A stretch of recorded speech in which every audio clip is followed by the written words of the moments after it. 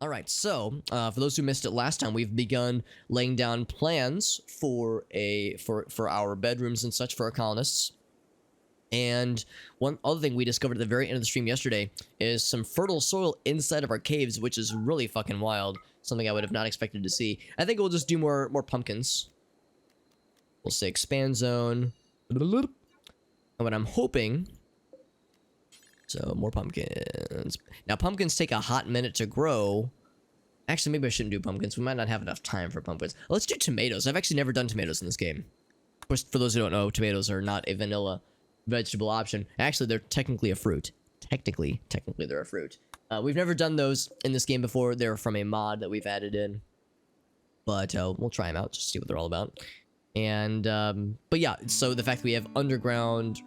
well, I shouldn't say underground, because if we look here, you can't see it is unroofed. But the fact that we have inside of our cave some fertile soil to plant and an open space for it is very nice. It's very, very convenient. In fact, I think that I say that I wanted to avoid. So we wanted to build. Okay, so we wanted to avoid the roof around here. I think what I would maybe rather do is say build the roof here, here, here, here. So yeah, go ahead and build the roofs. Is all that unroofed? Yes, it is. Here, I think it would be worth our while to build the roof around it, though. Because that way, for people who are tending to the garden, you know, I can't remember which famous philosopher said it, but tend your garden. For those who are tending to their garden in a metaphorical sense, I think it makes sense to have it roofed. That way, it's more pleasant for them, or if it's raining, they're not getting rained upon. But yeah, that is very convenient having that just right inside of our cave. Yeah, it's a solid emote, honestly. It really is. Refine the cave floors. It would take a million years, but yeah, 100% agreed. It would make the bedrooms nicer. I was actually thinking I would just probably put down wood floors. Because I'm assuming wood floor... Actually, maybe that's something we could look at. Wood floors versus, like, smoothened floors. Because I would assume that smoothened floors would be nice, but maybe not as comfortable. Or maybe not as pretty to look at. Because floors. So we would say it would be smooth, right? Smooth surface. Don't know how to look at the stats for smooth surface. So if I look at wood floor, you can see the stats for wood floor. What's up, Adam? Good to see you, buddy. Good one, Adam. A member, yeah. Your garden are unattended and your cucumbers are soft. My cucumbers are rock hard. Thank you very much. Oh, very good. Oh, very good, Adam. Yeah, sounds like a classy individual. For a second, I thought you were joking around, but if that was like somebody actually trying to pull it over on you, then that's shitty of them. And also, you're an awesome dude. So them trying to say that you're like, you know, a dingus is ridiculous because you're an awesome dude. Like, yeah, it's like, you know, I scoff at the notion of anybody trying to take Adam down a peg. It's like, come on, man, Adam's the fucking coolest. Good luck trying to take him down. That dude's awesome. Basically the same. Okay, so it's like a nicer. Okay, so since this is just granite floor, yeah, I don't know if it would be considered maybe something similar to packed gravel, maybe. Yeah, I'm not too sure necessarily how to look at the stats. It's always 2 beauty. Okay, so if we compare that to wood floor, oh, it doesn't even have beauty. Does that mean it's 0 then, or like neutral? Because I'd assume the wood floor would be pretty nice, actually. Gives a warm, homey feeling. Rain requirement heavy. That could be a problem for the stuff. Actually, I guess it wouldn't be a problem there, because it kind of gets up right to the line. This is buttfuck nowhere, Missouri. Yeah. No, I'll go ahead and say buttfuck nowhere. I'll say it. Fearless. Say that shit. Yeah, wood floor 0. Okay, so it is nice. That's shocking to me. That really is, yeah. Oh, that person. Yeah, I think I remember. I don't know if you told me about it specifically, Adam, but I've observed conversations regarding that person where you told me about them. And yeah, that was like a thing with this dude. It was like a whole thing, as I understand it. So that was, yeah, a very early classy individual for sure. So yeah, I think you've got nothing to worry about, dude. I think if that's the dude who's, you know, trying to be shitty, it's like, nah, man, you're doing just fine. Actually, I probably shouldn't ventilate. Let me think about this. Should I ventilate across? This doesn't really matter if I put it on this wall or this wall. The end result. Actually, no, the end result is not the same. No, I don't want to put the vents there. So I will have to knock down a couple walls, but that's fine. Put that there. I'll put that one there, I suppose. Did I fuck this one up, by the way? 1, 2, 3, 4. 1, 2, 3. Okay, no, it's fine. In that case, put it right there. So we'll cancel that one. We'll still leave that one there. That one's fine. But no, it occurs to me that, yeah, like, we do want all these to be ventilated. But we don't... Yeah, but we don't want them to share that same wall necessarily. So we'll go ahead and close those up. And get the door right here. And there we go. Trying to, like, get as much of this as possible. Because there's still a lot to be done, for sure. The best game. I mean, I do love this game a lot. This game is for sure one of my desert island games. One of those games I can always come back to. Just maybe the big room. Just ventilate into the big room. Oh, I think I see what you're saying. Yeah, like we would only want a vent on an outside wall. You wouldn't want vents on the inside wall. Right, yeah. That's the I think the conclusion I just came to. Because yeah, we just want it to ventilate into these rooms. We don't need for it to go like within the rooms. That wouldn't make sense. Yeah, the fresh cave air. Yeah, the nice dank, moist cave air with our convenient, feng shui appropriate pool of shallow water. Just across the room there. Musty and mildewy, yeah, mushrooms and mosquitoes and malaria got us last time, right? Malaria. I love the smell of malaria in the air in the morning. Delicious. Just like Grandma used to make. Yeah, so that's good. I want to go ahead and finish putting down vents, queuing them up rather, because it occurs to me that, yeah, for some of these, like in the case of this one, for instance, we're gonna mine out a bunch of this. Actually, this one is a bit of a special. Oh wait, no, it'll be fine because we're knocking out this wall too. Because I was thinking like, well, wait, there's no outside walls. It's kind of a corner room. But no, once we knock out this cave wall, it'll be fine. So that should be okay. So we'll queue that up. Because I don't think I can queue it up right now. Yeah, it's just already occupied or even undiscovered. So yeah, so in that case, so we'll have that one there, and I'll just try to remember that we need to knock that one out too. This room, so we will need to... Actually, we have this guy. I can just go ahead and move this.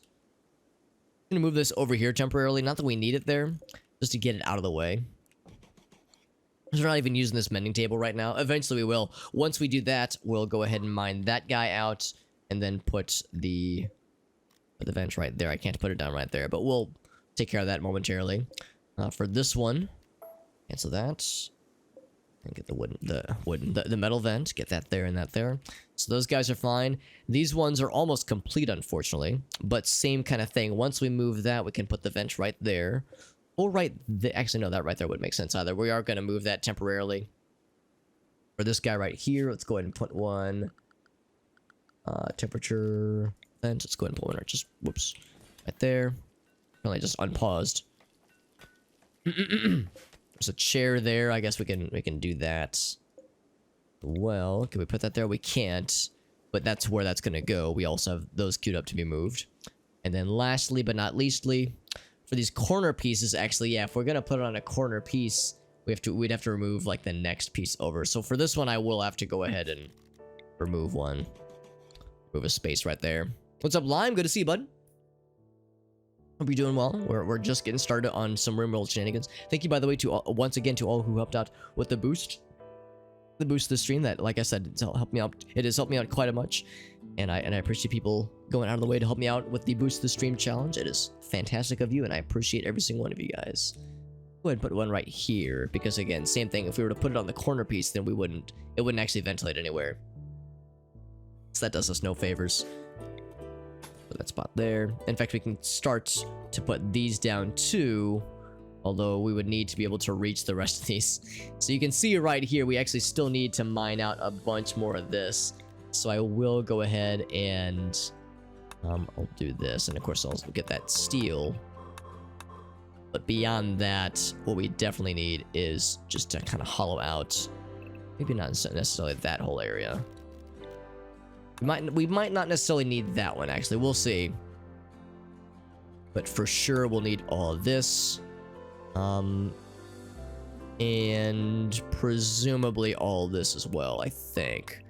Let's think. Would there be any reason to keep this space? I don't think that there would be. Yeah, so get rid of that as well. This space, actually, that's fine. Keep that one. Oh wait, no, I'm wrong. Mine that one down too. Get it out of there. Get it out of there. This is the stuff we would want to keep if possible. Same with this space right here. Except that one is compacted steel, so that one's worth getting rid of. Mining that one down. What up, Insig? What up, Magic? Thank you for being here, friends. Actually, Soap, I'm proud of you. Very good, Insig. Some webcam. We haven't had that in a minute. Let me do that real quick. Wide boy and color boy. So that's there's me. I'm wide. Now I have to like kind of shift myself a little bit. And the nut. Always with the nut, absolutely. So I'll shift myself a little bit to be more wide friendly. And then bam. Weird colors. There we go. Purple Smurf. Purple and green Smurf mode. Whenever I'm in color mode, my lips turn blue. Remember that episode of Friends where I'm trying to remember the context, where Joey is trying to, I can't remember the whole, like, this is like a side gag in the episode, but one of the side gags in this episode has Joey, he just shot a new commercial. He's an actor, and he's like, he's really excited. He just shot a new commercial, and he wants Chandler to watch it. But, and Chandler, like, just kind of brushes it off. He's like, yeah, I watched it. It's fine. Just, just whatever. Just doesn't really want to commit to it. And Joey was like, no, man, I want to hear what you think about it. I want to hear your thoughts. I want to hear your feedback. And Chandler's like, yeah, it was all right. It was cool. I liked it. And just kind of brushing it off. And then at the very end, he's like, yo, I know you didn't watch that commercial, motherfucker. He didn't say motherfucker, but he thought it. He's like, I know you didn't watch that commercial, dude, because you would have some things to say about this commercial. He's like, all right, fine, fuck it. I'll watch the damn thing. And he watches it. And it's like I think it's a Japanese commercial.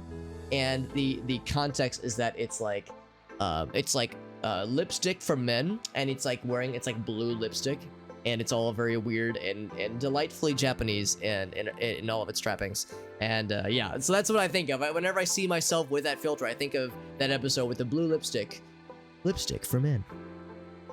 That's good. No, that's good, McMagic. No, I mean, all things in moderation, obviously. It's like we all need something to help us relax. We all need something to help us unwind. No shame in that whatsoever. But yeah, looking for ways to, to moderate at least slightly. It's a good thing to do. So yeah, it sounds good.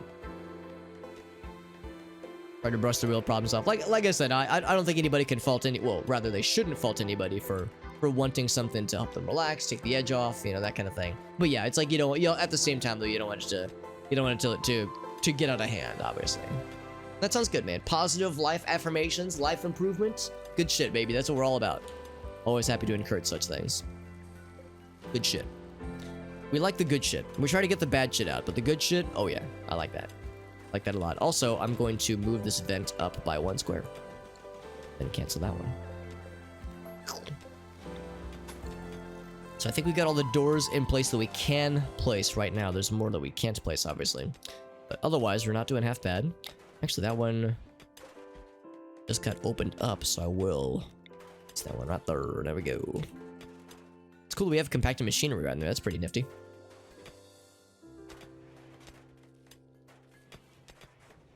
Get anxious about nothing. I guess that's better. Yeah.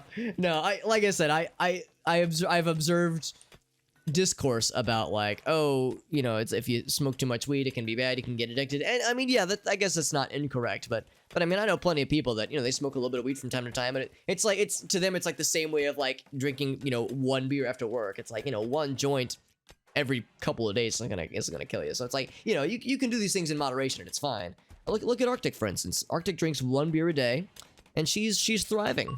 She's thriving, and she's only a little bit very addicted to alcohol. See, so she's easy peasy right now. So all jokes aside, no, I mean, like I said, it's kind of hard for me to offer a lot of direct experience, that kind of thing, because I've never smoked weed before, and I'm not against it in the slightest. I'm very much pro, recreational drug use as long as it's done responsibly. It's perfectly fine. There's nothing wrong with it. But once again, as long as it's done responsibly, that stuff's important. All things in moderation is pretty much my is ethos the word I'm looking for? It's pretty much my what I try to strive for personally.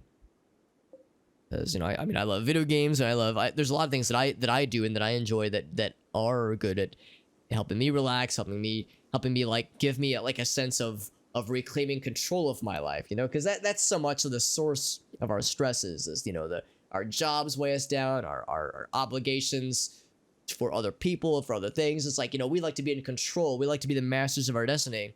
So things like going shopping, things like going out with the homies, drinking some beer, things like smoking weed, it's like it takes the edge off. It gives us like a sense of control in a time when a lot of us don't have a lot of control over our lives, unfortunately. So it's like, I far be it from me, part of playing video games is that escapism. So I'm for me, it's like, I'm not gonna say it's just the same as smoking weed, but like, it would be hypocritical of me to be like, weed's a bad habit when I'm over here, playing video games like an idiot.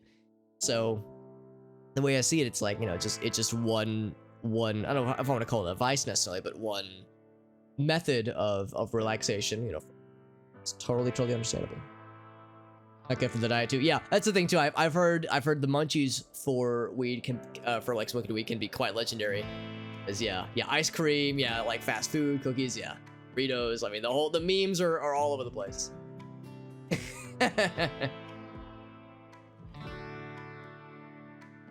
What's up, Derek? Worried about getting yeah, and that's the thing too. Like some people might just have addictive personalities. Some people might have addiction that might run in the family. Without revealing too much about myself, part of the reason, not the entire reason at all, but part of the reason that I choose not to drink or do drugs is that I have some extended family members, like very extended, like pretty far away family members that were problematic is an understatement. Like very very like physically abusive when they drank and were under the influence of various substances. So like I'm pretty sure I'm far removed enough. It's probably fine, but still, it's like it's a little like that might be floating around in there somewhere. That's a little bit unpleasant to think of. So that's part of the reason, but it's not the main one though. The main one is just that it's just not my cup of tea. I like to be like I like to like feel like I'm fully aware of everything. So it's like the notion of like if I'm high or if I'm drunk or something like that, I worry that it would make me less capable, I guess, so to speak, less capable of like managing myself, I guess. Like I want to be in control of myself. I can't control a lot of things in my life. Like we were just talking about this. Like I can't control, what happens with my job. I mean, I guess I can to a degree. I could leave if I wanted to, but like, it's like a lot of stuff in our lives are outside of our control. So I'm a control freak, not that I try to control others, but I want to like have complete control over myself at all. So like whenever the idea of like getting drunk or getting high just doesn't appeal to me.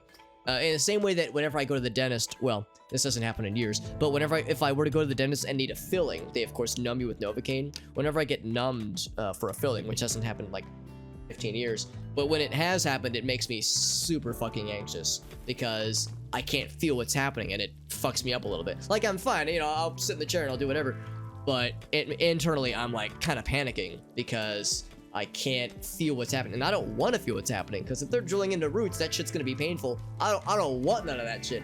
But it's more of a mental thing. It's just a mental block, kind of. Moderation. Yeah, there we go. Thank you, Amnesia. It's good to see Amnesia. Yeah. Moderate them. Yeah. Well, that's the thing. One of my favorite quotes. I don't know if it was Oscar Wilde. I don't know who said it, but moderation in all things, including moderation. So that's the thing too. I mean, yes, it's good to moderate things, but it's also human for us to want to binge sometimes, for us to go a little bit overboard. So, as much as I'm preaching like, oh, it's good to moderate things, yeah, it's also understandable to fucking cut loose sometimes, man. We all need to, let our hair down. We all need to get wild, get crunk from time to time. There's nothing wrong with that. I mean, but again, just you don't want to have it go overboard, but not underboard either. So it's you want to strike that balance or imbalance somewhere. A lot of advanced bionics. Very cool. Yeah. I've never actually like done super advanced bionics. The most I've done is whenever not prosthetic, excuse me, but the next level up from prosthetic upgrades. And I guess what I'll say is the vanilla stuff, like the vanilla prosthetic stuff, like the upgraded prosthetic stuff. And then the Aerotech, I think is what it's called, the Aerotech technology, which you can't build, but you can find. Did a bunch of that in our last year's big colony, the one that we went all the way to the end of the game. Trying to find where this goes, by the way. I think it'd be under food. Raw food, maybe? No, it wouldn't be that. Oh, maybe manufactured. Musts and syrups. There we go. Let's see. What's that? That is mushroom must. Okay, so it's not there. Mushroom must. Would it be under... It's definitely under mortar shells. There we go. Drugs, maybe? It's kind of a drug. Kinda. Not really, though. Mushroom wine. Would it be under? I thought that would be it. I think I can actually type this out. Mushroom. There we go. So it's under drugs. So now I want to check the others to see if there's maybe something I missed. We would likely see that with other ones. Wait, it was under drugs. Wait a second. How did I miss it then? It's not under drugs. Oh. What the fuck happened? I'm sorry. Okay, oh, it's down here. It's down here. Oh, okay. There it is. So it's under... What's this under? Oh, it's just manufactured generic. Ah, okay. That's a weird... See, I would have expected that to be under the other syrups and musts. A little bit strange. Maybe it's just a slight oversight. Because now I want to see if there's any others. So yeah, we got warts. Okay, so we already got that one taken care of. Self-destruct module. That sounds good. That sounds nice. A deadly self-destruct option. That means we could see mech hives with that in them, which is scary to think of. Protein mash. Into a disgusting mash. Growing organs and living... Oh, right. That's the thing we can do, because I installed the questionable ethics mod. Right. How could I forget? How could I forget? Okay. The rest of these, I think, are fine. Because you want that to be frozen. Or refrigerated, I suppose. The Tipsy Hobbit stream. Yeah, I've watched plenty of streamers that, yeah, they'll, like, drink a beer... Or maybe even do shots while they stream, and like, yeah, they get a little bit buzzed, a little bit tipsy, and it can be fun. Yeah, and I totally, I understand the appeal. I totally get it. Of just something fun like that. Because yeah, for plenty, it is considered kind of a fun thing. We got Oriordan's resistance broken down, so now we have a little bit less than a 50% chance of getting her. What I'm gonna do is try to haul these out, actually. That's what we're doing. Is he wanting to harvest stuff? Yeah, I was gonna say he's on a harvesting spree right now. Oh, right, I forgot that, yeah, Raving was having a bit of a hard time there. So he'll be fine, rather. Oh, to the search bar, there we go. The hacking stuff, right, yeah. So we would need to research things. We would need to build a few things. But the way it basically works, Lime, as I understand it, is that if you build the right stuff and research the right thing, what can happen is that if you incapacitate a mech hive, so not kill it, but like incapacitate it and take it prisoner, quote unquote, you can have somebody with the best intellect attempt to hack into it, and if they're successful, then it's under your control. Although I think mech hives can hack your hacked mech hives or something. I can't remember. There are some stipulations. It's not like you're guaranteed to have a buddy now, but you do have a buddy in some capacity, I believe. What's up, James? Good to see you, bud. First stream, very good. Some setup, yeah. No, I mean, if you're playing RimWorld, then yeah, there's understandably going to be quite a bit of setup. But that's good. That's good. That all sounds excellent, dude. Hope it was enjoyable for you, my friend. Let's see. It occurs to me we are... Oh, right. It's because, yeah. So here we go. For that, we'll say smooth that one down. Because I was thinking, like, yeah, we don't want to get rid of all of this. But we do want to get rid of these two because that's compacted steel. So smooth that one down. Smooth that one and that one.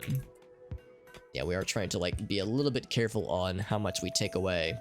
Same thing with what we do up here. In fact, I think for this, we can go ahead and say... smooth that one and that one in a similar sense. We would probably need to destroy one of these, probably like that one right there, to put a door in.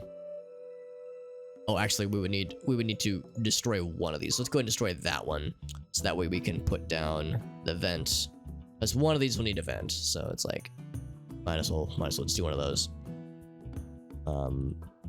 So that would take care of a lot of these rooms. In fact, some of these rooms are almost done. Actually, are any of them actually done? Not yet. None of them are actually done yet, although we're getting there, little by little. Hack the planet. Yeah, fight them. That's exactly it, Lime. Once they're under your control, then yeah, you would be able to direct them to fight their buddies.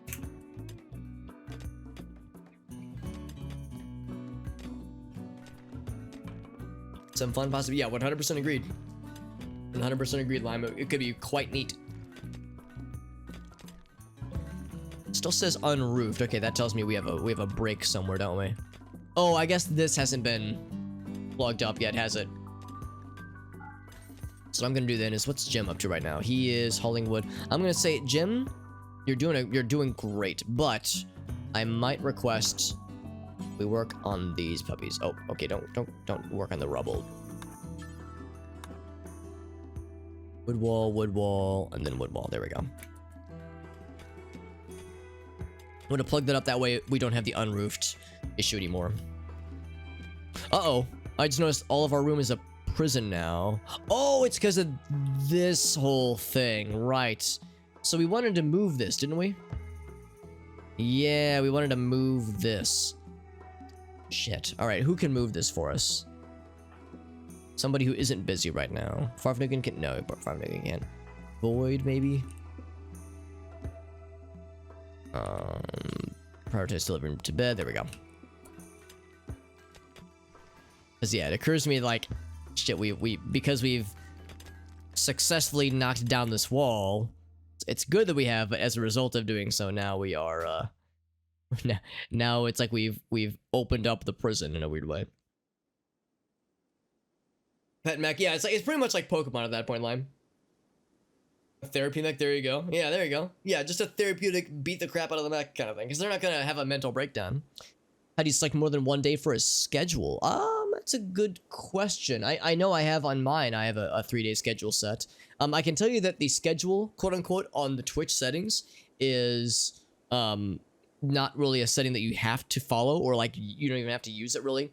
I mean, I have my schedule set, although my schedule is kind of like a little bit flimsy. It's not always like super hard set. So yeah, I would say, I mean, well, I guess the answer is I'm not sure off the top of my head. I would have to like go into the overlay and look myself. I know there's a way to do it though, but I can't remember how, if there was like a certain setting, or if there was a certain way to do so. But I can tell you that if you don't set the schedule correctly, it's not going to be an issue. It's not like it won't let you stream on those times or anything. It's a convenient thing to display to your viewers or to people who visit your channel. That way they can know like when you're expected to stream next. But if the plan for your schedule is kind of loosey-goosey, then nobody would fault you for not having it super strict. But there is a way to do it. But yeah, like I said, I can't remember off the top of my head. But I know there's a way to.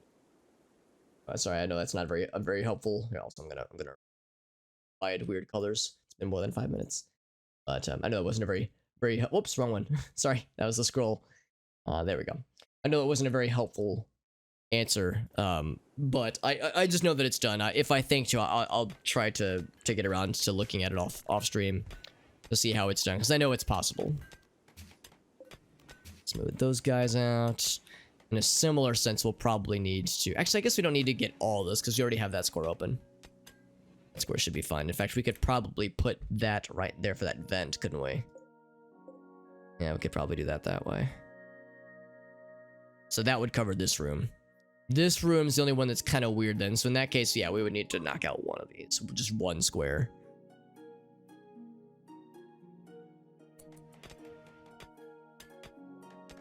Future viewers, yeah. Yeah, I mean, I would say, like, yeah, if you wanted to maybe look online, like do a Google search, like how to set Twitch schedule or something like that, because I know there's a way to do it. Predators on map. We still have the razor jack. Oh, you're right. The giant spiders. I keep neglecting the giant spiders as they continue to colonize and cocoonify everything in their wake. I mean, the Mega Sloth can fend for himself, but the Muffalo, it's like I wanted to hunt those Muffalo, you know? That's mine. I wanted to do that. So yeah, we're gonna want to deal with those guys sooner than later. I kept seeing that last time and I kept forgetting about it. I kept forgetting over and over again until it was time to deal with them, which is probably fast approaching. Machining, which means we have the machining table now. Excellent. So now we can make guns. Although we don't need to right now. What I want to do is make better guns, which is what the next level of research is going to be, which is the, what is that one? That is gun. Oh no. Oh, gunsmithing is next then. Okay. Blowback operations where you can make like cool shit, and then of course gun turrets is neat for obvious reasons. Obvious reasons. So you can go ahead and build a machining table. Although I don't know if I should yet. This is still very much in flux. You can see there's still a lot that we're in the process of doing. So smooth those puppies out. Those puppies as well. Smooth all the puppies is what we're doing. So we will... And still mine that square down there. Oh, we need to move Oriorden. So Favrenugan. Let's strip her. How do we move her? Oh. Oh, we never actually moved this though. Okay. So Void is smelting. Void, when you have a second. There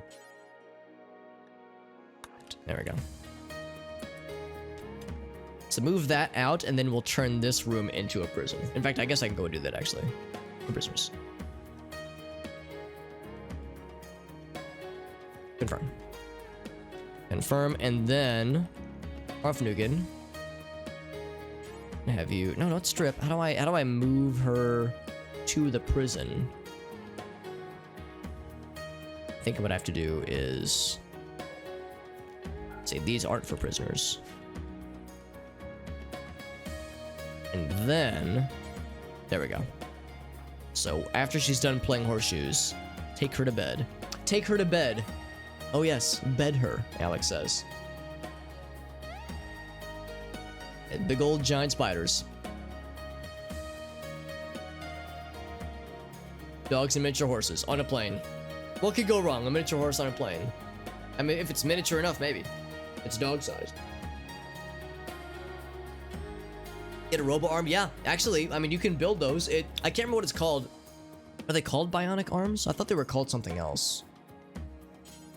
Yeah, it's advanced bionics. That's what I'm thinking of. Where you get like... Oh, never mind. That's from one of our mods. Is that the one then? No, that's also from mods. There's a vanilla option for prosthetics, which is beyond like prosthetic limbs, because prosthetic limbs are like 75% as effective. There's a vanilla option for prosthetics, and I can't remember what it's called. But there's a vanilla option that's like pretty much at 100% of like a human arm or human body part. But I can't for life remember what it's called. Would it just be advanced prosthetics? Anatomy and physiology. That's also from yeah, I can't remember it, but it's somewhere in there. We can like build them like pretty cool arms, pretty cool like more or less robot arms, or like maybe not robot arms per se, but like technology infused in some way. Bionic arms. Is that? I mean, it's weird because on mine it says that's from a mod, but this just calls them bionic. Yeah, so I don't know. I don't know what the difference is from the bionic body parts that I'm seeing in the mod list versus the vanilla bionic options, but they're definitely there. Yeah, advanced arm technology. Do we plug this up? Jim is working on it right now. What a dude. What a homie. Look at him go. But he's no longer inspired for his work frenzy. That's fine. We are getting the bed set up. That's good. And then Farfnugan will bring in this person. So I think on the following day, we'll have a squad hunt down the Razorjack as well as the Spoodlers. Because the Spoodlers are going to continue to be a problem. If we let them just do their thing, they're going to be an issue for us sooner than later. And I would rather not wait for that to happen. We'll deal with that on the morrow. Which is to say, very soon. Also, I have a feeling that a lot of things are available now.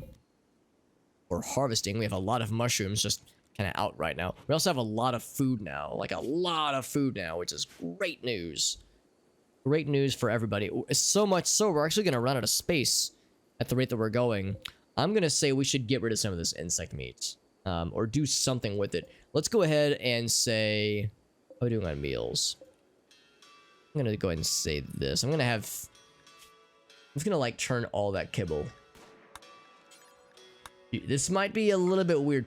I'm going to say make like a fuck ton of kibble, but only with insect meat. I just want to like get it out of there, you know, because kibble doesn't have to be refrigerated, so that would free up a lot of space. So raw food, only insect meat, right? Only insect meat. Very good. Now the problem is that it will use a lot of vegetables as well, which I'm not as excited about, but it would free up a lot of space, which would be really convenient. Surprised that vegetables, oh right, gray fields are disabled, and for animal products, insect jelly. Yeah, that makes sense. I wouldn't want to use any kind of jelly of the insect variety. Insect milk, right? Forget you can milk some insects. Ugh. Gross. We have a lot of medicine, a lot of insect meat, a lot of stuff. Yeah, in fact, we might not even have to refrigerate this because I mean it lasts for a long time. 1.7 years. It's a long time. But I would say yeah, if we kibblify the insect meat, I'm a little bit sad because when you make kibble, you have to use one vegetable and one meat. You can't just make only meat out of kibble, or kibble out of just meat. Meat and plants, one nutrition meat and one nutrition vegetarian. So it means we have to use like, you know, a bunch of veggies for making a bunch of kibble. But I think it would work, and we're about to get a lot more veggies coming in, so we'll be fine. It'll be fine. Yeah, it's a lot of medicine. Honestly, we probably have even more than that. Okay, not much more than that, but 159 total, which is pretty dope. So much so that I'm just gonna go ahead and say, yeah, everybody can get the meds now. Everyone gets the good shit. Quicker healing. Because for a while though, we had to ration that shit out, but now we can go ham.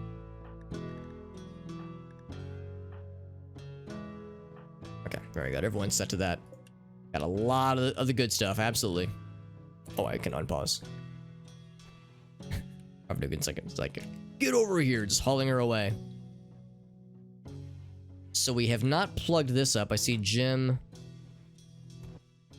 Real quick, Jim, I would really like to just finish this real quick. We have the resources. Literally 2 work remaining on both of them. Work on those 2 puppies.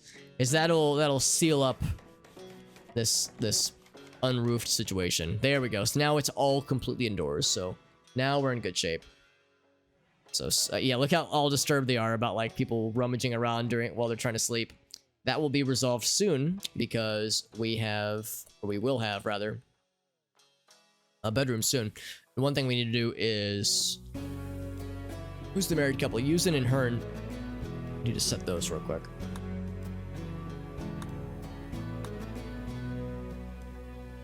There we go. And those are the married couples, right? Whoops. Hearn and Yusin, right? Yeah. Okay. Cool. So, him to sleep there. Everybody else can sleep wherever, but yeah, those are the beds that are assigned, like legit assigned. We can also get rid of these.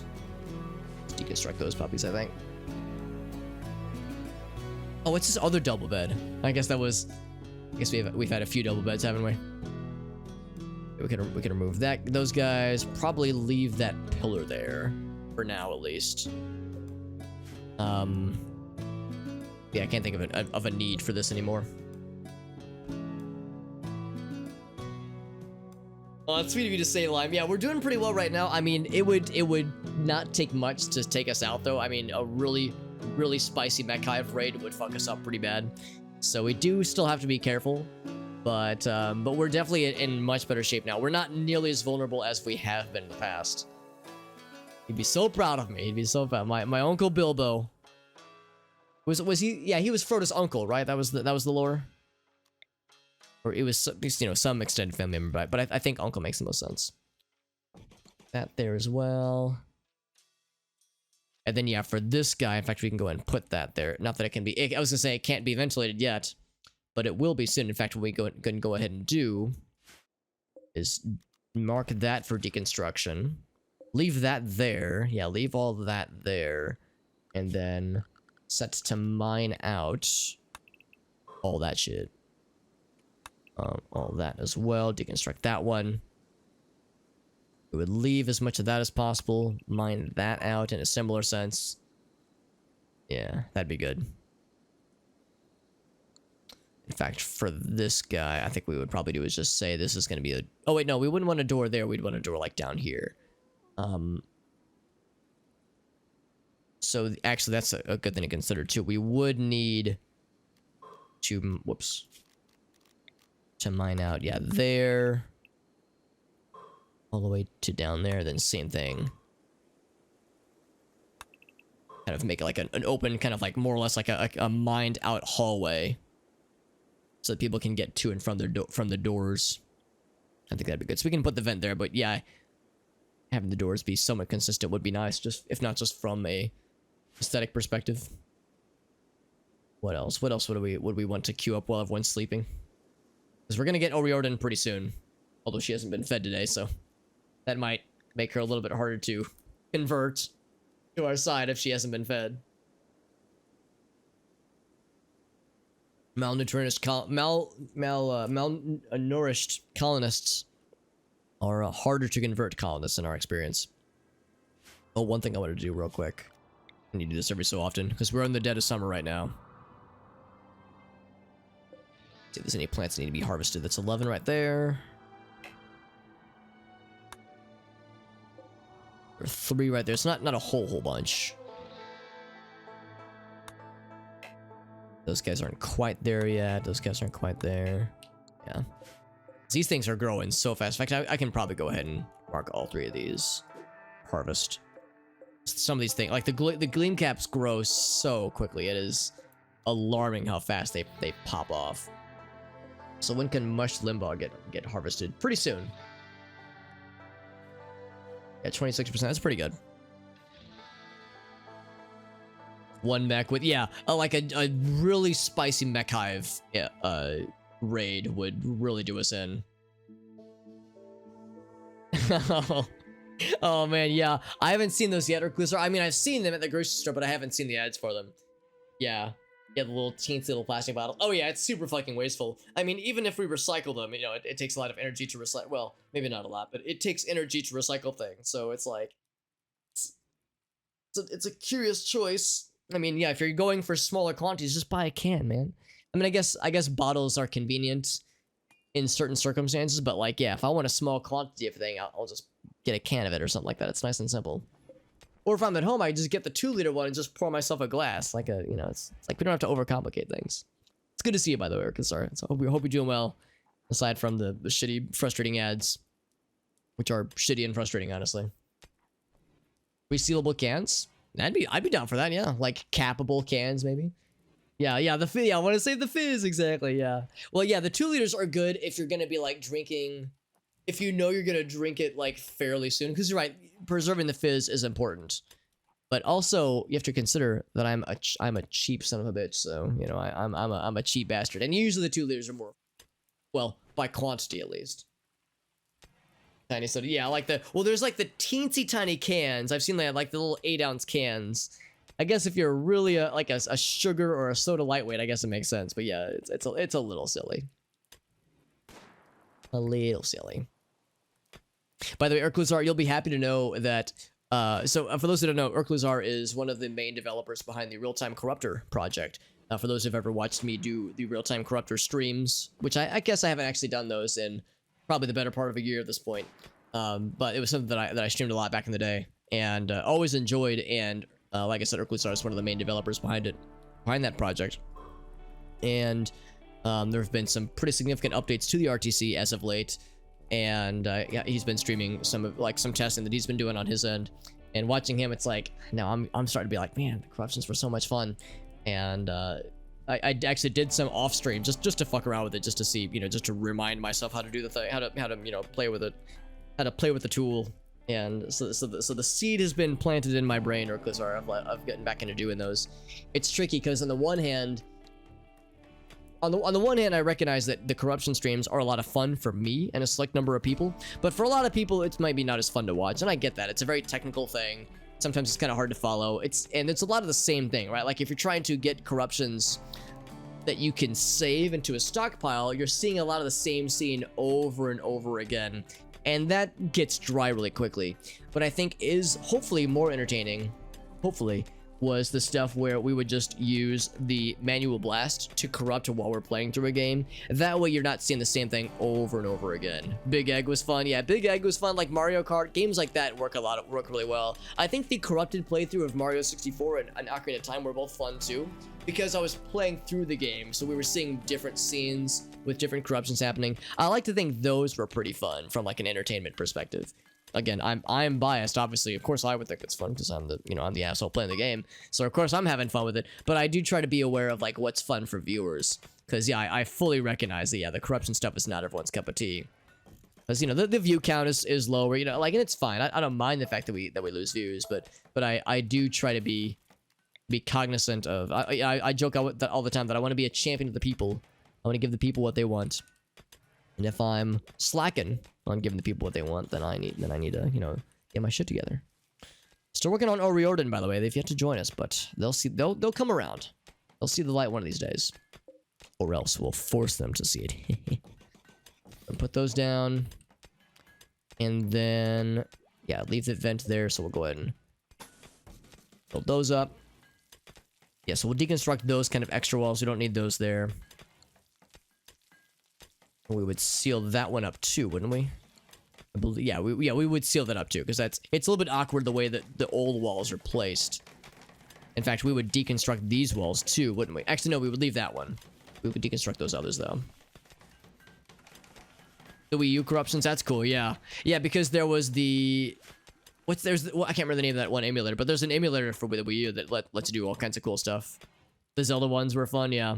Yeah, for those who don't know, or you're wondering what the fuck are you talking about, Alex? So like I said, Erkluzar is one of the dev leads, one of the developer leads for this really cool project called the Real-Time Corruptor. It is a corruptor tool, and Erkluzar, feel free to jump in if my explanation is subpar, or if I'm forgetting certain details, or if I'm just a giant dumbass. But my understanding is that the way it works is that it's this tool that runs alongside emulators. So it's like an emulator. You use a ROM to play a video game, that kind of thing.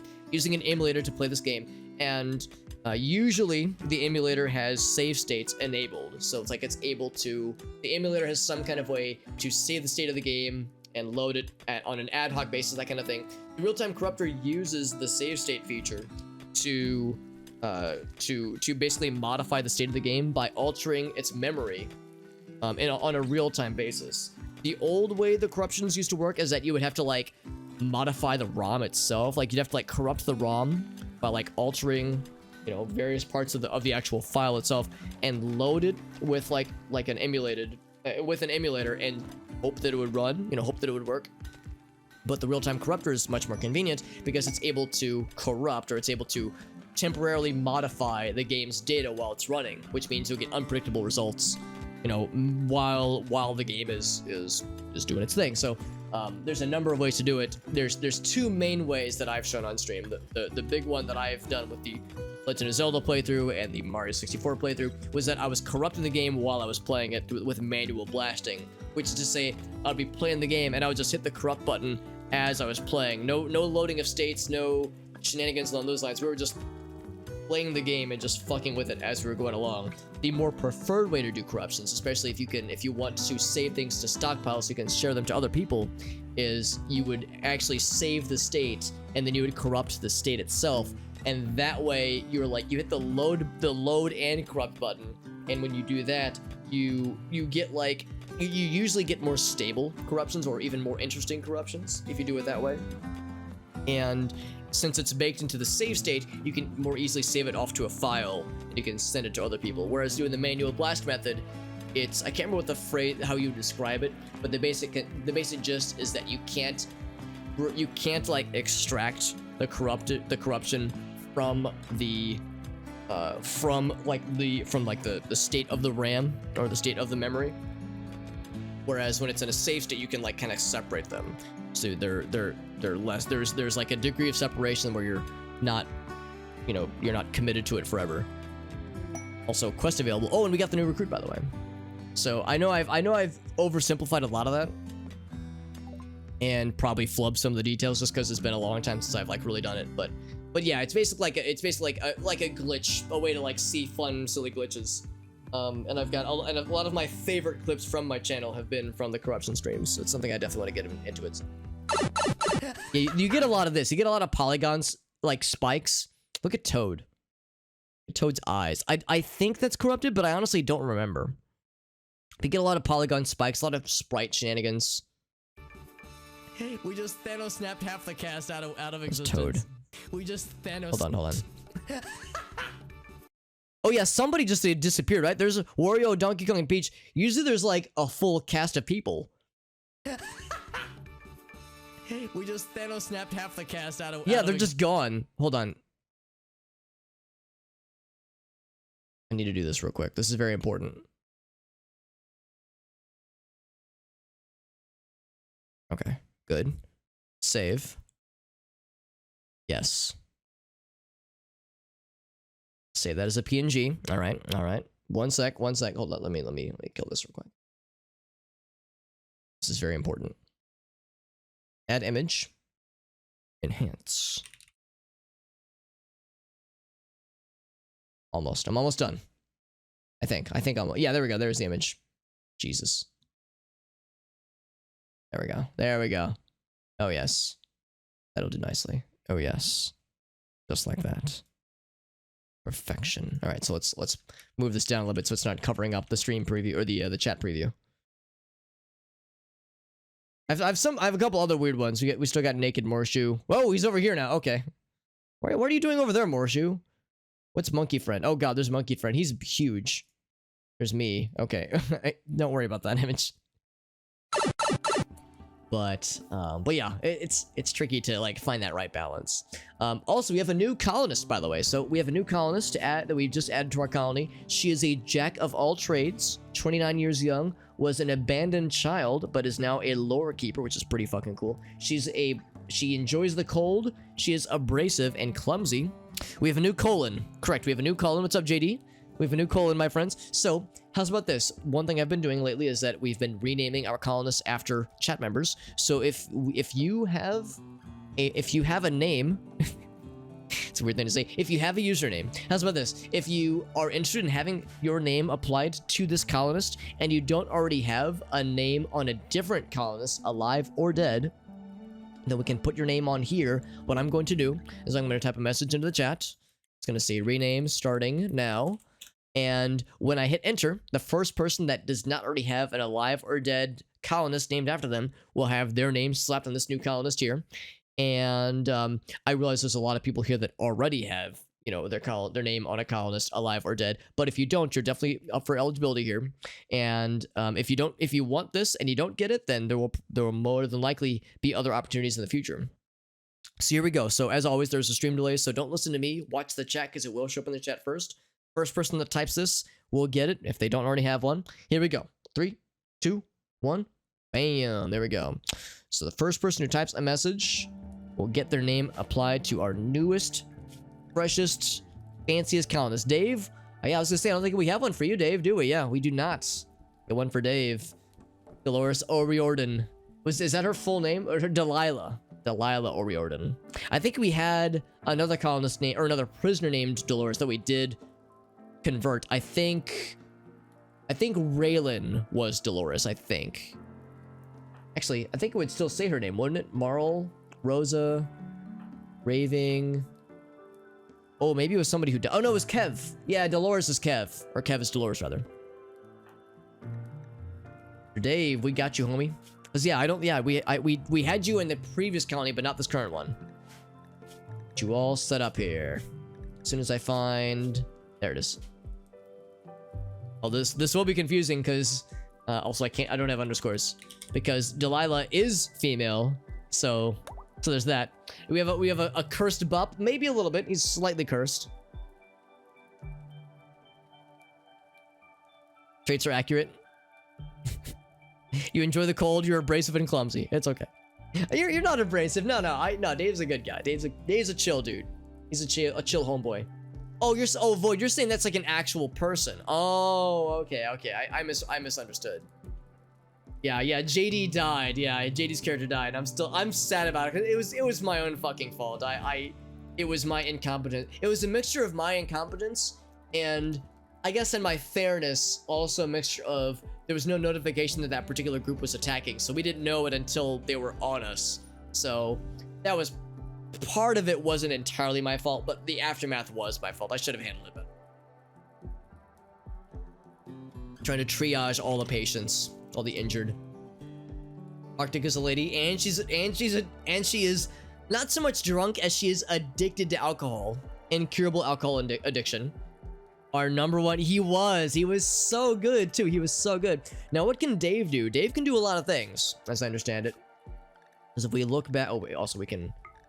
No, we gave Void the day off because he was having a rough time of it, but now he's feeling great. We give him an actual schedule. Same with Dave, our lore keeper. So Dave's character is kind of a jack of all trades, or a Jacqueline of all trades. Drunk woman with the juice. And the juice isn't just glue this time, not just the fancy glue.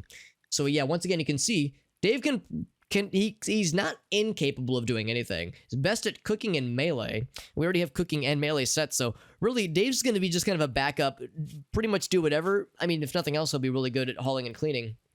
But also, a little bit of construction, you know, a little bit, where there's just gonna be a lot of 3s.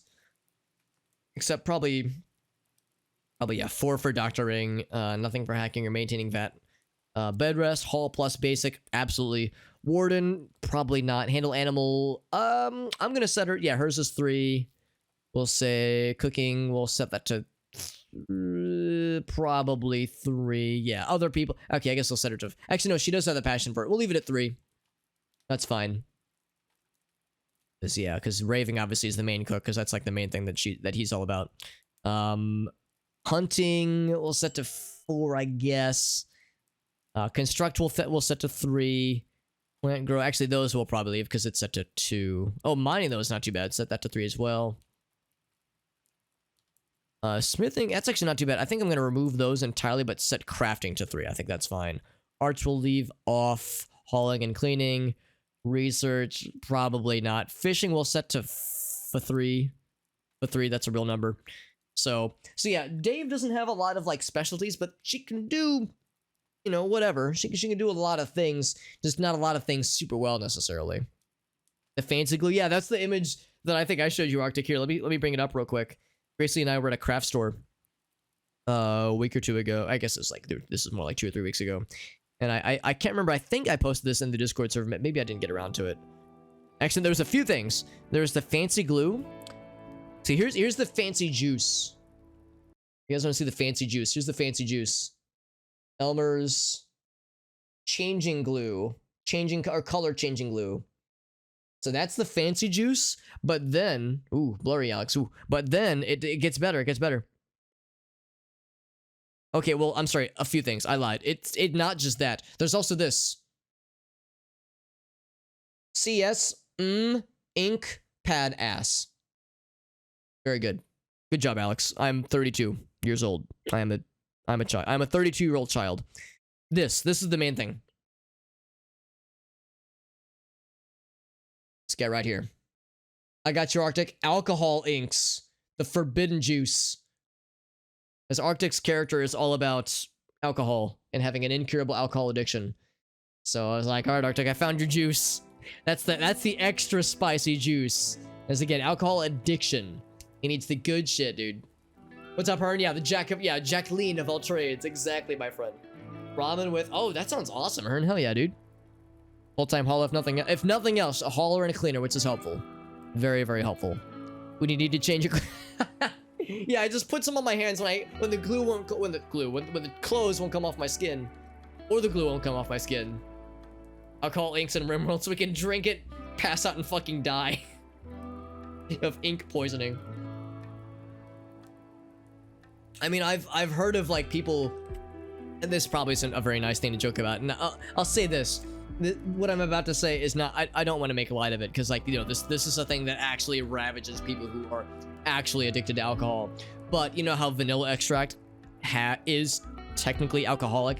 I've heard tales of people like in times of desperation, like, you know, if their family like doesn't have any alcohol and they're like they're jonesing, they'll get the alcohol, the vanilla extract and drink that, and it's just like, oh god, that sounds fucking awful. Like vanilla extract, for those who don't know, a tiny little dab will do you when you're baking, and just fucking drinking that shit, oh my fucking god, that sounds awful. But like, yeah, that's like, you know, addiction really, I mean, all jokes aside, I know we're all kind of playing around here, but man, addiction is like kind of does not fuck around, honestly. Like it's almost kind of scary. It is kind of scary to think, like, you know, what it does to people sometimes. It's pretty fucked, to put it nicely. Smooth those over. Also, we have some uranium, of all things. You ever just find uranium next to where you're sleeping? Just all the time, like when you're, you know, all snuggled up in bed and you just feel the glow of uranium next to your pillow. Am I incorrect? Is it not alcoholic? It's fermented. Yeah, feel free to fact check me on that. I might be wrong. Maybe I'm mistaken. Maybe I'm thinking of something else then. If it's not a vanilla extract, it's some other kind of extract maybe. So I could have my deets incorrect. Red vinegar. Oh Jesus, yeah, the red vinegar. Oh, I guess there's red wine vinegar. I guess there's that. But yeah, I wouldn't recommend just drinking that. Also, Nitro. What's up, Nitro? Good to see you, my friend. Thank you for joining in. Nitro is one of our treasured mods, and also just one of our treasured humans. Good to see you, my friend. How was Danganronpa for you, my friend? Was there more mind-blowing plot twists? Delicious gamma radiation, exactly. Get drunk on drinking shots of red vin. That sounds awful, man. I mean, I've heard of like high school kids doing like shots of alcoholic mouthwash because they were like, oh, it's got alcohol in it. This is hilarious, and like getting drunk off of mouthwash. But I'm just like, it sounds fucking I'm just, mouthwash is so awful, dude. I just can't fucking imagine, dude. Holy shit snacks. Can have a bit of alcohol. Yeah, anything that is fermented to a degree at least. But yeah, maybe I'm wrong on the vanilla extract. Maybe there's something else, or maybe it's a certain kind of vanilla extract or something. So I could have my wires crossed, but it was something like that. To give a little bit of context here, my grandfather's father, so my I guess you would say my great grandfather on his side, I mentioned that I have some extended family members who were like real pieces of shit when they were drinking. Yeah, like my grandfather was such a cool dude, and it's a miracle he turned out as cool of a dude as he did, because his father was like a violent piece of shit, like a real fucking monster. And yeah, like that was like a thing he would do. He would like, whenever like they would have to like hide anything if he like came over for like, you know, like for family friends or the family gatherings. If he was over, they would have to like hide stuff from him, because otherwise he would break into their pantry and just, you know, try to chug whatever might have alcohol in it, because he was like a real fucking bastard. But like I said, my granddad was so fucking cool. So it's like, how could somebody who grew up with such a monster of a parent turn into such an awesome dude? So I don't know, man, shit's wild. But yeah, that's like, that's kind of the backstory behind, you know, the thing that I was saying earlier. Considered not mission ready because of, oh geez, just drinking the de-icing. Oh my god. Oh, I'm sure that's awful, man. That sounds awful, Hearn. Holy fuck. I mean, I don't doubt it though. I mean, I don't doubt it, but ugh. It's like drinking antifreeze, man. Good fucking Christ. My favorite, yeah, well, never intentionally, right? Yeah, never intentionally. We never intentionally murder our friends. It's just sometimes we get a little excited and the bullets start flying and someone's skull, and more importantly, their brain is just in the way, and then one thing leads to another, and then, yeah. Oh, heat stroke, by the way, because it is warm. Oh my god, it's warm as fuck. How are we doing inside? Inside, we're doing great. But outside, it's fucking awful, despite it drizzling. Nitro's like, really? About that, Mr. Arctic. Having trouble landing due to repeated infestations. Draw bugs to me. Of 9 highs. Oh. Now, what is a mechanoid component, pray tell? And the creation of mechanoid stuff. Interesting. Psychic synthesizer and some psychic stuff. Power cell. So badass power, just energy source. Or honor and gold and plasteel. 9 hives though, dude. I don't know. That sounds awfully scary, dude. I'm a little bit nervous.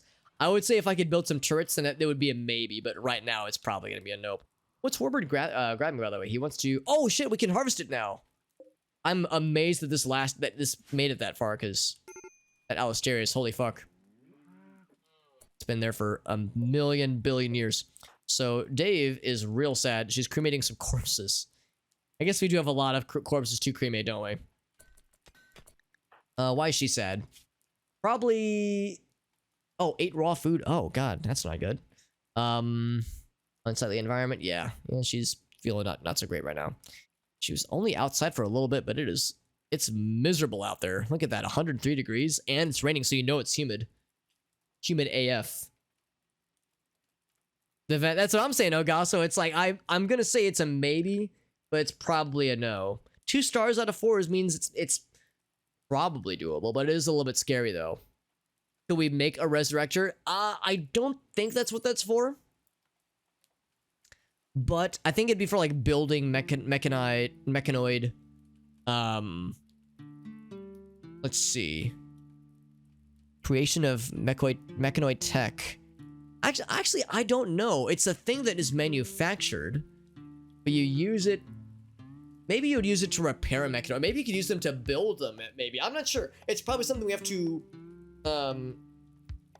research, be able to deal with.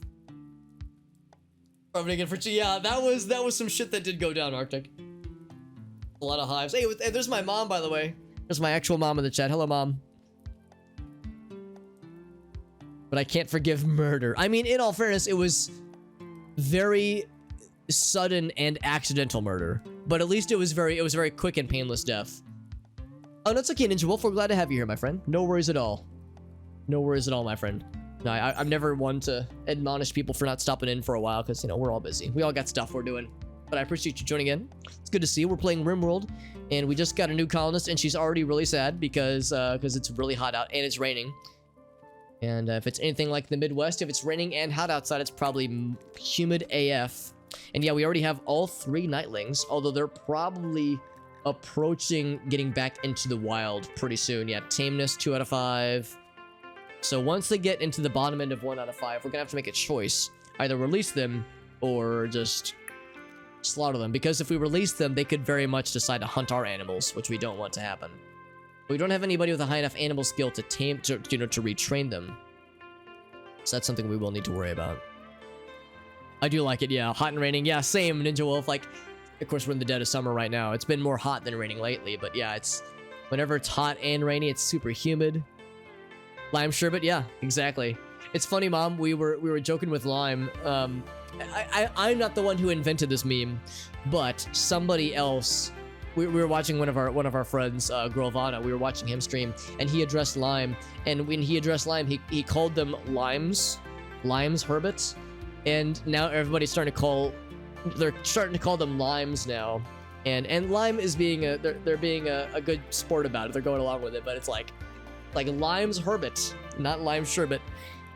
Let's see. I don't think I know that name now. So what's the context? Is that a name I ought to know? I'll confess it. I'm not on the up and up. We were playing more RimWorld. I think we did say that we wanted to set a... Oh, no. It was that we couldn't set the vents. But I'll set it here now.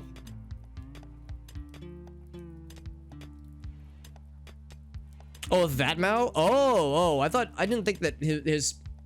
Let me think. Was that is Zedong his last name or his first name?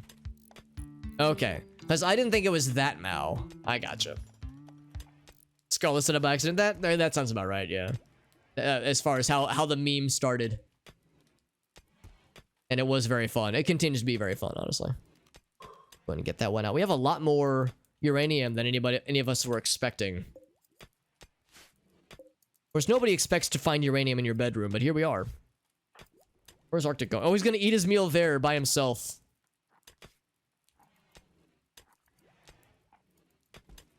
A frog. A frog IRL. That's incredible. Oh, I love that. A frog IRL. And Froggy was like, crap, how'd they know? I've been discovered. That's incredible. I love that so much. Well, I gotta say, the mining work is, like, really popping off, but man, oh man, we have a lot of... Well, there's the Alistair, right, very cool. We have a lot of, construction work still to be done.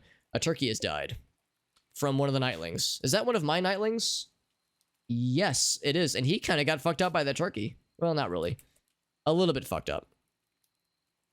So now we have part of a turkey, although he might eat the whole damn thing, actually.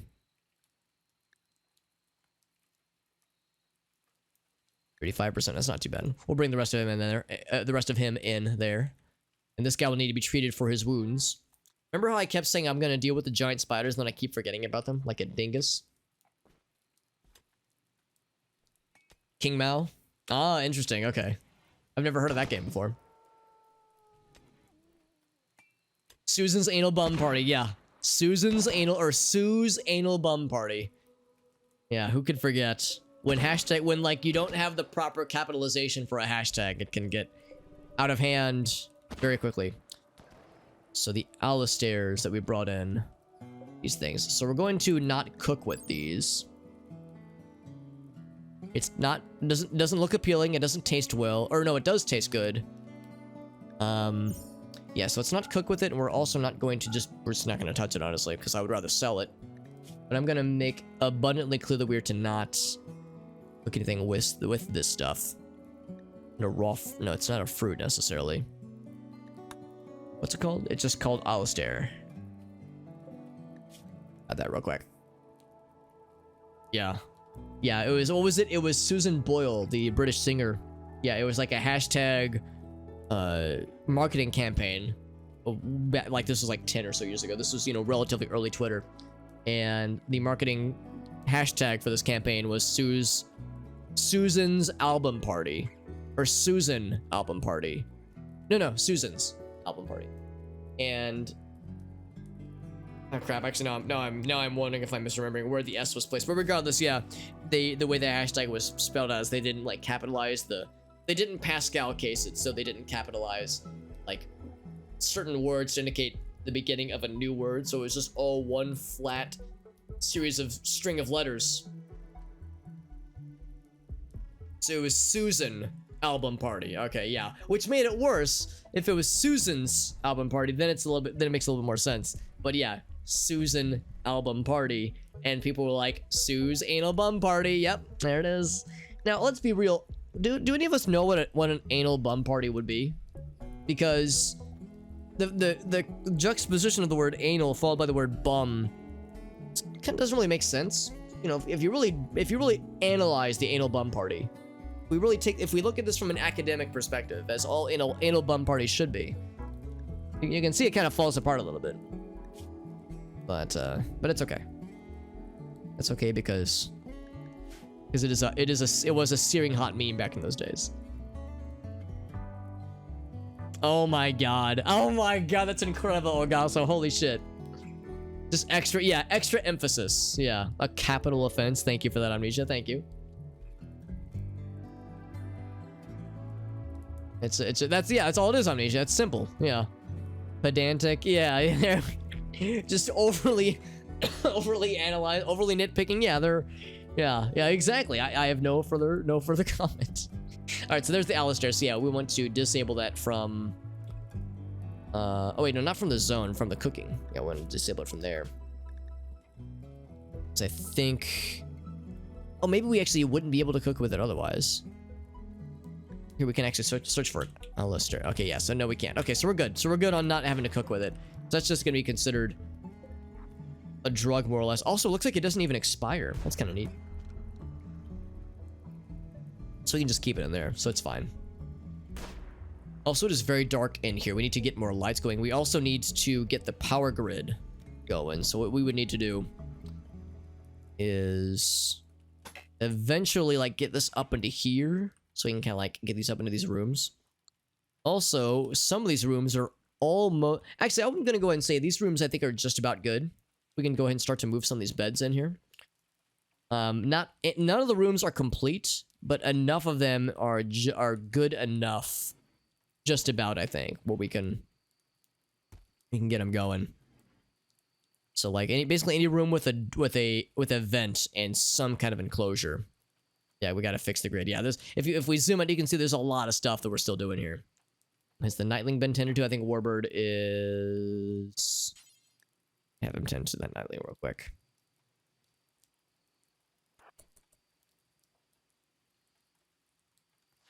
There we go. Not that the Nightling is that damaged or that injured, but it's a good thing to do. It's good to do. So we have more of the Alisterius, which will be coming in fairly soon, probably in another day or two. Still got a lot of wood out here, which is nice. Cotton's coming in probably in another day or two. Rice another day or two. Probably corn, probably another 1 or 2 days. Eggplants, actually we harvested the eggplants not too long ago. It's free experience, baby. That's all it is to it.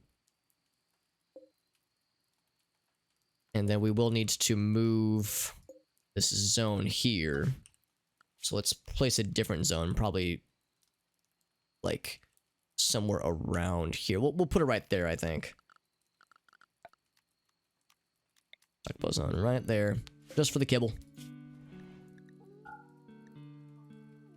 So only kibble and literally nothing else. No manufactured, none of these things. Just put the kibble there. Rotten or fresh, although I don't think kibble can turn rotten anyway if we wanted it to. So harvest those things. Boop. So we'll put those there. Like I said, that will free up some space in our food storage area. Although we could probably stand it, just expand this slightly anyway. Not gonna go super crazy, but I will go medium crazy. Opening up a couple spots there. I think what we'll probably just do is eventually we'll just hollow out like a whole bunch of this space. And we could even build it up more. We don't have to just be based solely on cave walls. We could expand this. Free experience. That's kind of how I see it, Lime's like, I might as well. Might as well. Now where is...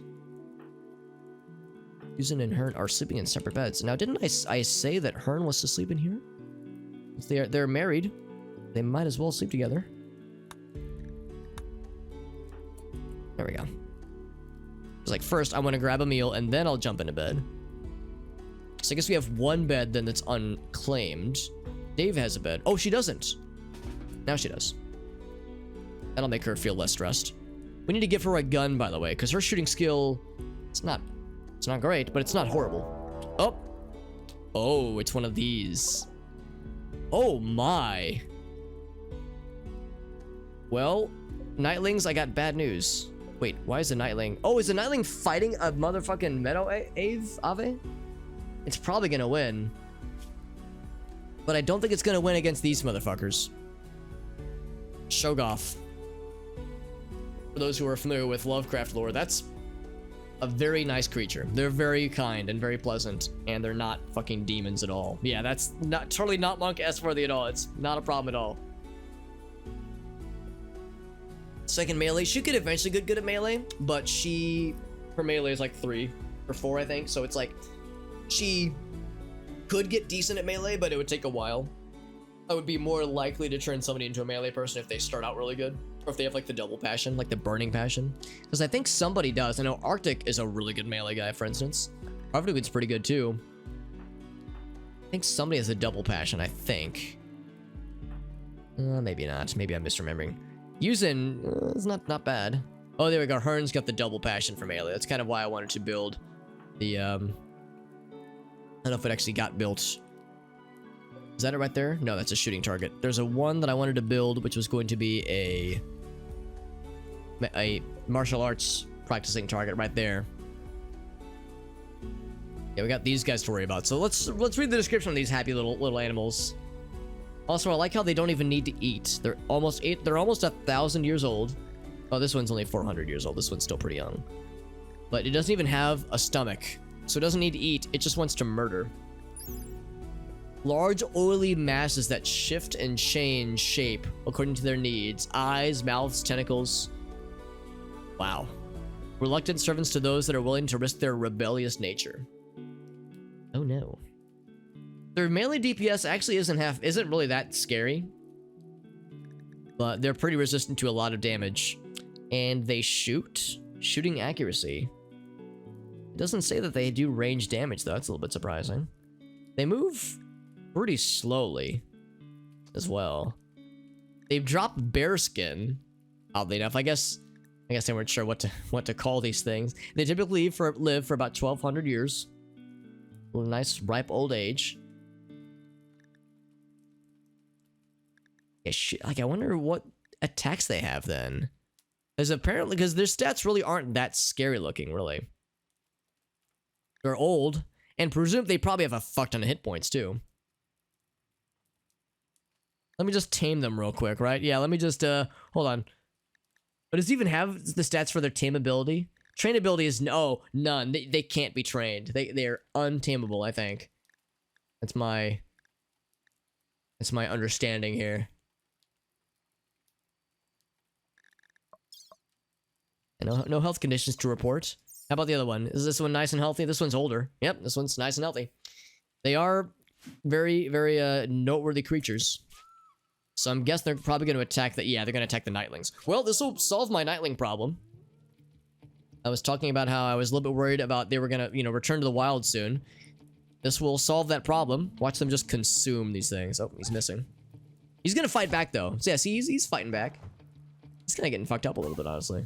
This Nightling's going to lose because he's outnumbered. And outmatched.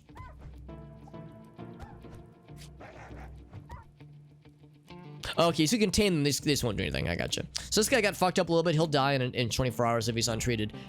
This is going well enough where I'm concerned that there's more creatures that I've yet to see. CD, what's going on, my friend? Thank you very much. My goodness, that's so freaking generous. CD, how you doing, friend? My goodness, CD, we were just... Actually, we didn't...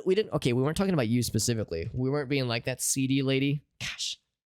Can you believe her? Jeez. No, we were talking about, I think it was Scarlet. We were joking about, because Lime's in chat, we were joking about how somebody called Lime, Lime's Herbit. So we were joking about, it was a whole thing, and it was very fun. But thank you CD for joining us. Thank you for that raid. CD, you're so freaking kind for us. You've raided me so many darn times, and it's very much appreciated. Thank you, my friend. Thank you 1,000 times over. And thank you, Zelda Pinwheel, for your follow. I like your screen name. But we're playing RimWorld. We just got raided, well, by you, for instance. But we also just got raided by some scary monsters. For there's any Lovecraft fans out there, we have some Shoggoths that have decided to raid our colony. We have a mod that has added a bunch of Lovecraft monsters into the game. I'm sorry, Zelda Pinwheel, is that a fucking gritty emote? Oh my god, Elgaso, I don't know if you've seen that, but he would love that. Elgaso loves the gritty emotes. But thank you, CD. How's Undertale treating you, by the way? Because I'll be honest, let's see, I'm trying to think. I'm trying to think if I've seen you mention it before. Is this a blind playthrough? Or is this or have you played it before? Because Undertale is one of those games where, I mean, so much has been said about the series, or the game rather. That one in Deltarune. It's an incredibly popular series, and has a very, very dedicated fan base. And I know it's not everyone's cup of tea, but it's one of those games that I do want to play myself. Third playthrough, okay, yeah, but you're going for the all murder route, absolutely. Thank you, CD. For those who don't know, CD is a fellow variety streamer. So if you like what I do and you like the variety streams and bounce around to different games, make sure you follow CD. Not only is she a fellow variety streamer, but she's also a wonderful person. I mean, that part's pretty cool too. And she's got a dope ass community full of very nice people who are also themselves more often than not, also streamers. So you follow CD, you follow like some of the other people that she streams with and does games with, and you'll like find new people to watch. You get like, it's kind of like this one large kind of community of viewers and streamers that all kind of hang out together. It's awesome. It's a wonderful thing, and I've mentioned before, not to like embarrass you or put you on the spot, CD, but CD is one of these streamers where it's like I don't want to like steal what she has, but I aspire to have something similar. I aspire to like build a community similar with how she does it. She does a really good job of leading her community to do nice and fun things, and she's got it figured out, man. Hashtag streamer goals. She's fucking awesome, and is absolutely worthy of a follow, if not a subscription, because she's fucking great. Thank you, CD, for that raid, and thank you everyone for joining in. This is RimWorld. This is a game where we are managing a colony on like this outer, how would I describe it? It's like you're on the outer rim of civilization. So you are, it's like there's sci-fi stuff kind of, but there's also kind of Western Wild West stuff, because you're technically outside the bounds of like civilization or like an empire. So you're kind of like building up a faction on your own. In this case, we have, a number of colonists that have joined our colony. We have a cave colony that we've been building up slowly. You can see we're trying to build up some bedrooms. We've got a food storage area. We've got a kitchen down here. We've got a bunch of various miscellaneous storage things down here. So we're trying to build it up more. It's kind of an ongoing process. And as part of your faction, you're trying to defend from bad guy raids that are coming at you. We're trying to build up our stuff. We're trying to ward off bad guys from trying to Mad Max our shit away from us. You can form alliances with factions. You can raid other people. You could the main goal is you want to try to research technology and build a spaceship that lets you leave. So that's what we're kind of like. That's what we're in the process of wanting to do. Although we're still fairly early game, and like I said, I did install several mods. One of which added these fucking demon monsters into the game. So we have some Shoggoths, again, for anyone who's ever read Lovecraft. That's a very nice thing, and they're gonna attack a bunch of our stuff. So the first thing we need to do is put our animals away, because they're gonna want to go for our animal friends. Uno reversal card. Oh, I got you. No, thank you once again to CD. Like I said, CD is an excellent person, very much in front of the channel, and yeah, and also yeah, that's the other thing too. Yeah, a lot of us are friends with Grovana, another streamer friend who's kind of like another like major nexus of a lot of these like streamer people like George and Scarlet and CD and Clips and Fuzzy and like all these other streamers that are all kind of like part of this like one kind of blob, this blob of nice happy people. See, like over here with these Shoggoths, if we read the description, it says these are like just amorphous blobs of tentacles and teeth and spikes and awfulness. So that's a bad blob. We're talking about the good blob. So instead of tentacles and fangs and gnashing of teeth, it's streams and fun good times and silly vibes, which is much nicer. The anti-Shoggoth. That's how we'll market it. So we want to put the animals into the barns or into the emergency zone. So that would be, which one is it? I made one earlier. Is it called? Is this it? No, that's not it. Indoor panic zone. Is that what it is? Yeah, we'll put them in there. So all the animals that can get inside, get your asses inside. And then for the human people, I think we have only one colonist that is incapable of violence. And I believe that's Raving Dead. I think everybody else can fend for themselves. Everyone else is combat capable in some way. So what we're going to do is we're going to say Dave's character, we need to get you a gun first and foremost. It's like that voice crack, by the way. Get you a gun. But anyway, get her a gun. We do have a few shotguns. We actually have several shotguns. We also have several pistols. We have a large scope to the finish. That's cool. I didn't even notice that. That's very, very good. Okay, so we have several pistols, we have several shotguns. I was hoping we would have maybe one more rifle, but I think we've doled out all the rifles that there were. Dave's like, give me something, man. These monsters are spooking me out. I think we determined that the second best gun behind the rifles would probably be the service pistols, because they fire twice in a single burst. Their range is pretty good. Damage is just so-so. Armor penetration is just so-so. But the fact that, and it also fires pretty quick. Warm-up is real short. Cooldown is real short. So I would say it's the best bang for your buck. I think we actually have, yeah, I would say we have a better one. So Dave, we're going to give you, yeah, that one right there. So we'll have her grab that in a second. So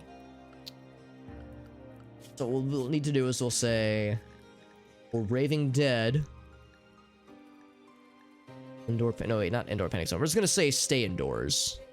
For Raving Dead. Everybody else will leave mostly unrestricted. Let's get the animals in. And these guys are pretty slow, so I don't have to rush. I do want to give our colonists a chance to get a little bit more rest. But I mean, they're moving towards us, man. They are moving with malicious intent. They want to attack our double bed, of all things. Attacking double bed, good. I think they want to go for the stuff that's inside the colony. I guess because the door is open right now, so they can see inside. Unless there's a bed outside, but I don't think that there is. Let's go ahead and rouse the troops. I see Yakitori is slowly getting there. Go and rouse the troops from their slumber. Say, sorry guys, we need to wake you guys up. Except for Raving, you can stay asleep. Because Raving Dead doesn't want combat anyway. They're probably gonna come down this way, so let's head them off on this spot right here. There we go. It's creeping horror. Gotta burn these motherfuckers to the ground. Actually, I probably should have acted sooner. They're gonna get closer than I would have liked for them to have. I guess, actually, maybe I should put them up here. The problem is I'm worried that they're gonna try to attack our shooting targets on our wooden bed. I was worried they were gonna go for our energy sources. They could still choose to do so.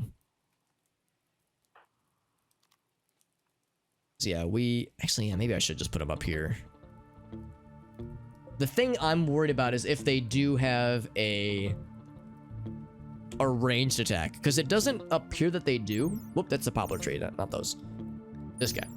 If they have a ranged attack, usually it would say under combat, it would be like damage, and then melee DPS would be a separate indicator. The fact that they only have melee DPS means I think it's okay, but then they have like shooting accuracy and aiming time, so I'm not quite sure. Quest available. I mean, now's not the time. Oh gosh. If any piece of it is destroyed, then the mech hives will go for murder. Speaking of murder,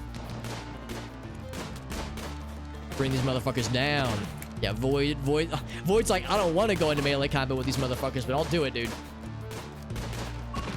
Look how we're just lighting this motherfucker up. 31 health. Shut off his large maw. Hell yeah. Not that that's gonna stop him from eating. Oh wait, are you telling me they don't eat? They don't even eat. They don't even like consume. They just want to murder for no good reason. So they don't need to yeah, they don't have like a hunger meter. They just want to kill, dude. Japanese. Oh well, I mean, I've seen enough of that kind of anime to know where this is going. They just want to murder. Yeah, the huge. Yeah, I'm thinking the same, Jim. Like, unless the reward was really something else. We'll double check it in a second after this is resolved. Thank goodness these things move so slow. Yeah, honestly, these guys aren't that scary, all things considered. People leveling up, shooting left and right, though. Good shooting, so yeah, that really wasn't too bad. Good shooting practice, if nothing else. But that really wasn't too bad. I was thinking, like, they've got to have some kind of surprise, right? Also, did the Nightling kill everything? Or did he, oh, I think he just killed one of them. Okay, the Meadow Ave. So I'm gonna say I'm gonna undraft. And then for Warbird, let's see, when does this thing pass away? Dies in, it's 16 hours. I'm gonna say this. Who might be available? I'm gonna say Farfnugan. I'm gonna have you rescue this person. This animal. We're gonna bring that one in. We'll have Warbird actually treat him. And then, Raven Dead, when you have a second, I'm going to have you butcher these things. Partly to just get them out of here, and also because we can get... I don't want their meat necessarily, but I definitely want their hides. Because that could be helpful. That could be, like, you know, very valuable to sell. Shut off one of his large... Oh, he has multiple maws, because of course he does. Dehydrated grapes, because they're raised in awareness. Very good, Hearn. Very good. Shape-shifting organ was straight up destroyed. Crushed by Arctic's bolts. Tentacles were shot off. Brutal. Absolutely brutal. And, Rimontinich, thank you for that follow. Thank you for that, my friend. And thank you everyone for joining in. Thank you again from, Tassidi, everyone who joined in from her raid. And thank you for being here, guys. I love getting to do these streams, and I'm grateful to have lots of nice people to share them with. And to hydrate. Anything for you, Warbird, of course. Delicious demon hide, exactly. Now, why is everyone just standing? Did I not undraft them? They're stuck. What are you guys doing? Standing. What's going on here? Are they, like, paralyzed with fear or something? From seeing the monsters? Oh god, Arctic's hauling this thing in. Yeah, observed a Shogoth.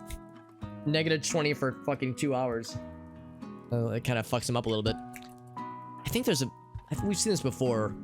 Sometimes there's like a glitch where the pathfinding gets a little bit fucked up. I'm just gonna do this. Oh, maybe don't pick it up. Yeah. There we go. Yuzin's like, hey, I'm just standing here in the rain. There we go. Yeah, sometimes that happens. I think that's a bug that can happen when you have too many mods installed. Sometimes they get a little bit confused. We're rescuing the Nightling. So we'll get the Nightling all tended up, and we'll heal them, but there's a significant chance we might end up having to slaughter them anyway, so we'll see. Not 100% convinced. And, oh, Sternsy, thank you very much, my friend. Thank you. Sternsy, you were the third person to raid me in a very small amount of time. Thank you for that, my friend. Just very generous. Also need to return the animals back to their natural habitat, or by that I mean just get them back outside. Thank you, Sternsy, for that raid. How you doing, buddy? And the cheer. Whoa, that was a big one. Thank you. And a bonus nut. Thank you for that cheer, my friend. That's very generous of you, Sternsy. Thank you 1,000 times over, my friend. Oh, how's Battlefield treating you? That's awesome, man. That's are you playing it through the Prime Gaming key that we all got? Because I went ahead and activated mine, but I haven't installed the game. Got some more food, Warbird. What's the meal tonight, my friend? Thank you for joining in, Mr. Warbird. And thank you. My goodness, that's very kind. Thank you, Danny, for joining in. Thank you, Moxie.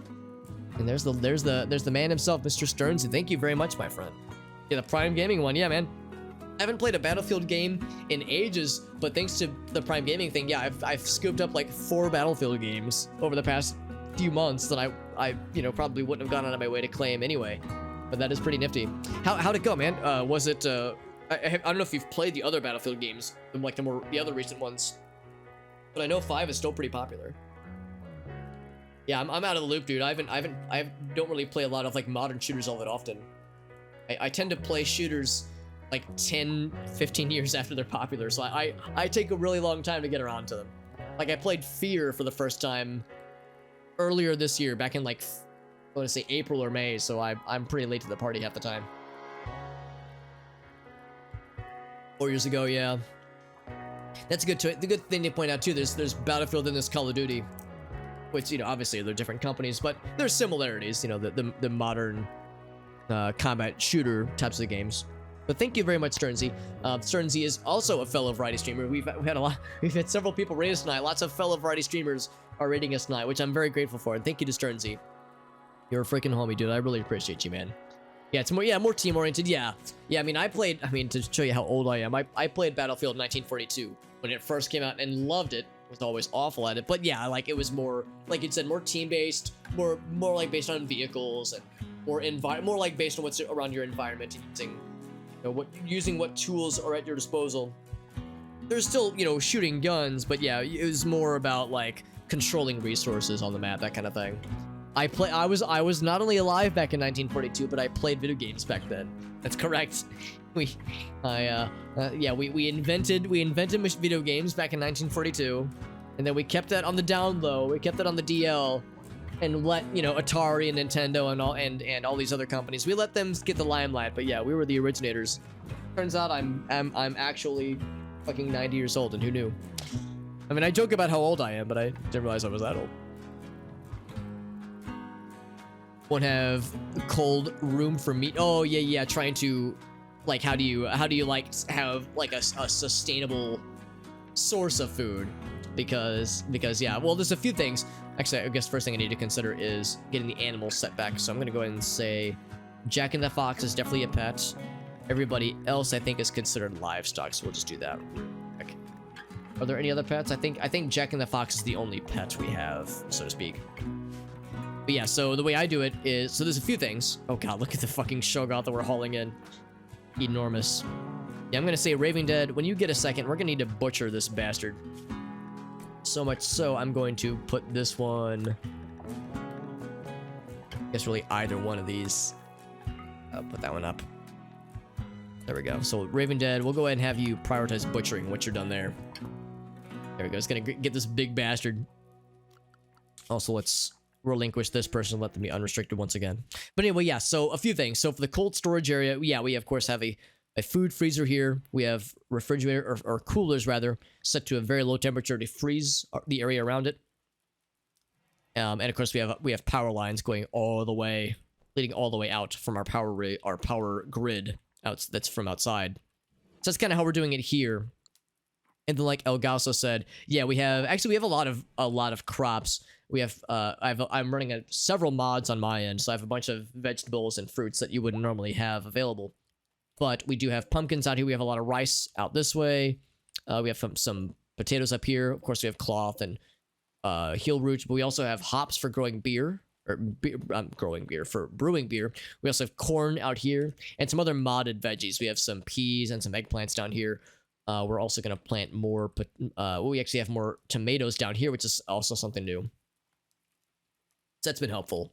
So yeah, so it's like, usually what we just do is, unless you're lucky like I was and have some unroofed like plantable soil inside of your cave, inside of your mountain, you might have to do what I'm doing, which is to say have the crops kind of just on the outside of the mountain, or you could research hydroponics, which would also be an option, which I've yet to do myself. Vacuum tubes. Yeah, that's correct. Exactly, Heard. It was old school, dude. Back in the 1940s. It was a fun game. It was a fun game. Yeah, I haven't played it in a long time, but I have a feeling it would probably still hold up pretty well. If not just for old time's sake. There we go. We got the Shogoth meat. Oh, gross. So we're... Don't cook with this. Don't cook with Shogoth meat. Let me make sure that's a known thing.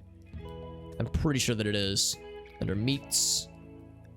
Would it be under monster meat?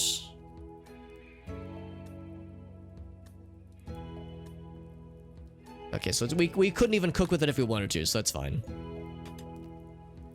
Fresh, won't spoil. Very good.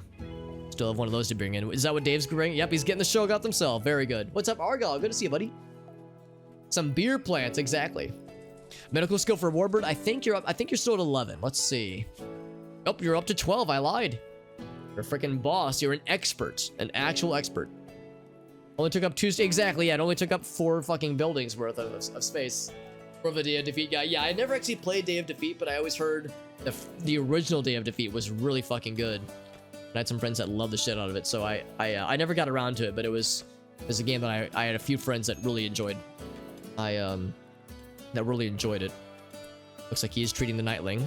What's his injuries, by the way? Oh, just some wounds. Nothing permanent. Some blood loss, some cuts, some bruises. He'll be fine. He'll make a full recovery. But no, I had some friends that loved it. Like, that was like Argyle said, that was like one of their main, like, go-to games from back in the day. Like, for multiplayer shenanigans. Food income is better than the rot. Yeah, than the rot speed. Or if you have a freezer for it and you have enough to, like, feed all of your colonists, that kind of thing, yeah. Never played it yourself, yeah. Rice, yeah, rice takes a couple of days. In fact, here, it'll say, actually.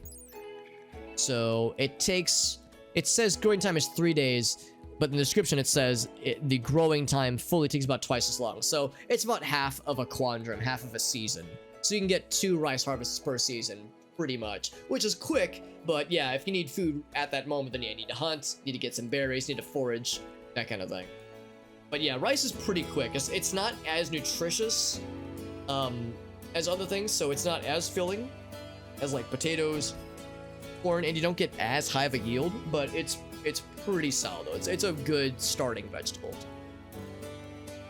Sun lamps and heaters, yeah, you absolutely can do it that way. Sun lamps are great. The only downside with sun lamps is that they take so much power. It takes a lot of energy, almost a full geothermal generator's worth of energy. So they're expensive, but if you can get it going, it's a very solid way to do it. Or hydroponics is great too. There's a number of options, but those things of course take research and resources to build. Or you can get a cannibal tribe. Exactly. There's always the cannibal tribes, which if you have a bunch of cannibals or psychopaths, then it's great. Class-based World War II combat, yeah. Oh, but it didn't have vehicles? Okay, I gotcha. Because, yeah, I know Day of Defeat had some overlap with the Battlefield audience. Yeah, exactly. Yeah, you can make them eat humans regardless of their cannibal status, but if they aren't an actual cannibal, they'll be sad about it. Real sad. It's good starter because it grows so fast, yeah. That's a good point, too. Yeah, get the plant skills going. Yeah, it's very quick and reliable, which is very helpful. Harvest botched from using. Now, why is using doing plant stuff? Oh, because he has plant skills, that's why. I was gonna say, it's kind of strange to see him botch a plant harvest when he's, you know, one of the plant guys. That's like one of his things. He's like, I want to butcher this turkey. I don't want to butcher the fucking Shogoth yet, man. This thing's scary. And they're not wrong. It is scary. It's not mince words. Or uranium. Or, yeah, we want to knock all that shit out. Lots of uranium ore. And then we can... That's just plain old granite, so we can smooth that one. Not sure about these others. But uranium is very useful. We'll want that later in the game as well. Romance drama? None yet, oddly enough. I guess it's not that odd. But yeah, nothing yet. We still have a lot of insect meat. Raving Dead is a very busy person. In fact, are we running out of meals? We are running out of meals. What I'll do after Raving Dead is done butchering is I'm gonna clear the prioritized work and just let Raving do whatever they want. That's the main thing I wanted them to do. I wanted them to deal with these giant monstrosities. Get him out of here. There we go. It's still, you know, freezing in here. It's not quite as great. Oh, I just noticed this. A world tribute collector. It will take prisoners or gold. We don't have any prisoners. We have a fuck ton of gold. And also Jim's son is there. That's cool. They got the cool gear. They got the recon armor. Badass. So we could trade with them. We do have gold. I don't know. I don't know if I want to part with gold necessarily. Gold's pretty nifty. Although, I mean, you need it for later on. We do have 300 of it. I guess we don't need 300 gold per se. That is a lot of gold.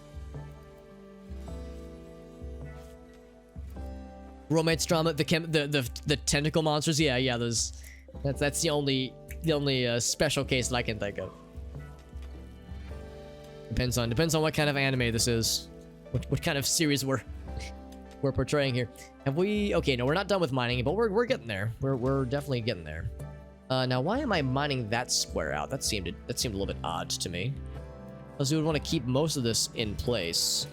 I guess I'll go ahead and let him do it. Let him finish it. But I'm just like, that seems kind of strange. Like, we would want to keep most of this, wouldn't we? We would at least want to keep this wall here. Yeah, so now, see, that leaves like an opening now, which I'm not super huge on. Let's put this. Let's build up a square there, I suppose. So yeah, like that. I think that was just a leftover, a vestige of something that I left over previously. Because yeah, we want to keep this as an enclosed area, because it's kind of like one big outdoor, unroofed area.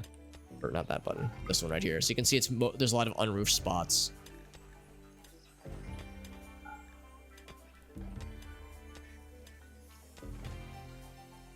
So Jim's working on that. Okay, so that'll be good. So yeah, we're kind of working on kind of opening that up. Opening some parts of it, but closing the rest of it off. Just a scroll and a hamster wheel. There you go. That'll do it. Yeah, that ought to generate enough energy, I think. Just an entire AI. No longer inspired. Can you get it to... Yeah. There can be like... you can... In fact, we had some monsters attack us earlier. You can get raided by other factions that are trying to steal your materials. You can get invaded. You can have infestations of insects that will crawl up from under the ground, especially if you're inside of a mountain area. Or you can get raided by monsters, or you could have animal wildlife around you suddenly go into manhunting mode based on like if they're afflicted by diseases, that kind of thing. So yeah, there's a lot of things that can cause damage to you in this game, to you or your colonists rather, that try to either harm your colony or try to steal stuff from you. I would say the most prevalent threat are either raids from other factions or the mech hive. The mech hive is an AI robot faction, kind of, sort of, that doesn't really have any goals other than colonize the planet, turn it into a giant robot planet, and murder all humans. You know, it's pretty much pretty simple. I don't know if the word is pathos or ethos, but pretty similar, or a pretty simple rather, objective list when it comes to, you know, evil AI robot friends in sci-fi shenanigans, sci-fi settings. Yeah, other factions, exactly, yeah. So it can get pretty wild and weird. Oh crap! It just occurred to me. We want to make sure we don't let just anybody get to these. Yeah. Actually, I think what we need to do.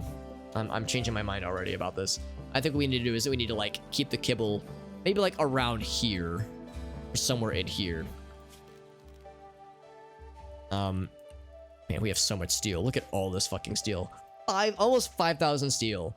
There's still more to go. That is insane to me. That's so much.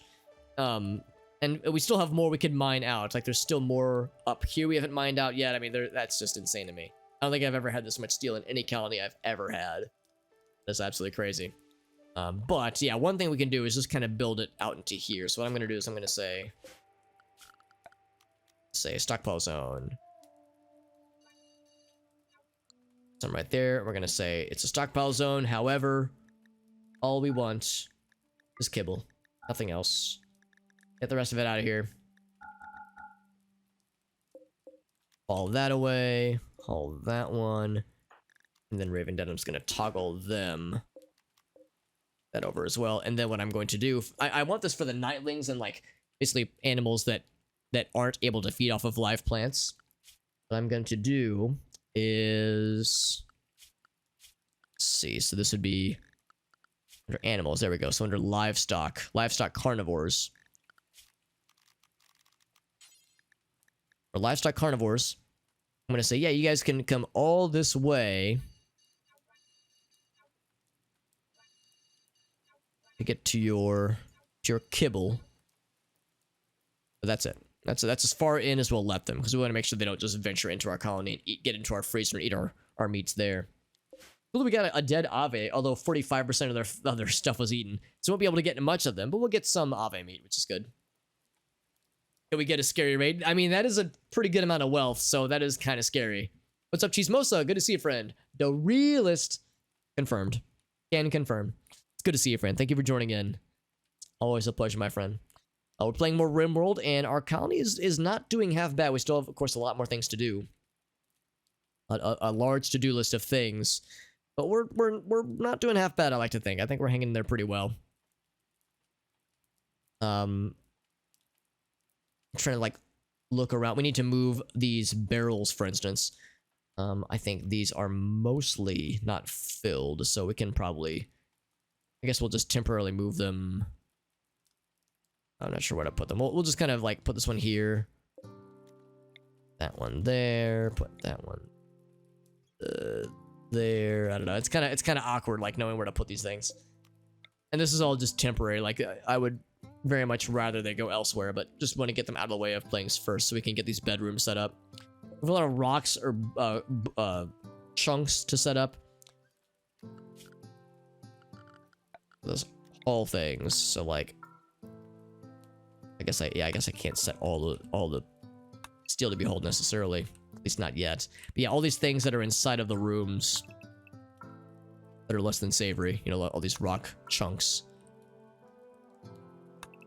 A lot of these. There's a lot of things we have to get out of here. Not quite as big of a priority are the things outside the rooms, but definitely things inside the rooms. So yeah, we have a lot of cleanup to do. Also a lot of just extra little chunks we can knock out, just extra little blips to remove. That guy out of there. That one we can remove. That one we can remove. So just little smatterings we can take out. Yeah, we still have a long way to go. Lots of stuff to be done. Just a constant list of stuff. But yeah, we get a lot of resources. I mean, I've never had this much steel, and I don't know if I've ever had this many components. Because there was a time where we were very low on components, so we had to sell a bunch of them off. But now we have almost 150, which is wild to me. So we're doing pretty well. Got some food. That sounds great, dude. What kind of food you get, Mr. Warbird? That way you can tell it to us. We can all be jealous and or hungry. I'm a fan of the phrase, you know, people talk about becoming hangry, which is to say you're hungry, but you're like in a bad mood because you're hungry. So it's like you're hungry and angry. I'm a fan of horngry, which is to say you're so hungry it's giving you like a sexual, you know, awakening. So that's what I like to think of. Also, this was built up, but these trees need to be taken out, so that needs to be a thing. Chop those fuckers down. Did we build the roof? We did. So all that's left is to build this puppy, geothermal generator. But I don't think anybody can do it yet. Also, Farfnugan making your large sculpture. Going to interrupt you and trade with Appa. Maybe we don't need quite as much gold. I guess it'll depend on what we can get out of it. Jim is going to repair the heaters. Getting slightly busted. To build wooden guys right there. Get those guys there. And yeah, we need to build a door right there. Actually, we need a few things. We need a door as well as a vent. So we would need 2 spaces. Actually, okay, yeah, I see that one and that one to be mined out, because that'll give us a space for a door and a vent. Lemon pie, root beer. Oh man, and some pizza. Yo, dude, that sounds dope. That sounds wonderful, Warbird. Solid, absolutely solid. She did. You're right. You're right, Lime. I need to go and grab that as well. So yeah, so for the gold, so what do we get out of this?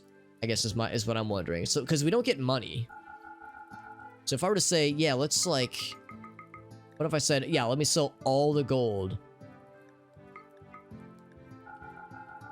Is that like the number that we gain of like royal tribute?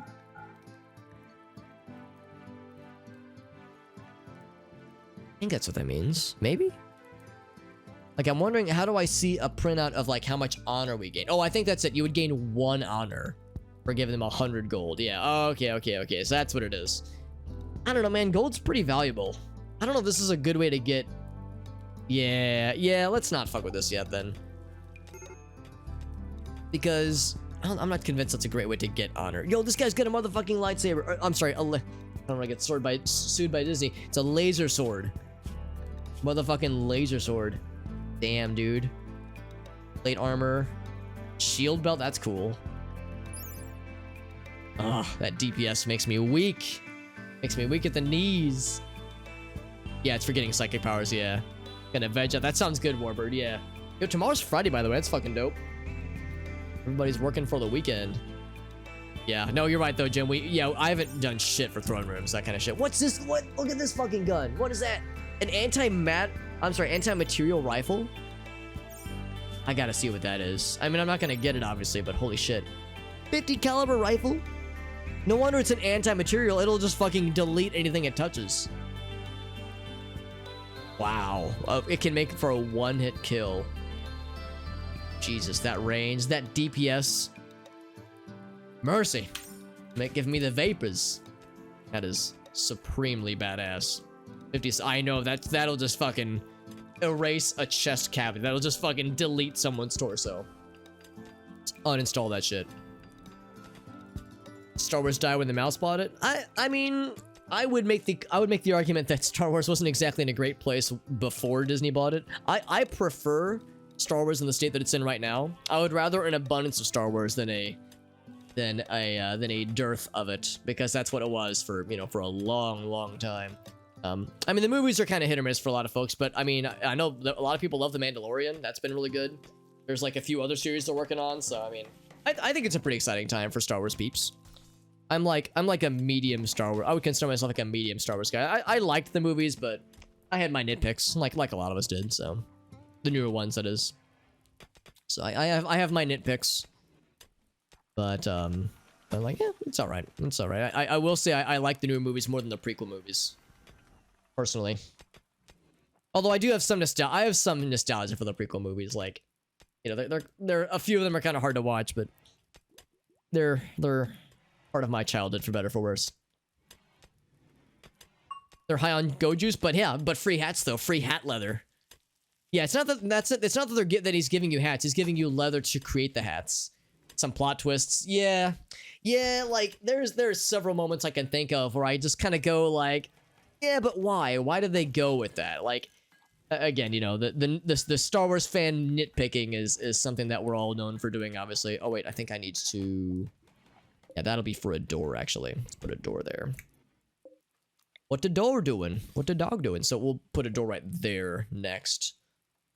Make it all, more or less lined up. But yeah, no, you're right, Little While. I was like, there's a number of moments with the new movies where, like, yeah, a certain plot moment would happen. Some plot moments I liked a lot. Others I was like, what does this add? Like, what does this add to the scene or to the story? Some of it was, it's like either a victim of weird editing or a late breaking change. Like, it's like somebody thought this was a good idea or something, or I don't know. It's like it makes you wonder why certain things happen the way that they did, but that's why they don't put me in charge. That's a good point too. Yeah, it's not like, I mean, you could make the argument, oh no, he had a plan, he had a story, but yeah, there's a Major Break was ×5. Oh geez, why is everyone so sad? Was it the Shoggoth still? Hideous environment. Okay. I think their expectations have gone up. I think that's what it is. We're working on it, man. We're working on it, but yeah, that's gonna be a problem. But yeah, no, you're right though. It's like, did he have a plan for like the whole series? Some loose ideas, but there was definitely some flying by the seat of their pants for sure. How they remove the expanded universe.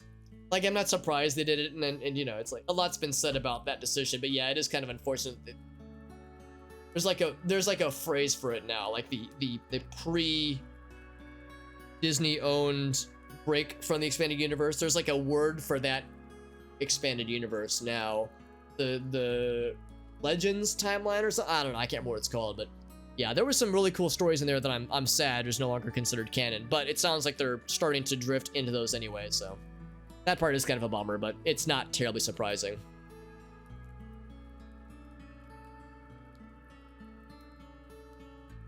How they got rid of the expanded. Yeah, I'm pretty sure that was a Disney choice, honestly.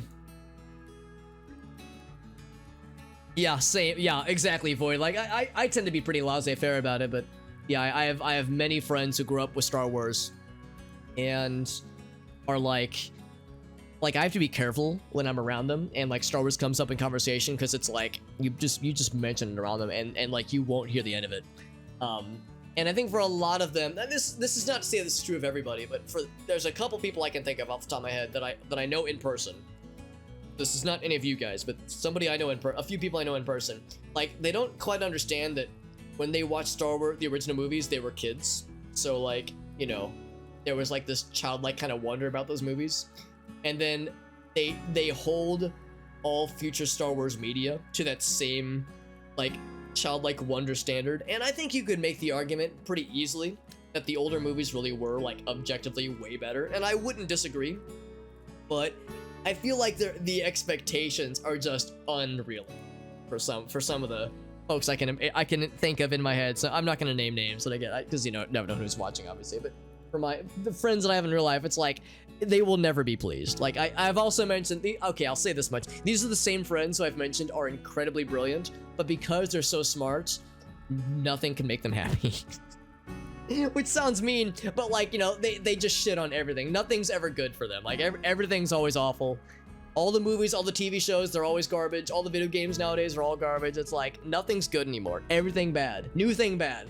So it's like, it's, as you can imagine, it gets a little bit exhausting for me. It's like, guys, do you ever like things? Imagine liking something, right? Yeah, Jesus. All the fan worky. Yeah, the legal. Exactly. Yeah, there were some things that weren't up to par in his case, but yeah, you're right though, Little Waffles. Like, there were some things that were like kind of added in.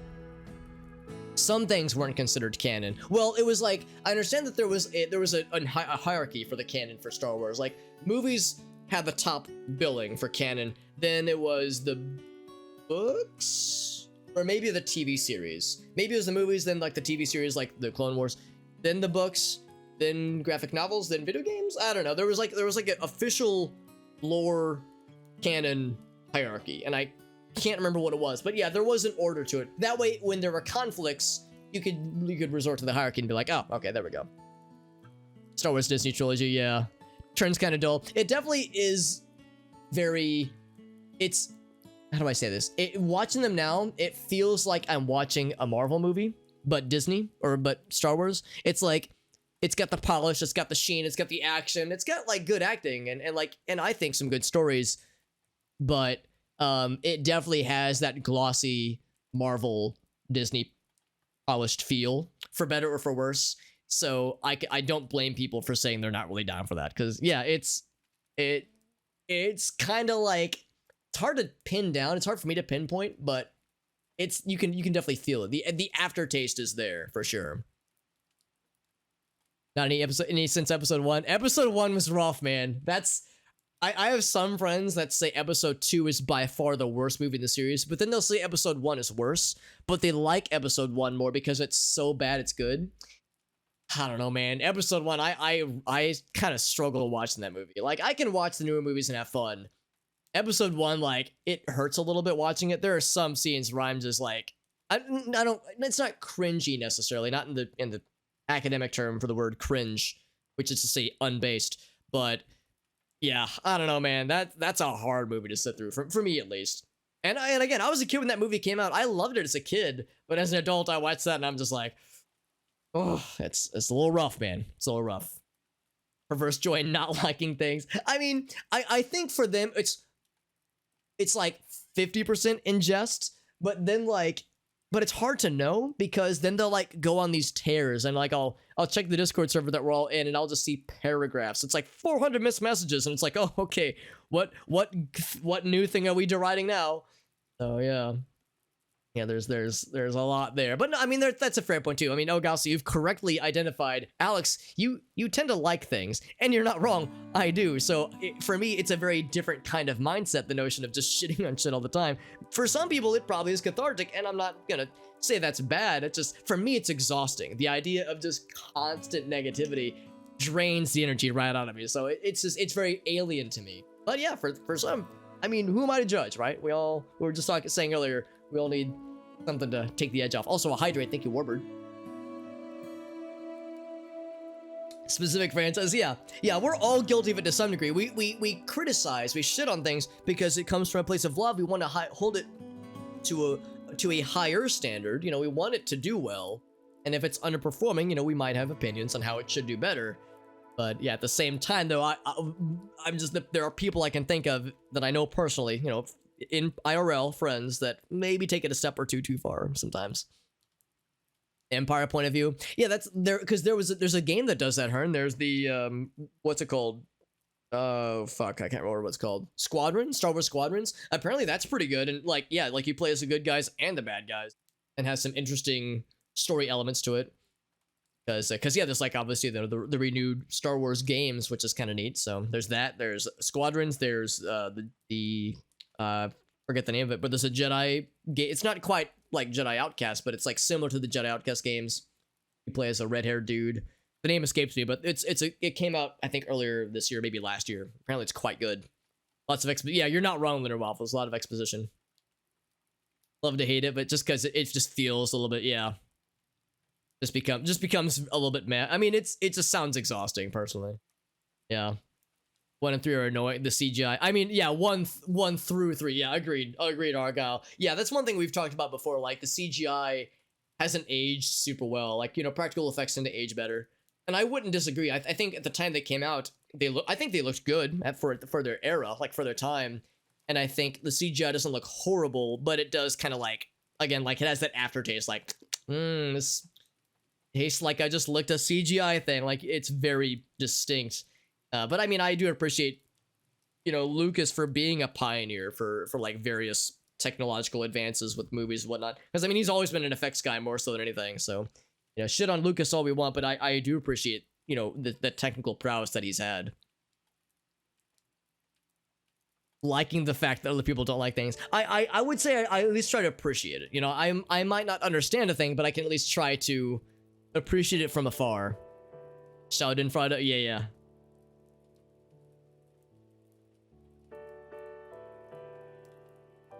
Well, that's, yeah, I don't know if I would call it Schadenfreude, because I thought Schadenfreude was like more on a personal level. Less on like me saying a thing is bad versus something else experiencing something that's bad. I guess it's one thing if like, because, you know, there are people that like the newer Star Wars movies. If there was like a Star Wars movie that, like, what's a good example? What's it called? The holiday special, I think. Like, everybody's like, yeah, the holiday special is fucking stupid. Like, the Christmas special, what have you.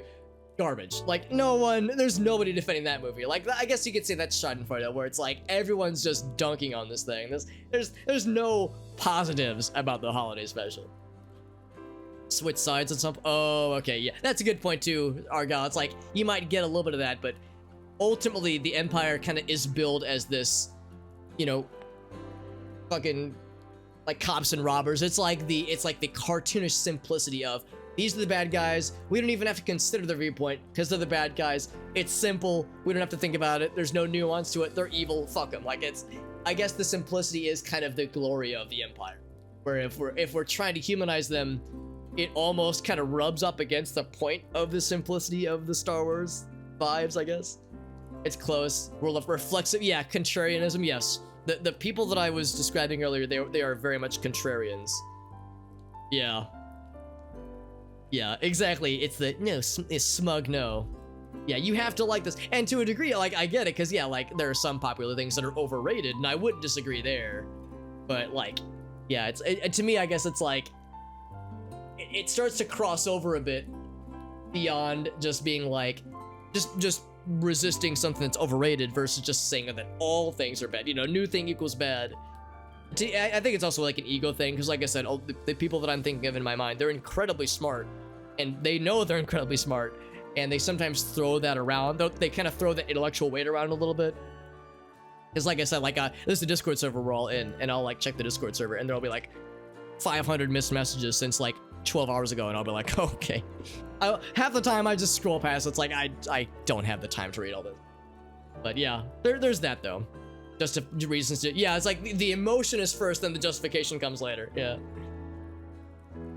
Enjoying something yourself, right? And I'm not trying to say that like if you disagree with the popular opinion that means you're wrong. I think there's, you know, there are plenty of things that I dislike that are popular, but I think, yeah, there are those that it's almost like if they were to look at it objectively, they might actually find redeeming qualities, but they refuse to acknowledge that. They only seem to enjoy the negative aspects. But you're right though, it's like if something is popular and you're not liking it, don't force yourself to like it, because that's fucking stupid.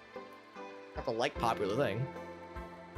Or Bounty Hunter and Pod Racing. Pod Racing game was a pretty good one. And you can get it on Steam and good old games, but yeah, it's like that. Another one of those would be pretty cool. If any one good thing came from episode 1, it was, I mean, the movie, I know the pod racing scenes take forever, but the pod racing games were cool, or game singular was pretty cool. So that part was kind of neat, actually. I thought at least. Mandalorian is, yeah, apparently Mandalorian is like really good.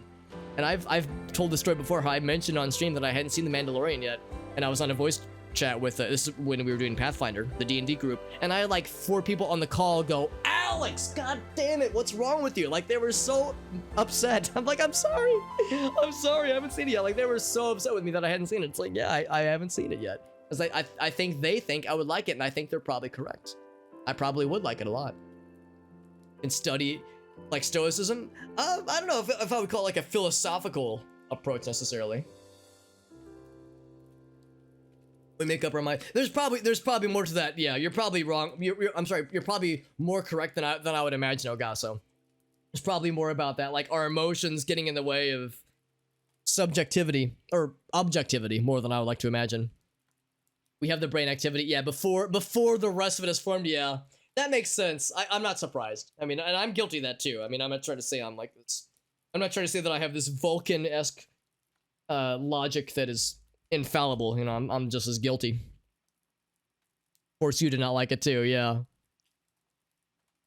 Usually what I try to do whenever I like have these conversations with these friends, or if it ever comes up in general, I try to just try to like say it out loud to them and to myself, where it's like, you know, we can have different opinions. That's fine. It's just like the thing that kind of bugs me sometimes is when someone says like you will arrive at a consensus where it's like, you know, we just have different opinions. It's fine. And then the other person goes, wait, no, I wasn't done. I still have other things to shit on. It's like, all right, I guess I'll just sit here and let you keep going. But it's like, we're just spinning our wheels at this point. It's like, we're not getting anywhere.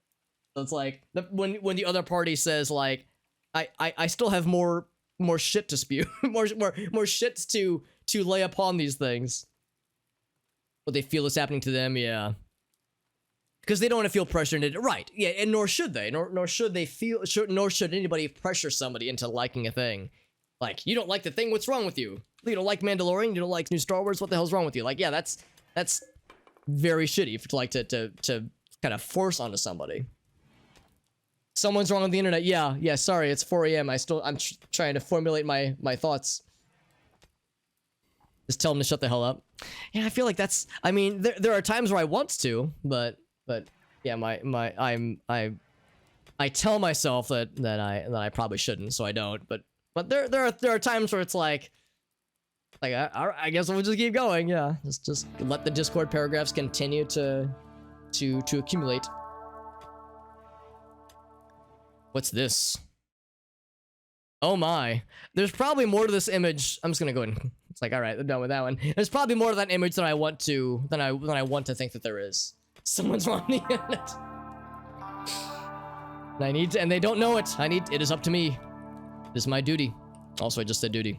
Gotta bring in the rice. With more coming in soon, probably. Man, it's that there's so much to do in here, man. There's so many rocks to move. So many things to build, things to mine out still. Things to clean. Look at all this debris. So much shit. So much shit. All the steel, too. I think what we need to do is designate a zone somewhere. I guess we could just, like, maybe say over here, for instance. Just, like, a place to move a bunch of this steel. Like, what I think we might do is say, for this area right here, would it be under raw resources? Yeah, I think I might just say all raw resources. Actually, we don't even want plant matter in here. But I think pretty much all this, except for wood. I think wood's okay. But otherwise, pretty much everything else I think we'll put in a separate zone. We shouldn't have allowed plant matter anyway. But I think we'll put a separate stockpile zone. Maybe put it over here. Just because, or something like that. I don't know. I'm not sure. I haven't formulated all the thoughts about it yet, but I want to do something with all this fucking steel because we have so much of it, and it's getting in the way of things. Big Titty Muppet? I think so, but I want to see it again, Ogasso. Actually, how do I phrase this? I think so, but I can't remember what it is. Is this the... Oh, I do know what this is. There it is. Yes. Yeah. This is one of those images where it's fine. For anybody who's curious, it's fine. It's safe for the stream. And it was posted by the Dungeons and Dragons Discord or Twitter account. So it's like, you know, Dungeons and Dragons Twitter verified posted this. And you click it, and there's something in that image that just kind of slaps you in the face a little bit. And it's like, I was not prepared for this. What's this one? And she has a name.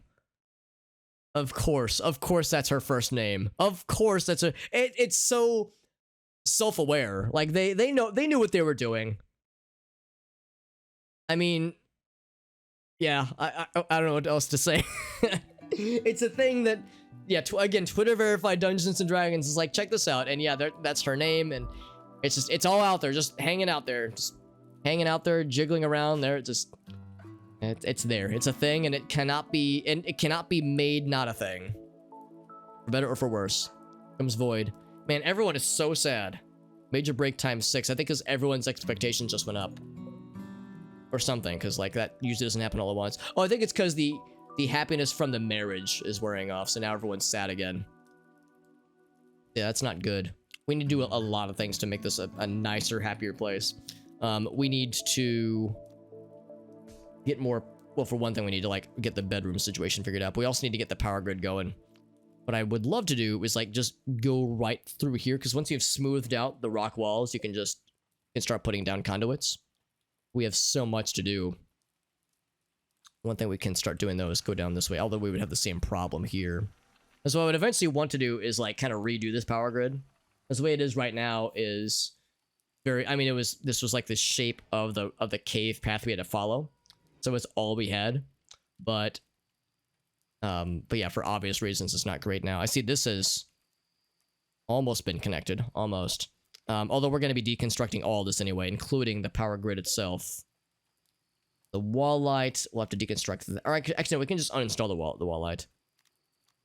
Oh, we can't uninstall it. We would have to uninstall it. We have to reinstall it somewhere else manually.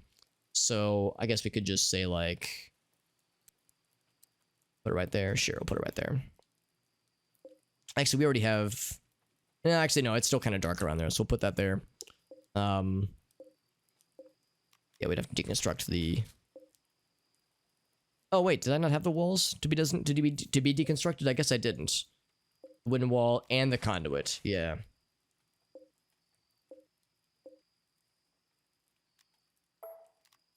Oh, there we go. No, you can't just uninstall it. There we go. I would just rather uninstall it, honestly. Can leave that there, but yeah, this one, deconstruct that one. Yeah, this the power grid inside of here we wouldn't want anymore. Leave that one there.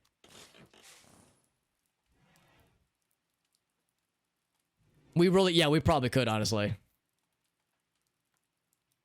Kind of a series of lots of loops, yeah. Yeah, it would at least be helpful, yeah. Yeah, I would agree. It would be worthwhile, I think. What I would really like to do, it would be to like bury it in the walls so it's not just out in the open, because I know when it's out in the open, it's you know, ugly looking and makes them sad. Makes the colonists sad, that is. Which we want to avoid. You know, I try to avoid making colonists sad if I can help it. These gleam caps just keep popping off, don't they? They're leaving, that's fine. Yeah, there was nothing really that I really wanted to do with those guys. They didn't have anything for us, per se. This Corin's actually coming in a lot faster than I was thinking. Then under a wooden wall? Actually, I was thinking it would go under wooden walls. Why would under wooden walls be bad? Oh, unless if there was like a power surge, is that what you're thinking? Because the power surges are you know, a bummer, but I don't know. They've rarely been like, I've never had anything super bad happen. Burns it all down. I mean, I've had power surges under wooden walls before. You know, they'll catch fire, but as long as you knock it out quickly. I guess it's one thing if a power surge were to happen while we're, you know, like everyone's outside or something like that. Like, you know, if we're like far away and we're not in a position to be able to stamp out the fire. Yeah, I do have the fuses mod. I haven't researched it yet, but we do have the fuses mod, so there's that. But yeah, I've never had a situation where, and maybe I've just been lucky so far, but yeah, I've never had a situation where a power surge like just destroyed something. It was always just like did a little bit of damage to the walls, we'd stamp it out, then it was you know, just got to get it fast. I was trying to think about what I want to do with all this steel. Because I want to like just designate another zone somewhere. I guess I could just put it, I was thinking about putting it down here if nothing else. Of course, this is the prison right now. But once this wall is finished, it won't be a problem anymore. Should I just put all the steel inside the prison and just let any prisoners just construct what they want out of my steel reserves? 25 plants. My goodness, that's a lot of plants. That's another 8. It's a bunch. Wooden floors would be even worse. Yeah, it sounds like I wouldn't even want to do wooden floors. Sounds like the smoothed floors are much better. More of a mid-game technology thing, yeah. Oh, but the heat would be rough. Yeah, that's a good point too, because the heat... I mean, it's a large space, we ventilate a lot of things, but yeah, the heat would raise the temperatures a bunch. Just keep... I mean, yeah, we can just prop the door open. It's not a perfect solution, but it would, in some way, get the job done. Yeah, fuses would be like fairly early. Yeah, we need more chairs for our table, man. Lots of eat with table happening, which is very good. Drinking a beer. Oh, we never did give Dave a weapon. So Dave, once you're done playing chess, where's that service pistol? Is this the one? Yeah.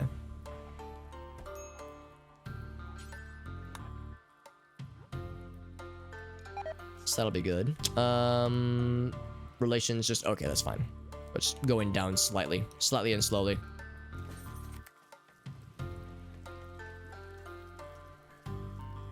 What I'm gonna go and start doing is start moving some beds into places, even though like the beds aren't fully completed yet.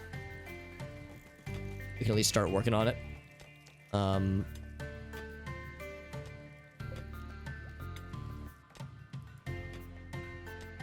Trying to look for areas that are like pretty much done. Like this one's pretty good. Actually, I guess I was informed that the most optimal placement is to have the head be the head of the bed be right next to the door.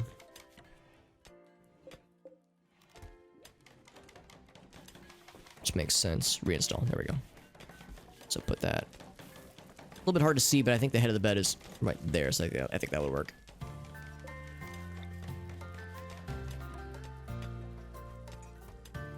Some of these are just filled with rocks, though, which is not exactly pleasant for the colonists. Not exactly pleasant to look at or otherwise. But if nothing else, we can queue a lot of these up. I think the bed. Yeah, I think that's head of the bed right there. Oh, the sculpture. You're right, Lime. Yes, you're right. There's at least one sculpture. Large sculpture, normal quality. Very good. Dolores' plant growing skills. It was a depiction of Dolores kicking Arctic while Arctic kicks her. Okay. Arctic is consumed with passionate rage. Every shape is dynamic. An archaeologist floats near the main subject. Depicts Dolores and Arctic fighting each other. Very good. It's both of them like issuing flying kicks to each other. Yeah. No, it's just a holistic kind of organic vibe that we're going for. That's all it is. Put this in the ugliest room, which is probably this one right here, honestly. All the fucking rocks. And I know she's working on at least one other one. Looks like she finished one recently. Unless that one was the one that she finished recently. Does that say merc? What does merc mean? Mercenary alpaca wool parka. What does that mean? Oh, it just adds... Okay, so it just has some cool additional properties to it. Yeah, I think that's the only one then. She must have just finished that one recently, and we just didn't notice it until recently.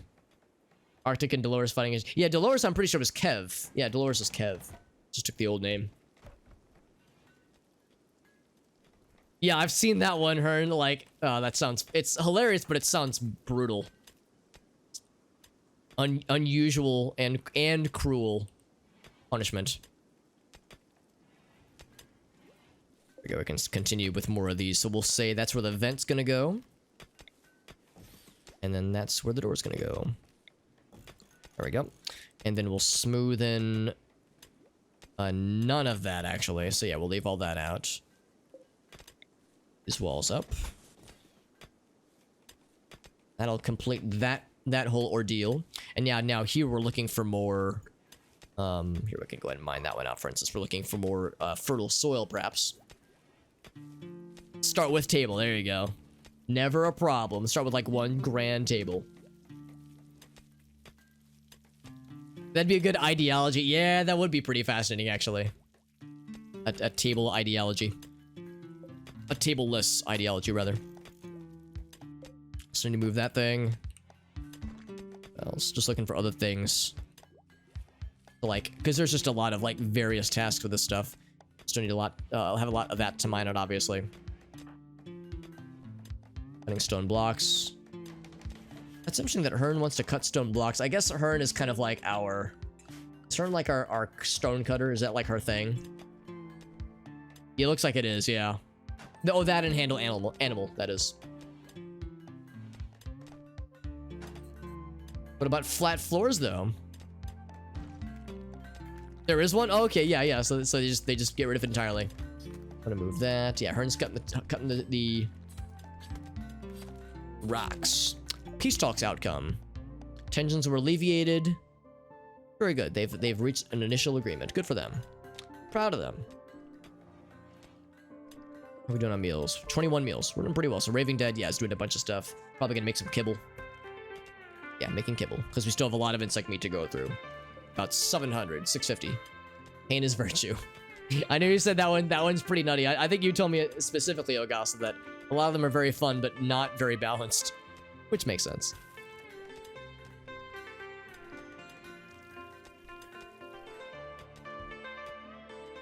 Yeah, pretty soon we're gonna need to build this because you can see we're starting to lose some juice. Not getting a lot of wind. Or we could build some solar panels. I don't know if we've actually researched solar panels yet. Cloth is coming in. Wow, that's a lot of cloth. Holy shit. And of course, we haven't had any traders in a long time. So we'll just keep expanding this out then. Whoops. Which kind of surprised me. I'm surprised we haven't had very many traders. Gunsmithing. Very good. Now we can make some guns. Blowback operation will add even more guns. Maybe ascetic? Yeah, maybe. It definitely means that they don't care about their bedrooms being fancy, but I don't know about other accoutrements missing. Oh, there's no new music? That is kind of a bummer, because yeah, I know Royalty added a bunch of music. Also, yeah, no additional fertile soil to speak of. Oh shit, well, I needed to close this up too, didn't I? Because that's still there's like still unroofed, as you can see, so that's an issue. I'm gonna say Jim. Building the table. Wait, he's building the table? I was just gonna say move it over. I mean, I guess that's fine too. You're done there, I'm gonna have you work on the wooden wall. And Farfnugan has escaped to nature, finding relief in hunting.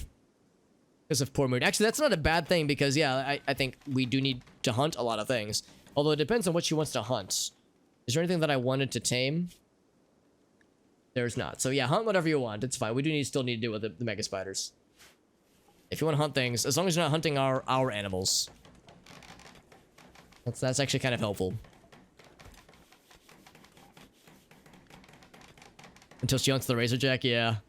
Yeah, I'm hoping that's far enough away. I guess if... Let's see, where is it? That's closer than I want to imagine. Let's see. Where is she right now?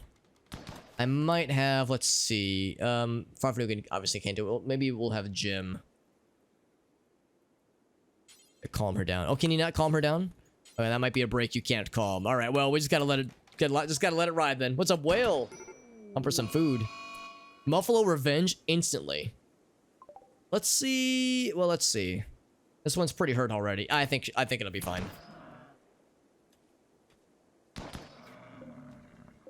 I'm actually kind of surprised the whole herd didn't go for her. Not the turtle, the tortoise, of all things.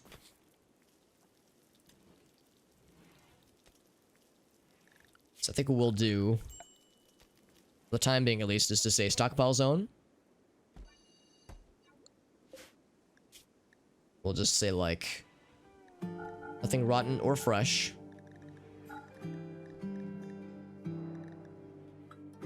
Just the raw resources.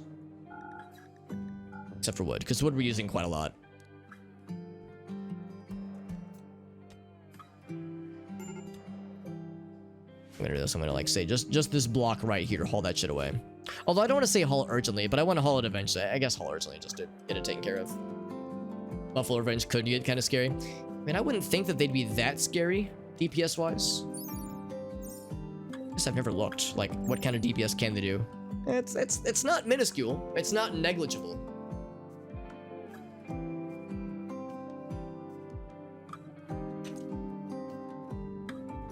Tortoise. You go for a torta? What is a torta? From, like, a culinary perspective. Food perspective. Jim's laying it down. It's like, crap, I gotta get more wood. Yeah, we want to finish up this little wall here. So yes, there was nothing else to speak of here. Now, one thing I think I will do is cancel that one. Actually, no, we'll cancel that one. Still mind that one. This is a pretty open space. I'm trying to avoid cave-ins. That would be not good. We don't want things to fucking explode. Turtle is dead. Bring that in as well.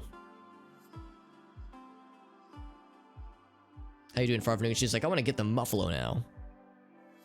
It's like a sandwich. Oh, that sounds really fucking good, dude. I don't know if I've ever had one of those before. There's the corn. We have a lot of things to haul in. Our haulers are going to be busy. In fact, are there any haulers that we don't want to be hauling? Where, like, you know, they have other tasks. Like Jim, for instance. Okay, Jim's not a hauler. Boyd is. Kev is. Using her. Yeah, that's fine.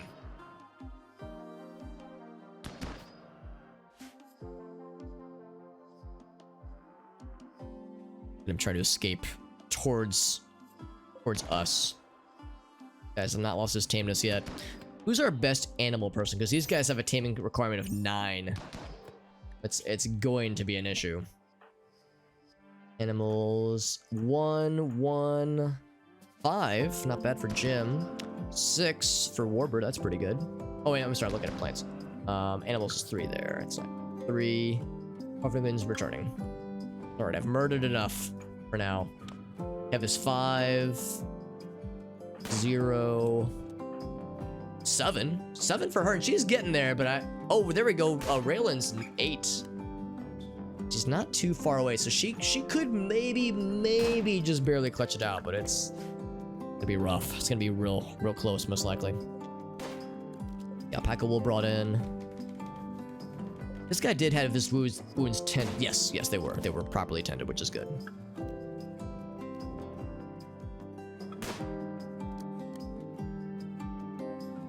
We have several animals that got murdered that need to be brought in and or butchered. Several of them just got wounded and have not been brought in. The turtle beat that is indicated. Arctic has reached level 8. Although Arctic was already level 18. I think he might have lost a level down to 17. For this. Just the one dead muffalo. Okay, I thought there was a second dead muffalo. I think she started to hunt other ones and then changed her mind.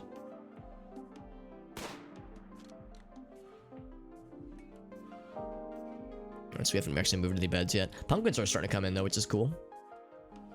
And I did see, of course, we have some corn coming in. Wait, is that corn? Yeah, that's corn. About 600 corn, which is great. More of it coming in the next day, most likely.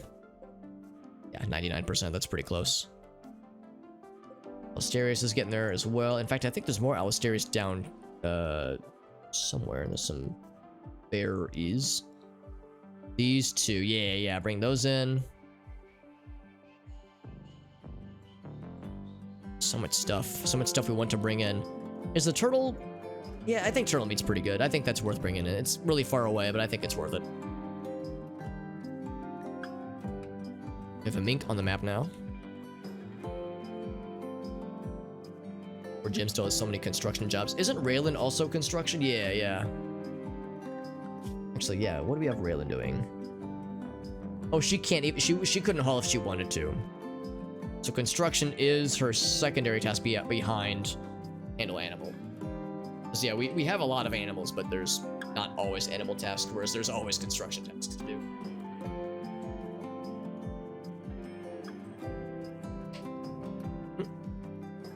Yeah, back on this tea beverage. On the beverage. Yeah, so actually this room... Oh wait, no, it's not complete fully.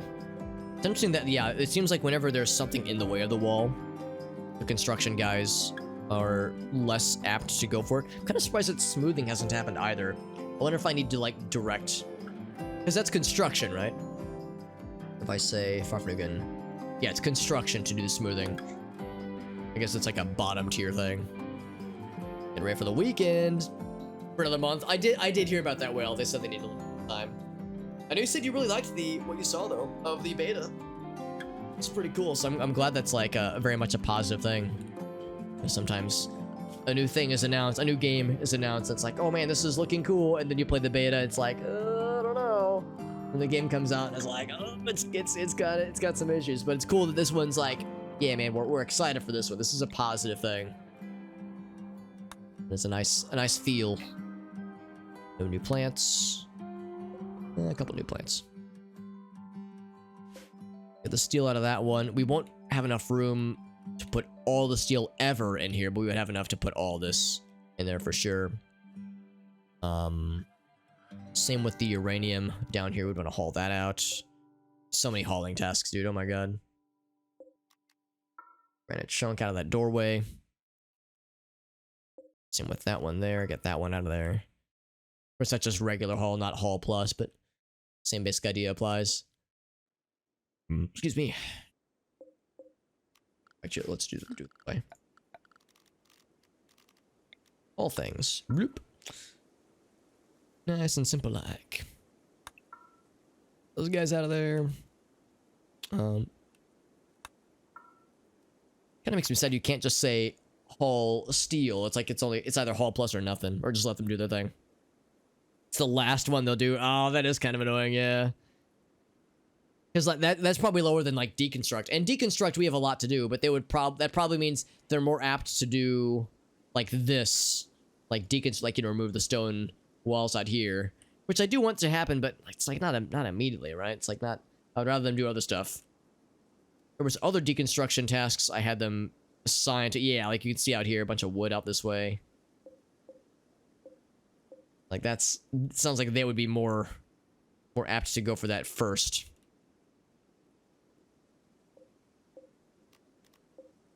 There's some spider silk, which we can just steal from them, presumably. But yeah, we want to murder the spiders.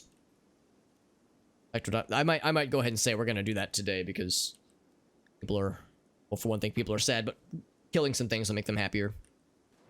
We'll assemble a crack team of snipers. I think we'll wait for people to eat breakfast and get themselves situated, but we'll get Arctic and Farflugen.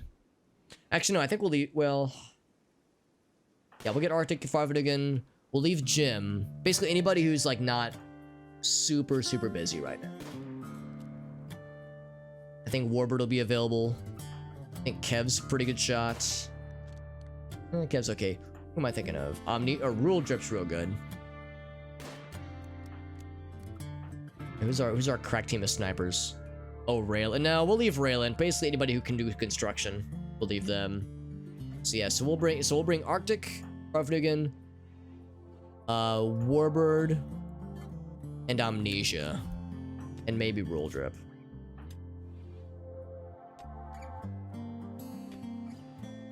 Yeah, I think that group of 5 will be legit. Trying to bury cable. Yeah, exactly. Like I want to do right now. Exactly. Fixing some issues. That's good.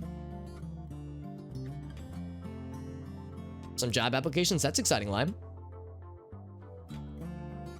Some GTA, some Red Dead. Nice. Get back into playing some video games. Absolutely. Yeah. Take care of the adult responsibilities and do the fun, nerdy shit. That's what I'm thinking, Jim. Like, the spiders, they're not as scary as I was thinking. I was worried they were gonna be real fucking spooky, but it's actually not quite as spooky as I was worried. Shooting 18. She's a baller, dude. She's a boss. And she loves to mine, and she is a good shot, and we need to give her booze constantly. Does 1% mean that she'll need alcohol soon? I wonder if the 1% means that, like, rates need 80%. I wonder if I should have her drink some booze right before we begin the murder. Arctic has not eaten breakfast, nor has Farfling. Yeah, so I want them to eat first. No, I do the same thing, Lima. It's like, because Arctic, the person, is a human person, a human dude. But the colonist is a lady, so it's a little bit weird. Like Dave is named after a colonist, or is have her name applied to a colonist who is a lady, but the name is not female, which is confusing. Oh, sorry. I know you're saying, well, yeah, it's like having a hard time retaining people at your place, and it's like they were trying to like offer bonuses to people who join, but it's like, man, what about something like for the people who are already here? Dave's like, I'm helping. Right, so I think we're in pretty good shape. Warbird's eaten. Who do we say? Kevin and Rule. Oh, no, it was Rule, Drip, and Amnesia. Amnesia hasn't eaten yet, but he is about to. No, is not. Amnesia, you need food. Do we not have meals? Oh no, we don't have. Oh, we don't have power. Oh shit, that's not good. All right, time to disable more things. Yeah, we can't cook meals right now because we got no juice. We can turn this on though. So let's see who's available right now. Amnesia, you need food. Yuzen is hauling. Actually, I'm gonna say yeah, Yuzen. Let's refill this bad boy. Get some juice, because then we can make some meals to make people happy. In that case, I think I might leave Amnesia. He needs food. He's gonna be sad if he hunts without food. So for those who have, we'll bring Kevin Roll Drip instead. So 5 peeps. Follow me, my children. We could go for that Razor Jack first, actually. I've been saying for 1,000 years that he's gonna be a problem. This crack team of 5 snipers might be able to do it. Apprenticeships, jobs, yeah. And of course, yeah, for some markets, that's real spicy right now. I know it's shitty. Shitty for a lot of folks. It's not getting back to you. Yeah, it's like, yeah, that's how I've always felt, Limes. Like, if the answer's no, just tell me.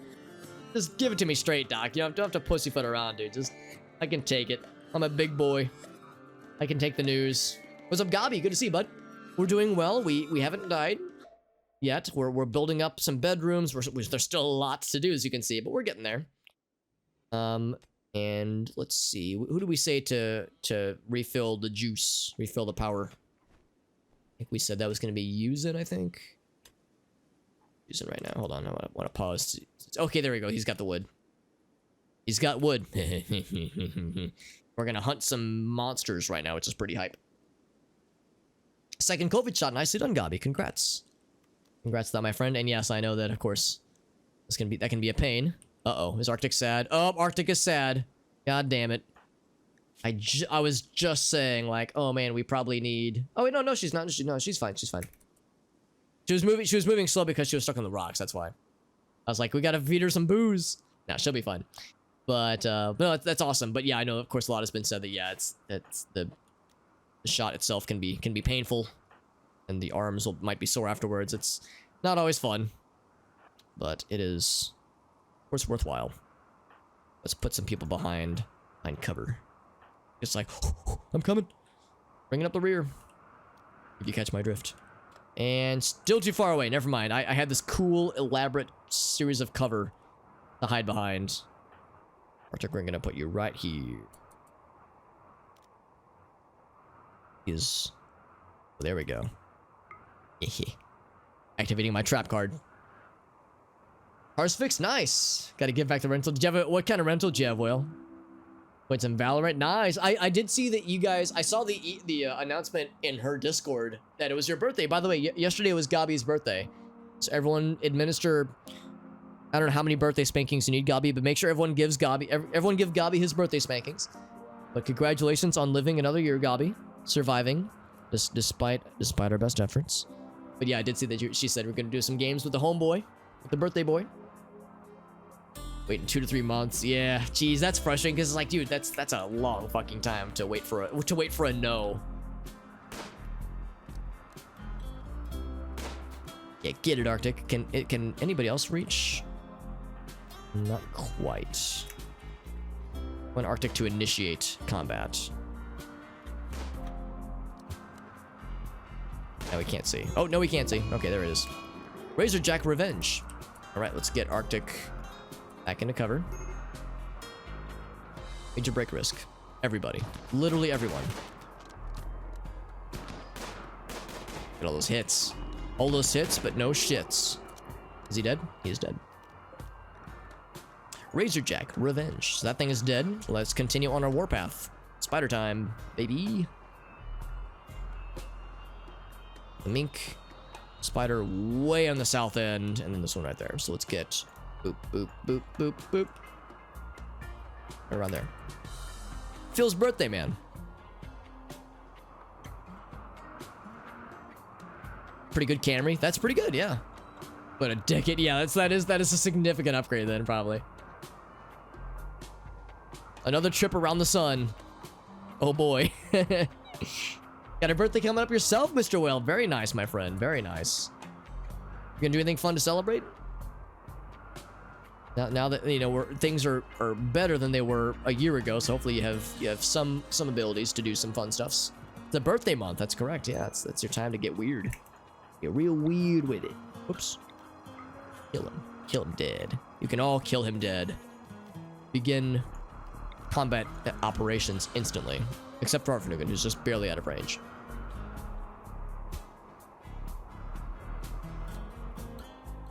Get fucked, Razorjack. Yeah, if it was a lady Razorjack, it would be a Razor Jacqueline. Birthday parties, yeah. Oh yeah, no, for sure. And it's like, yeah, it's hard to organize like big shindigs. We got the fam. Giant spider revenge, more like giant dead. Dead. Is this guy going too? Yeah, he's just wandering. He's just vibing. Well, then I'm gonna commence anti-vibe maneuvers to murder the fuck out of his butt. Did you want to kick this off? He's like, I never thought you'd ask. Instant murder. Yeah, get his ass. There we go. And you know what? While we're here, Arctic, want to just fucking fuck this mink up too, honestly. I think I can have you all murder this guy too. I think even Farfnugan can reach him. And by that I mean, yes, let's all just miss him. He's like, oh fuck! Got his ass. Mink revenge. Everything's getting revenge. And then dying instantly. Alright. Predators have been vanquished, my friends. Well done. The mink want to bring in... The spiders, I'm not quite sure I want to bring in as much. I mean, it's insect meat. We'll probably just not fuck with these guys, honestly. So we'll just leave the spiders out here. It's fine. But I will bring in the silk. We'll have to check out here every so often for the spoodler silk. It's just more of it that's on the way. So no more predators. We're predatorless for a while, which is very good. Oh yeah, the Showmere was that's right. I forgot that one. Yeah. I'm trying to remember the dude's name, the patriarch of the family, but very iconic sitcom lad. And the wife, that actress being like, she was such a good actress, is such a good actress, and she became the voice of Leela later on. Al Bundy, that's right. Al Bundy. Old timey dude. Closet strippers, yes. I mean, closet strippers. Yeah, that phrase has some implications, which I'm not so sure about. But closest strippers, I mean, your closet strippers would probably be pretty close too, honestly. So that's not incorrect. And on weekends, yeah, exactly. No, I was just, I went more morbid. The idea of like, you just keep them in your closet. Kind of fucked up, honestly. Yeah. Yeah, it's hard to do like big shindigs like that nowadays. So now that we're all grown-ups to some degree. By some definition of the word grown up. Smooth that one down. We've already got that one queued up. Got that built up very good by Mr. Jim. He's killing it. Killing it on the whole building stuff game. Dude's a real homie for sure. Get a vent. Looking right there. So I think we got vents set on all of them, or at least queued up on all of them. One there, one there, one there. One's queued up there. Level 10 artistic. Farfanugan, good job, Farfanugan. We're all very proud of you. We still need to build one here, although that's doesn't matter. Just queuing. Oh, I can't because the chair is still there. That's annoying. We'll put that one soon. This one does not have. Oh, it does have one queued up. There we go. Build that. There's a vent there. Vent would block an. Oh wait, what'd that say? Would block an electrical something something. I mean, we're gonna move this anyway, aren't we? Hold on. Let me see what that said. Vent would block a something something. Shit. Okay, it's not that one. There was another one that I placed, and it didn't like it. It said vent would block something. You would have invited to the parties too, yeah. To avoid the noise problems. I mean, if it works. It's looking at, we're getting there. It's still a work in progress. Still, you know, pardon our dust. Still heavy construction, but we're getting there. What did I just place down? Was it this one? No, it wasn't that one. Because we can't place that there if we wanted to. Oh, that's it. Would block electric smelter's interaction spot. Right, so, but we're gonna move that anyway, so it's fine. It's fine, so we'll get that. This one, we already have the vent built. We just need to build a door right there. Smoothing that one. Kind of building up a little hallway for that guy right there. Let's go ahead and move one of these chairs. Oh, not build, copy, reinstall. There we go. Level 10 in cooking. Look at us. We're all learning. Hey, look at us. Who'd have thought? Not me. Tell the dispatch. It's like, yeah, it's fine. I've got it under control. I have surveyed the area. It's fine. It's like, are you sure? We're still hearing... We're hearing closet strippers and all kind of stuff. It's like, no, it's fine. It's fine. I've got it covered. I'm undercover. It's a corn coming in. Excellent. Look, oh my god. All this fucking blood. This guy is gonna die. That one's gonna... A raccoon has entered. Hunt his ass. Get him out of there. What else do we want to hunt? Anything? Probably not, because we've got a lot of food. It's gonna last us for a hot minute. Excuse me. Bring in the corn. Bring in, or I'm sorry, the rice. Bring in the corn. Warbird gets it. He's like, here's 75 corn. And a single batch of eggplant. 20 eggplant. Emojis. Can Eliza be harvested of her mushrooms? That's a weird sentence. 20-something percent? 54%. We're getting there. Oh god, Meaner and I, that show was a fucking trip, dude. I love that show back in the day. Good fucking lord. That trip was bananas. Jim's just standing. You okay, Jim? Like, I'm just standing, you know. You ever just stand? He's just standing. Like, I guess haul the chunk. I'm just do something, man. You're creeping me out with you're just standing there, dude. Yeah, no, I remember those scenes. The scenes with the Halloween parties. Yeah. Oh my god. Iconic. Some of those are just absolutely iconic. Finish him. With more coming in, it's correct. Yeah, more corn. Rim corn. Yeah, call us the corn hub. Yeah, if I would have known this was going to be such a corn-centric colony, I would have... Actually, no, I do like the Hobbit Hole. That is a very good name. As far as name colonies go. And we got power coming in, so yeah, we want to build up the juice again on the batteries. Because nobody can build the geothermal generator yet. It needs level 8, and we're at level 6. Oh, we're at 7. 7 and 4 for construction, almost 5. So we're getting there. We've got a ways to go. That's what the generator's for. As a good outlet, that is. So we are getting there.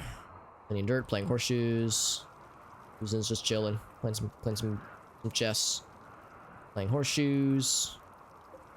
Look at this thing too. We're getting to the point where there's a lot of things to move, a lot of things to deconstruct, and a lot of things to smooth. I know smoothing takes a minute. But Jim's like, I need a beer. And I don't blame him. He's been working hard. Arctic is not sad yet. I hope she'll get a beer soon. There's the mink. Still got the it's just 5 spider silk. It's almost not worth it. It's only 5 of it, but spider silk is a pretty rare and fruitful substance. Bring that in. That fucker. 10%. 10% chance. I mean, I think Farfnugan by herself will be able to handle it, though. It's probably fine. 10% is higher than one would hope, but Farfnugan is a capable shot. Want to bring that in. Oh, God, that's going away real fast. It's actually not that valuable, though. 65. I was hoping to be worth a lot more than that. Just, it took so long to grow. Of course, it's getting close to sleepy times. There's anybody else that's like awake for a while? No, not really. We'll have somebody grab it first thing in the morning then. Her one left arm. She's so good. Yeah, it's like we still need to get her some kind of prosthetic. And also a replacement ear for that matter. So that she can have 100% manipulation and be that much better of a shooty pooty, absolutely. And she's rivaling Arctic for the shooting skills. I mean, Arctic's a baller, but dude, she is a force of nature. Or is also a force of nature. Nightlings, tameness still 2. This guy's been wounded for 1,000,000 years, but he's getting there. 2 left arms. That, you know, you joke about that. I worry so much about, like, going to, like, install a prosthetic arm for a colonist and then just completely fucking up and selecting the wrong arm. God damn it. It's almost like it's gonna happen, and I'm just waiting for it to go down, and then for me to have the goof moment. The moment of realization where you're like, man, I done fucked up, man.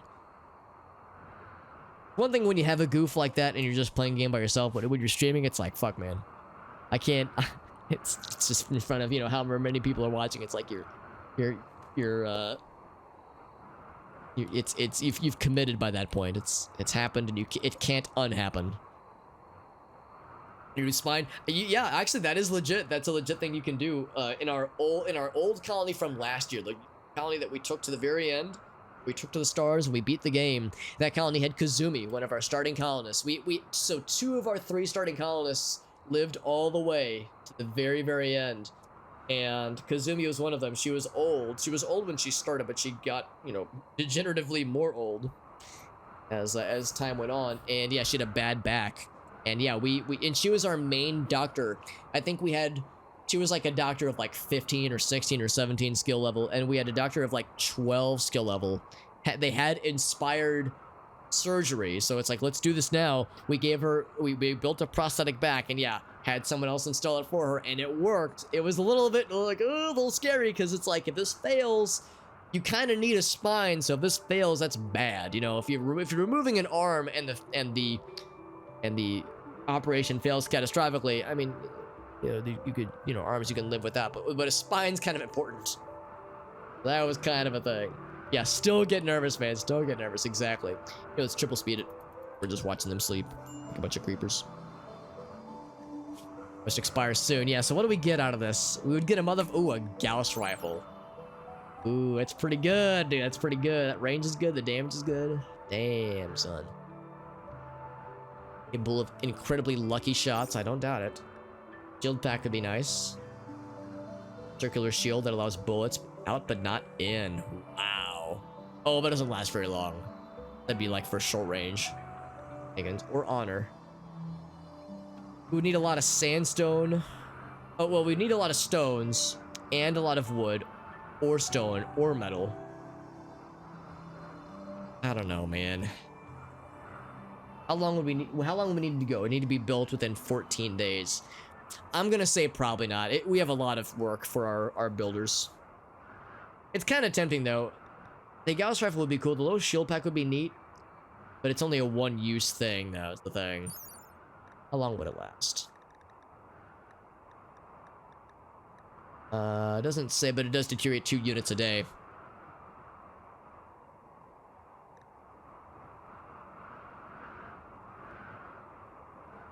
Shield pack deployed at the right time. Yeah, for a really scary raid, that can be helpful. Yeah. Wish that we could know how long it lasts. Doctor switches charts. Yeah, exactly. It's like, whoops, sorry. Congratulations, Mr. Johnson, you're pregnant. The mech hive threat. Yeah, mech hives. Yeah, that is something I do worry about. Actually, so I actually have one of those. I actually had almost that exact same thing happen to me. I wasn't told I was pregnant, but I had something else.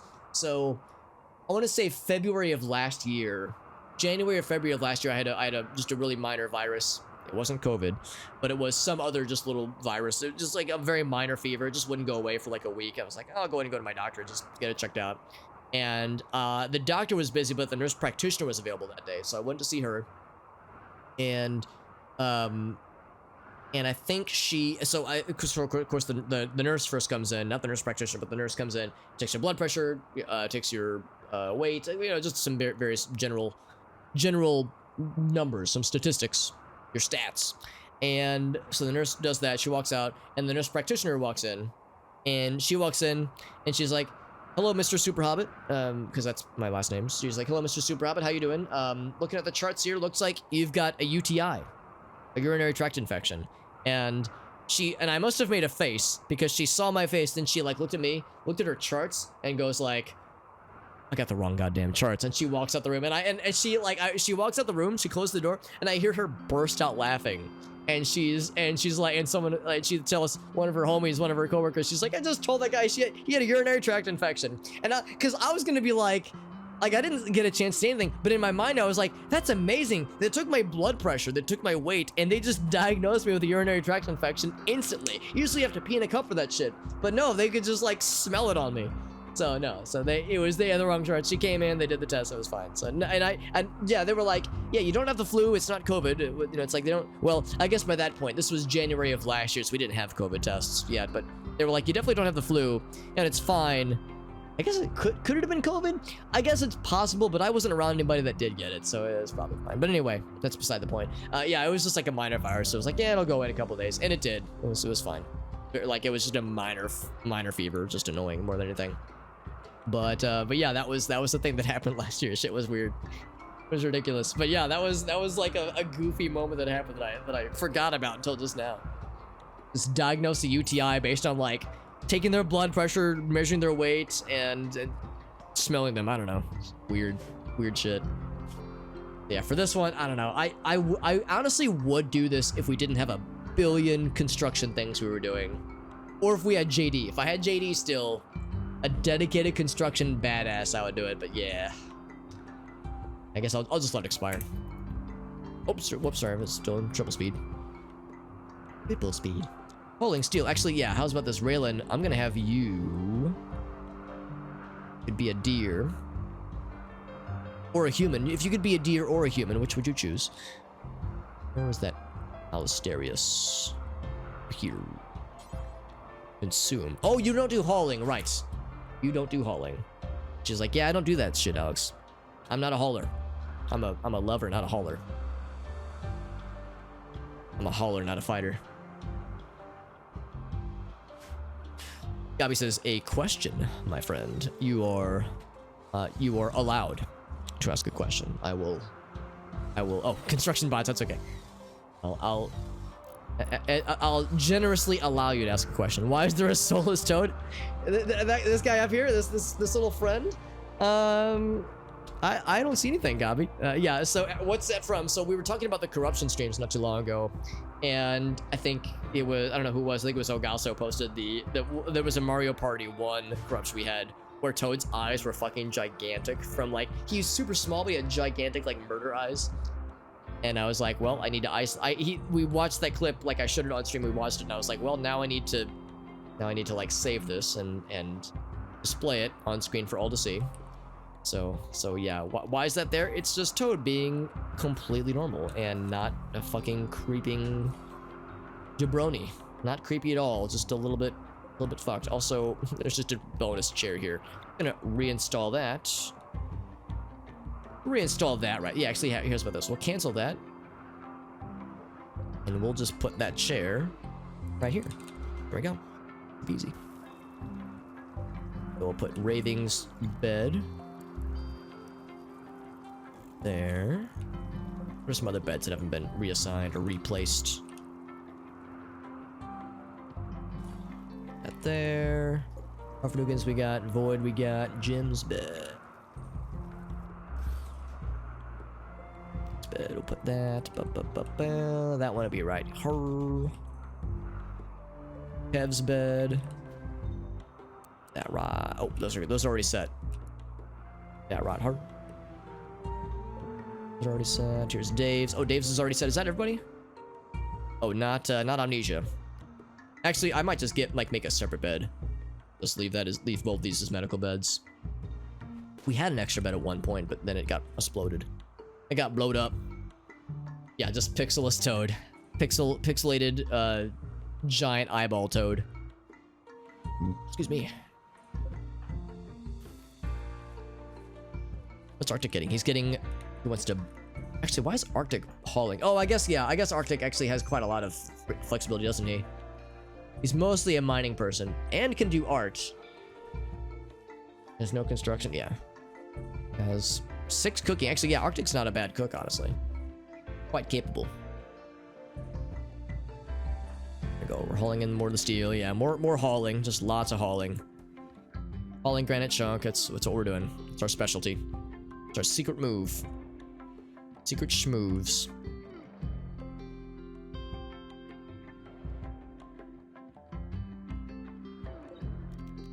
I'm going to expand this zone so it's a little bit closer.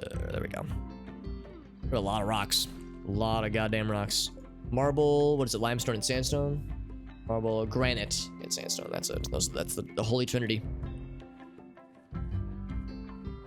Raylan's doing some tamings, using pumpkins. Oh, we have pumpkins now. That's cool. We got, oh, those were the fast pumpkins, yeah.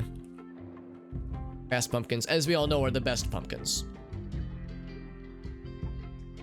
Pumpkins that Sanic himself would approve of. Eggplants are coming in. Oh, they're ready to harvest. These things are ready to go. They're ready to burst. Warbird's getting his plant shit on. Although we determined that who's the best plant person, or like the person that has the passion for it. I think it's a person that, well, let's see. Yuzin is pretty good at plants. Yuzin's doing Hall Plus though. Yeah, I do feel a little bit bad. I might switch Yuzin and Warbird.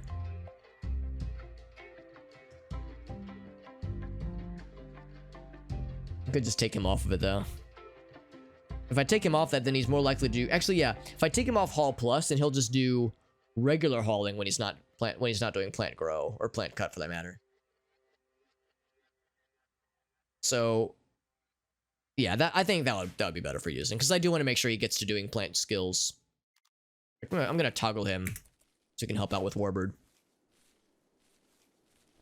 We can bring the rest of that in. And also he has a minor passion for that work, so that'll make him happy. Raving's feeling a little sad. Raving is constantly sad because of this one, this -20. She has several rivals. Oh, actually no, just one. So once Rule Drip is normal, is improved, then she'll be fine. But It's taking a while for her to shake off those old rivalries. We move these things. We did move them. And we have some fermenting in there. We need to... Wait, is that the wine barrel? No, that is not the wine barrel. That's the wine barrel. I want to put the must in that bad boy right there. Be good. I see there's a few things we have yet to do. Let's build that guy, for instance. And that is a... What's that going to be? You have the vent right there. That's just... I guess that's just going to be one of these. Boop. The rest of them are ventilated. Yeah, I think we found that all of them are ventilated in some... Oh, except not this one. Yeah, this one is not ventilated, so...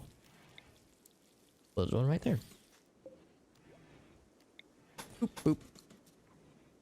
So that room is good. Will soon be good.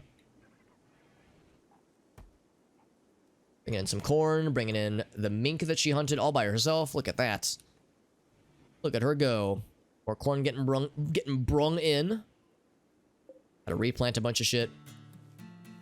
Yeah, Yuzen and Warbird are gonna be like in plant mode for a while, because yeah, the corn's coming in now. Fucking eggplants, holy shit. So freaking much stuff. And actually, we're running out of mining things to do, if you can believe it. Arctic is apathetic. A little bit sad. Jim, you're building a wooden wall. Farfnugan, making a large sculpture. I'm gonna have you try to work your magic on old Arctic. Your old flame. Do they still consider themselves ex-lovers? They do. Which is a pretty negative opinion of Arctic, of Farfnugan.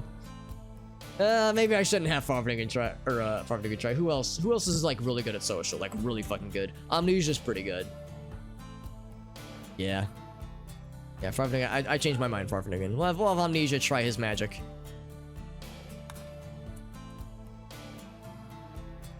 Try his charms.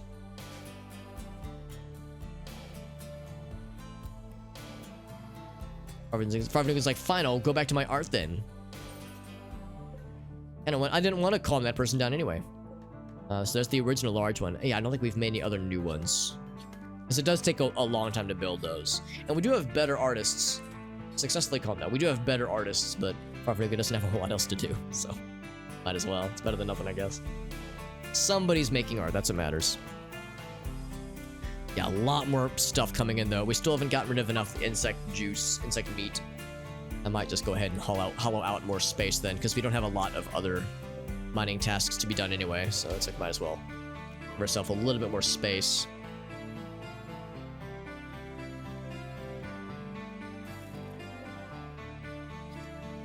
Yeah, we would leave that square and then go for the... In fact, yeah, we'll mine out 2 layers. 2 ogres. They have layers. So yeah, we're gonna run out of space pretty soon. I mean, there are some...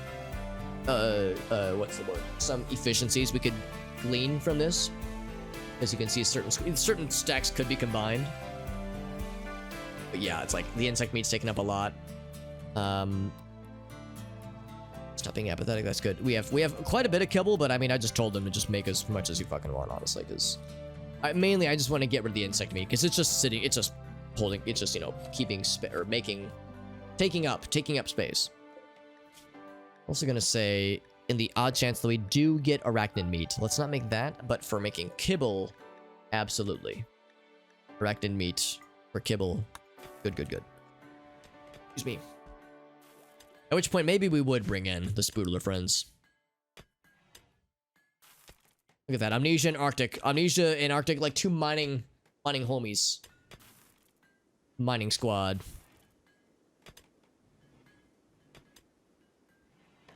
Then Jim was working on some walls. Building a wooden wall. There we go. So he's building it up there. Little by little. Lots of building to be done. Does he like construction? Not at all. I mean, he doesn't hate it, but he doesn't love it. He's like, it's a living. We probably will need more wood soon, won't we?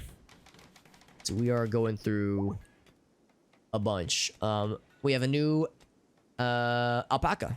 New alpaca has been birthed. Do we have any? Do we have any wood? It's a question mark. Oh, the raw strange meat, right? Yeah, let's forbid that from ever being eaten or consumed.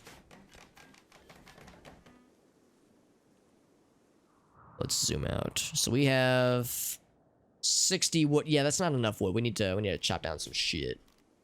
So harvest fully grown, we'll say. Bloop. And I'll do it. We do, Alon. That's how I'm feeling. Yeah, we had one person who had burning passion for construction that we let him die horribly. I'm still sad about it. I'm still kicking myself for not managing that situation well. My own gosh darn fault. This is how we learn. This is how we learn. It's the drama of the game, for better or for worse. That is how it do. But yes, we have a new animal friend. We have a lot of animal friends. And I keep saying I want to sell some of it, but we just never get traders here. I guess that's the problem when you're on a goddamn, like, island in the middle of like a pretty far away island. I guess we got like a few land masses fairly close, but we're pretty isolated. We have one group of friends, hostile -90 out there, but otherwise, yeah, not a lot of trade people. If we can get the comms console, then it'll be good. Anyway, so yes, for the new animal friend, let's see. It's a lady. No, hold on. It's a dude. Dude alpaca. If anybody has any good alpaca names. Yeah, maybe they all died. Eating lunch with you? I'm impressed that they weren't being strangely territorial, Gabi, because yeah, some geese are very, very unpleasant to be around. I'm glad to hear it was a positive thing. That sounds nice. If anybody has any good alpaca name suggestions, I'm definitely down for them if you have any ideas. Because if you're anything like me, it's gonna be hard sometimes to think of ideas, but if you got any of them, I'm down. I'm down for that shit. Wooden wall. You know, I'm always down for like weird puns of things. That's always fun. Funny and funny. There we go, a little bit more space. And it is 19 degrees. We're quickly approaching the point we're gonna need a third cooler. I think we'll go ahead and construct. Well, we'll go and designate that. Because yeah, these two puppies can only do so much, and this is all roofed. All the stuff that we care about is roofed. Except for these individual squares, obviously, but those are fine. In fact, part of me just wants to go like, you know what? Let's just like go full expansion. The problem is like you can start to see it's getting kind of inconvenient. It's getting like really far away from the kitchen. So what I might end up doing is at some point just being like, bam, just make that whole square construction. So we're gonna move all these beds. So this whole space will be open season for consideration. So that's probably a long-term goal, I would say. This expires. Yeah, that's the immense structure. Not gonna be doing that. Look at that. No predators on map. Beautiful. What other things does Jim need to build? Several vents. Several doors. Doors take a while to build. Vents are pretty quick, it seems.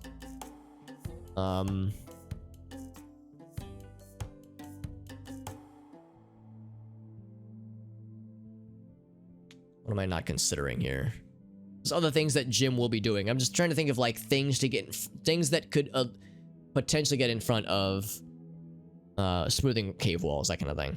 Giant ass freezer. Alpaca 9. That's good, Jim. That's fucking good. I like that. A bunch. Alpaca. Oh, sorry. Caps lock. 9,000. I like that a lot, dude. That's genius.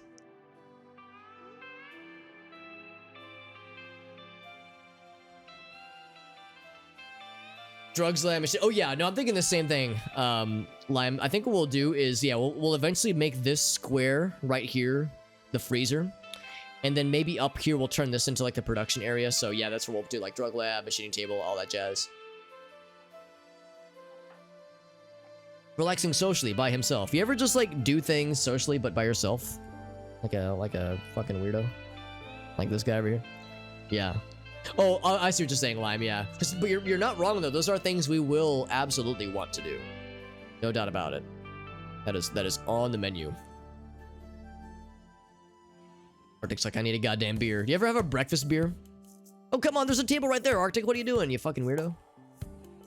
Wait, there isn't even a second chair. He's just gonna stand there. Gonna stand socially away from Yuzin. He's like, hey, Yuzin, I'm over here. Hi. Striking up conversations. It's 6 a.m. It's 6 a.m. and Arctic's having a beer. Love it. Oh no, it's okay. I got you, homie. I mean, but those, you're not wrong. Those would level his constructioning nice and good as well. So you are not mistaken, my friend. Oh, look at that. Drool Drip actually slept in their bed that they moved. He slept on top of those rocks, or maybe under the rocks. Social distance. That's correct. Yeah. In the future, other pandemics will have already happened because presuming this game takes place in the future. So just trying to be wise or trying to be responsible. Buffalo meat, pumpkins, and corn. Delicious. We do have... Yeah, actually, the batteries are doing pretty well, actually. That's pretty good. Get all this stuff. Have we designated... Yeah, we've designated all of it to be brung in. I say it, like, as a meme, but now I'm starting to say it unironically, and it's becoming a problem. Houston's like, man, horseshoes sounds great. Let me in on that shit. And Roll Jumps, yeah, I wanna fucking shoot some shit. Shoot a couple bullets. Time to research. I want this to be built eventually as well. But it is kind of a low priority task, honestly. Yeah, this is a good problem to have, which is why I wanna, crack open some of these walls to expand the size. Because we have more storage, but not a ton of storage space. It will swell up and then it will die down during winter, obviously. But yeah, we do want to make sure we have room for these things because this is good stuff. This is very nice to see. So that's a lot of fucking food. Good. That is great to see. Makes all of the holes in my body pucker with anticipation. Yes, even that one. The left ear, that one. That's the sexy one. Pulling in some corn. Farfnugan's still working on her art. More like fart Fanugan. Got him. Sorry, Farfnugan's watching. I'm sorry. Raving's a little bit sad, but like I said, Raving's always sad. Rivals are alive. That's the big one. -20. She's like, ugh, or he's like, ugh. Where are my rivals? Not dead. Alright, I don't know why I don't know why I give them this like weird fucking cartoon voice in my head. But yeah, we don't have a lot of mining tasks right now. Maybe I should go ahead and start next on clearing out this space. It's like, the more I look at it, I mean, well, we have to be careful. We would need to build up a wall first and then knock down these walls. And also the cooler, because the cooler is having a hard time keeping up. Well, actually it was. Now it's not. Now it's 7 degrees. But previously it was having a hard time keeping up. And as we expand the space, it'll be harder to cool it. At which point we would need all 4 coolers. I guess I'll go ahead and designate that too then. And that is the maximum amount we can fit in here. We could always build another island of coolers. But 4 coolers ought to do it. That should be enough. I mean, I've eaten my words before. Welcome back, Issa. Hope you're doing well, my friend. Although I will admit we are probably going to be wrapping up pretty soon. It is almost 1 a.m., so we will be adjourning shortly, my friends. This is good progress. It's good progress, but again, we still got a long ways to go. Raving is going on a tantrum. He's feeling sad that his rivals are alive. Can we have somebody try to calm him down? We cannot, so we just gotta let him do his thing. He'll be fine. He'll be fine. He's gonna break some stuff. Well, he won't break it fully. He'll just, like, do it just short of breaking it. Like, he's gonna, like, smack the gleam cap a couple times, but he won't actually, like, fully break anything, so. He'll be fine. He'll be fine. It's like, I get so mad that my rivals are alive, I just want to break furniture. Plonk. Like, the conduits make me scared, because it's like, if you break those, like, it's a little scary. but then he changes his mind. So they never fully commit to actually breaking things. Meanwhile, Arctic and Amnesia are just like, over here. Doing our mining jobs. Our mining jobbies. Yeah, we can go ahead and, like, work on them mining stuff down, though. Like, this space up here, I guess we've already kind of started it, too. Something like that. Kind of, like, flatten this area down a bit. Although, as always, we would want to keep some squares. Some, like... What's really looking? Just, like, support pillars, more or less. So maybe like one right there, maybe one there, one there. Maybe that one there. Until we like build, I don't know if we would need to build rooms really. Yeah, just enough safety pillars to prevent things from exploding or dying. Actually, I think I would cancel that one instead. So I think that wall is what I'm more concerned about. Because we would eventually get rid of all this. Like, you know, all the steel that is. Want to make sure we don't leave too large of gaps. Got an MS Paint challenge idea? Ooh, that's always good. Always down for some goofy ones. Oh, excuse me. As I stretch and make weird noises. Things have been mostly replanted. Got a few... Oh, yeah, I knew about that one. Squares there. So yeah, no addition. I was hoping to find, like, we saw the mud here. I got excited thinking maybe there could be some... like an underwater lake, and there wasn't, but it's a cool idea though. Those tomatoes are growing real fast though, my goodness. Maybe Ted's still just breaking things. Everyone's just ignoring it. Just ignore him. He'll get it out of his system. He'll be fine. Plonk. Yeah, I think he will stop short of like committing to breaking something. You can't break the wooden walls, obviously. Oh, I'm sorry I got a headache though. That's no fun. Sometimes I'll have that, like if I take a nap, sometimes when I awaken, I'll have like a small little headache, depending on how long I was out. Keep expanding the zone. See, now we have a lot more storage space. So that'll be good for a long time. Well, I say that, a relatively long time. Steals for more events, very good. Yeah, we're really to the point where we're starting to run out of major construction tasks, like building things. Now it's more deconstruction, smoothing of things, like more refining, if you will. Blowback operation research complete. Now we can make... Oh wait, no, we can't make turrets yet. Turrets are next. Gun turrets. Gun turrets, more like fun turrets. Okay, they don't dispense fun. They just dispense murder. Gotta save the hob bucks. Understandable. It's a pretty worthwhile currency in my extremely biased opinion. Raving's like, sorry, I went on a bit of a tear there. Here's some more meals. Smiley face. I'm helping. Getting more vents going. Beautiful. I love watching your progress, Jim. You're doing a great job. I'm just going ham.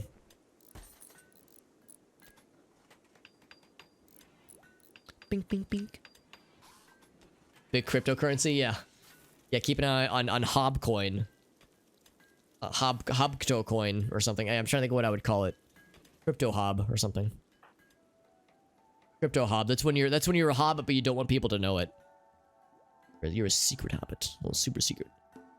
We can, yeah, it does mean we can make cool guns, though. Yeah, the machining table is now, let's see. I think there's a thing that shows what you can do.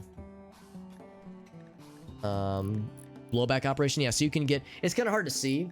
You can get like, so like mostly semi-automatic pistols. So I think the hunting rifle, like the bolt action rifle, pistols, maybe SMGs.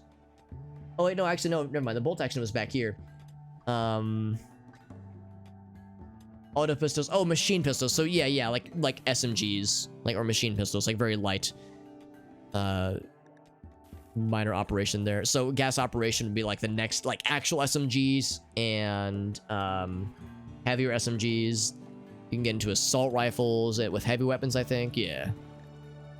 You get some spicy shit, which is always cool. Can you get LMGs? You can. You absolutely can. Yeah, I think after Unless those are... Oh, I think heavy weapons includes LMGs. Frontier weapons. There's non-lethal weapons. Get artillery. Sentry guns. Of course, more turrets. Advanced turrets. Flak armor. Oh, so much cool shit, dude. We did get machine... Yeah, we did get machining. Actually, yeah, we can build flak armor pretty soon, actually. And flak armor is real fucking cool. Yeah, I think I'll do flak armor next, actually. Flak armor's next. Then... There's a lot of things I would like to do. I think I would like to plant psychoid. I think that's a nice thing to do. So that is psychoid brewing. Oh, what about psychoid sewing, though? That's for making psychoid tea. Plant crops, psychoid refining. I'm not sure. Oh, one thing I should also probably do, kind of important, is like medical stuff.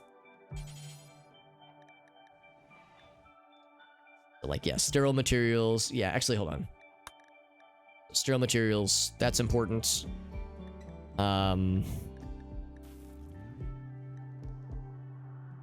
It's nice to just kind of like have a bunch of things queued up. Where's prosthetics? That's what I'm looking for. Oh, here we go. Here's bionics. That's like the fancy, that's like the confused. That's the modded bionics. To be under... Oh, does machining give you prosthetic limbs? No way. Prosthetic. It's anatomy and physiology. That's a modded one though. Yeah. Maybe the mods just move where they are. Allows you to craft simple prosthetic parts. Yeah. I think that's like I think the mod just says like, yeah, we've moved where they go typically. Regenerative medicine. That sounds cool. Wow. There's advanced bionics. Advanced refining. Oh. Ah, man, so much stuff. There's so much stuff I want to do, dude. Holy shit. Yeah, no, you can make LMGs. We can't right now, but we will be able to eventually. Just boycott headaches. Yeah, just headaches are canceled. Hereby canceled. Good for like emergency. Yeah, they're good for like suppressing fire to like keep the like bad guys from advancing upon you. It's not great damage, but like you shoot a lot of bullets and it's very satisfying. The best gun for leveling the gun stat? That's a good question. You like how the map shook when the Mad Hares arrived? Oh, it's because there's a psychic wave. That's what it was. The bunnies have been driven insane. How many insane bunnies we talking?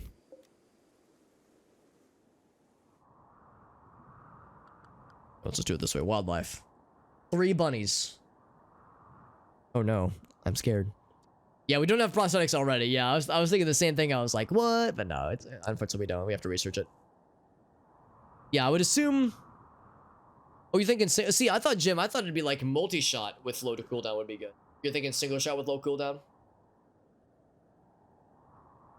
Prosthetics under machining. I think the reason it said that. Let's double check my work here, but I think. Yeah, it lists machining, but if you hover over it...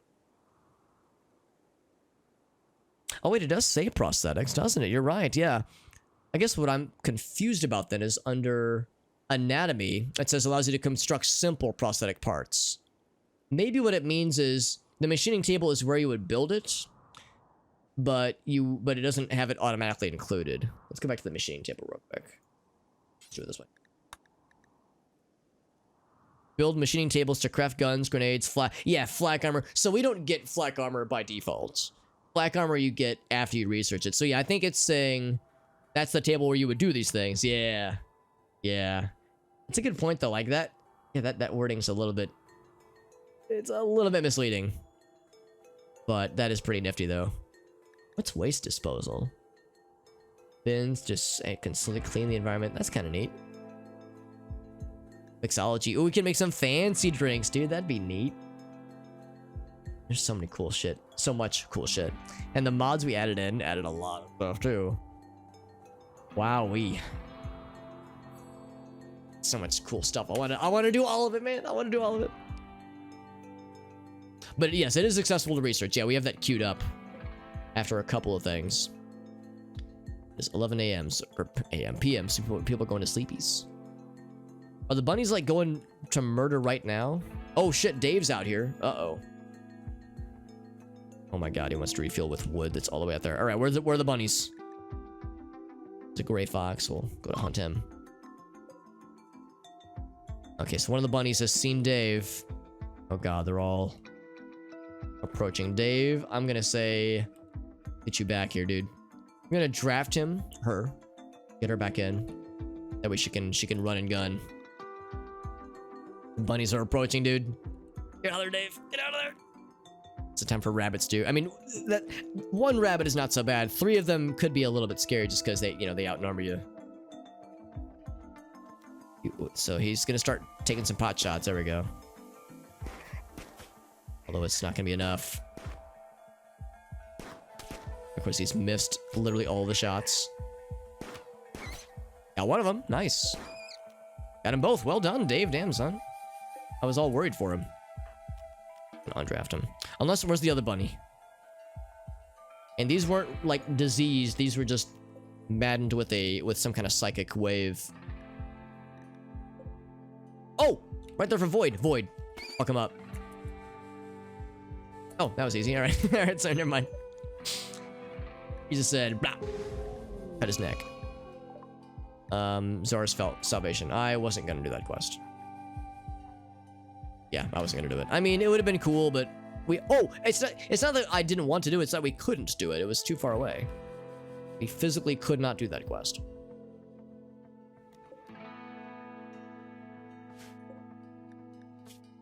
Oh, she shot his head off. Hell yeah. Sent a wild ricochet, crushing the bunny's brain, skull, and head, shooting her neck. And shooting her neck. Yeah, so it destroyed her head, went through the destroyed head, hit the neck next. Badass. Destroyed her heart. Damn, dude. That's impressive. Obliterated her heart and injured her body. Good fucking lord. Snow bunnies that eat. Oh, Jesus. What anime is that, Gabi? That sounds wild. Yeah, Void just said, Gah! Just one little neck snap. That's all it was. Just got lacerated the neck and body, and it was fucking done. Void says, shit, this dude ain't out of here. That bunny got, yeah. The one that got his head fucking exploded. Jesus. Oh, Dave needs to be tended to. Not that he's, that injured. So I saw that he was set to the highest medicine, which is like a good chance to review, make sure there's no shenanigans here. So Warbird, I will request you to tend to our new best friend. By the way, how's our new best friend feel about us? Rival. Yeah, sounds about right. She's still sad that we took her prisoner. I'd say I blame her for maybe being a little bit sad about that whole thing. The good news is we have a little bit of medicine. We have a little bit of almost 200 medicine. So I think we can spare a little bit for her. I guess we'll deal. A lot of meals though. Still need a lot of kibble to make a lot of kibble rather. In fact, what we'll probably do is even expand this zone. Fill hole. We have a chem fuel pond? Just inside our colony? Jesus Christ, that's a little terrifying, actually. I was like, why does it say fill hole, ladies? Alright, so we'll just mark that just to know where it is. So we have a chem fuel pond and a motherfucking oxygen gas geyser just there. Oh, Owls, thank you for that subscription, by the way. That's nice of you. Thank you, my friend. Very kind. Thank you. How you doing, bud? Because, yeah, we rated Owls just the other day. He was doing some, what's it called? Some Civ 6. How'd the rest of that stream go, by the way, dude? Re-0? Okay. Respawn after death. They died of some gruesome shit. The name Re-0 sounds familiar. RE0 sounds familiar. Thank you for subscribing, my friend. That's totally unnecessary, but very much appreciated. It's very sweet of you. As we're playing RimWorld, we're doing relatively well. Everyone's sleeping right now, except Warbird, who just tended to Dave, who, wow, did a really good job. My goodness. 88% tend quality. Where was that earlier, man? We needed those numbers earlier when people were fighting life-threatening infections. I'm not one to complain. I'm not one to look a gift good medical treatment horse in the mouth. 69% growth. Good. It's the good number. We have all the Alisterius has been grownified, so we can just bring all that shit in. That is exactly what we will do. In fact, I think we can probably delete most of these, can't we? Spiders have rotten. Rotten to the core. Where's the other bundle? The Alistair plants. It's hard to see when they're not growing anymore because it was like a glowy effect that was it looked very cool, but it also stuck out very obviously. But now I don't know where it is. I mean, I guess if I can't find it, that means it's probably inconsequential. Because basically I just want to remove the glow zone. Bunny died. But what got this bunny? Oh, it's probably one of the predators before we got him. Whoa! And Gabi! From the sub line. That's sweet of you. Thank you, my friend. Gabi, that's very sweet of you. Thank you. Thank you for these gift subs, friends. That's very generous. Like I said, that is never ever the expectation, but thank you. That's very kind. Gifting a sub to Lime, who has been a constant source of fun positivity. Very, very deserving of a gift sub. Of course, I'm a little bit biased. Since I selfishly benefit, here it is. Thank you, Gabi. That's very sweet of you, my friend. Giving a gift sub to our friend Lime, our friend Lime, friend of the channel, friend to all things good and positive.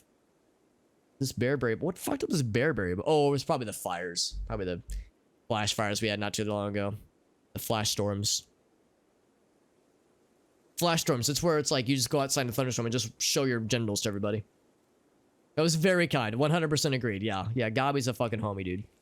And you're a homie too, Lime. Everyone in the chat, your official homie status has been solidified.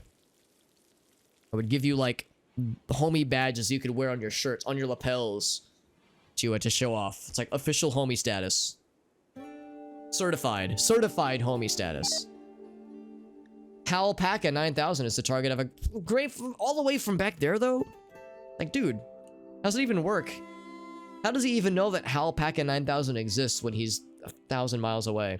Well, the good news is that Frognugan's probably gonna hunt that motherfucker like now. Although we should probably bring ooh, I was about that. We could bring the animals in there, I guess, if nothing else. Alpaca 9000, I'm gonna temporarily as soon as I find you. You are indoor panic. Boop. Get your ass in there before this wolf friend decides he wants to munch on your face.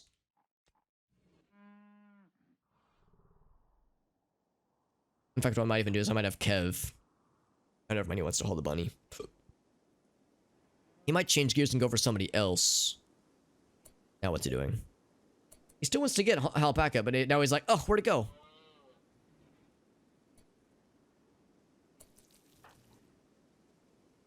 Now what's he doing? Consuming. Oh, don't do that. I mean, I guess I can't really stop him.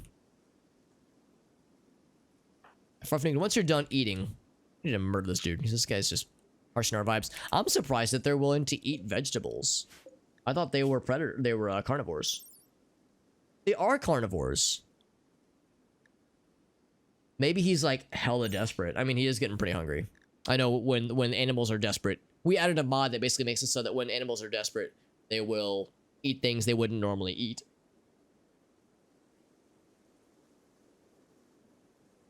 When your bank says no. Yeah, no, I wouldn't, Gabi. I wouldn't want you to put yourself in a bind. But thank you, my friend. Very sweet. Oh, that's nice of you to say, Lime. I appreciate your kind words. We're always glad to have you here, Lime. It's always a pleasure. Always good vibes, my friends. Farfanugan's like, I'm gonna get that gray fox. Yeah, see, I don't even have to tell her. She knows, man. It's just like, I crave the murder. Farfanugan's like, I woke up today and chose violence. Did that motherfucker eat? Okay, he only ate 4 of it. Don't eat more of it. Don't do it. He's like, I'm just gonna go wandering. Dude, you're also gonna go die-inning. Oh, look at that. She doesn't miss. Okay, now she misses, but that's okay. Hell yeah. Good shit, Farfanugan. Proud of you, girl. Feeling like a boss. Making simple meal. Yeah, we're just powering through these meals, but it's fine. We got so much food. So much food. It's a good thing to do. It's a good thing to do. In fact, I almost wonder if I should look for more things to hunt. Because we have a lot coming in, but not like a crazy amount. Also, if the mining people just need more to do, I will go ahead and have them do that, and that, and that, and that. And that's a lot of gold. Holy shit. And it's not a priority per se, but that would be cool. And that there. We have other things closer to home, though, that are probably more pressing. More steel down there. I'm looking for, like, components and the like. Here's some more silver. So let's leave the non-silver zones. Only want the good shit.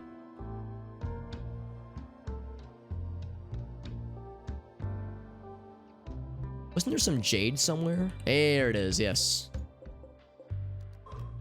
Single little block of jade.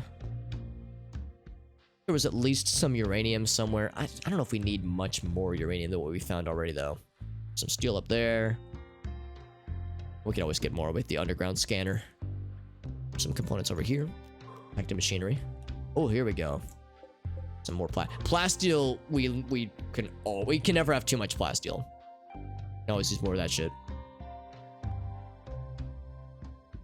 Looking for other like mining tasks. Now that we have like some flexibility with our mining people.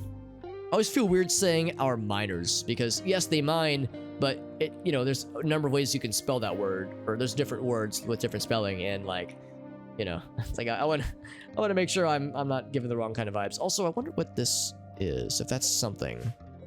I'm gonna say mine this one square, see if there's like something behind here, because that's a little bit suspect there. Yo, what's up, or welcome back, Yuzen. I would say things have actually been pretty chill today. We had a single raid of some monsters, which we dispatched pretty readily, so not too bad. Yeah, same thing here. There's almost like something hidden here. I'm trying to look for opportunities like that where there might be some hidden shenanigans. The old hidden shenanigans. There's other potentially worthwhile things to mine out of the walls. The one right here, yeah, mine that guy. It's like if there's ever any like cool hidden shit, I like finding those. Right there, maybe that probably doesn't go very far for anything, but it could be something neat.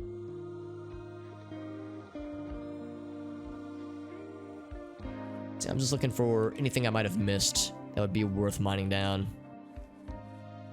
Because yeah, this was like a whole revealed area. That was not something that was just organically there. Well, it's like if you look closely enough, there's almost like something here. Just mine that one square. I might just be seeing things, but I wonder if that's like an indication that there's something hiding there. Pretty sneaky because it's really hard to see. Also, it's worth mentioning we've never found a hidden evil on this map. I'm sure there's something somewhere. Colonist needs treatment. Rule drip. Oh, did he just injure himself? Oh no, his anxiety. That's what it is, yeah. Some colonists are clumsy and they will injure themselves. Yeah, rule drip. When you have a second, go ahead and rest until healed, homie. We'll get you patched up with Mr. Warbird's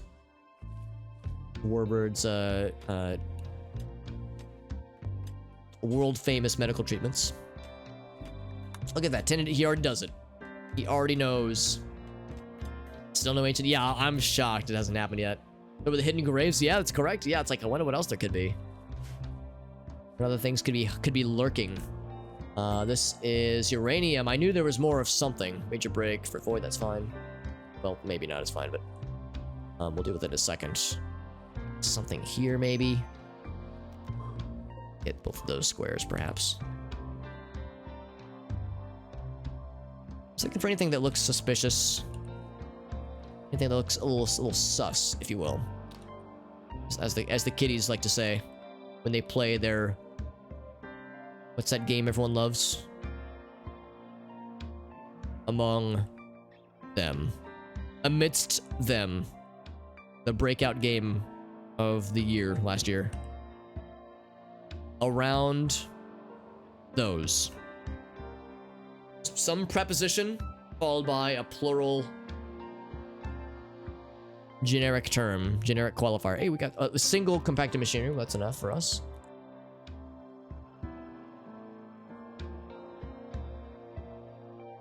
That was very nice, yeah.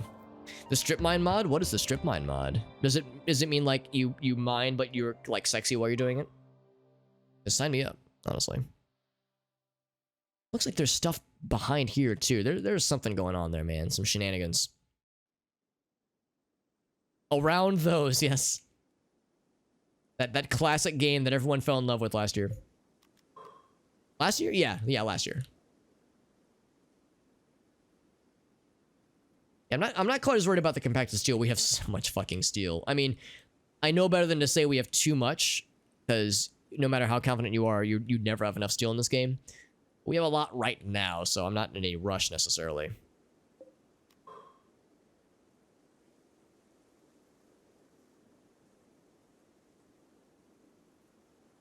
That guy there. Oh, I already had that one identified. Okay, cool.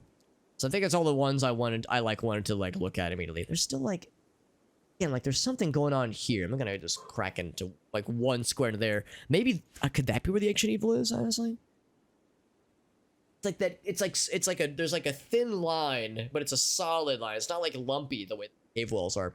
Makes me wonder if there's something there. But I really don't know. It's just I want to learn. I'm not saying I want to crack into the ancient evil, but I do want to learn what it is. There's one right there too. Yeah, maybe I'm just seeing things, honestly. Wouldn't be the first time. Blurred image of Toad. It was a reference to a clip we watched earlier. I just took the still image. It was like a corrupted Toad. So I took the still image and saved a screenshot of it. Select a zone, applies to grid of... Okay, so just mine everything on it. Because, yeah, all I do is I just do the, you know, the generic orders, mine orders. Would the strip mining say, like, you... Is that, like, you're, like, you specify what to mine as opposed to just, you know, doing mining everything? Because, yeah, I don't have a way to specify only mine these things. About 5,000 steel, yeah. Does it just appear suddenly?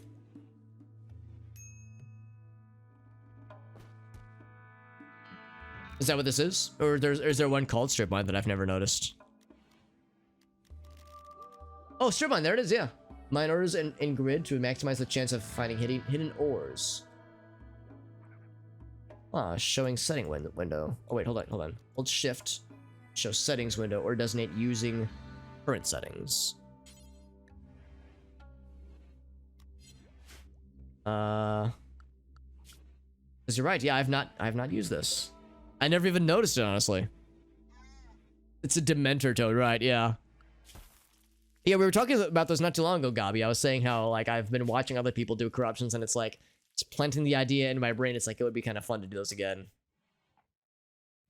Hold shift to show settings window. I want to see how this would work, necessarily.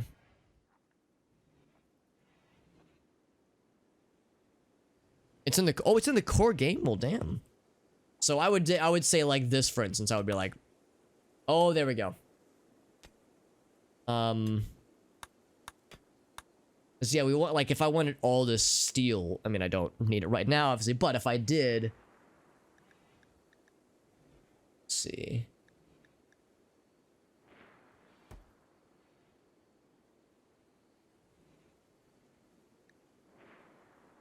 I'm guessing I don't have to do anything else. I'm guessing it says it's looking 5 squares away. Grid of mining orders. I guess what I'm not sure I understand, maybe if I saw it in action, I would understand better. I think I'm struggling understanding how this differs from, like, manually ordering mining. Mine orders in a grid.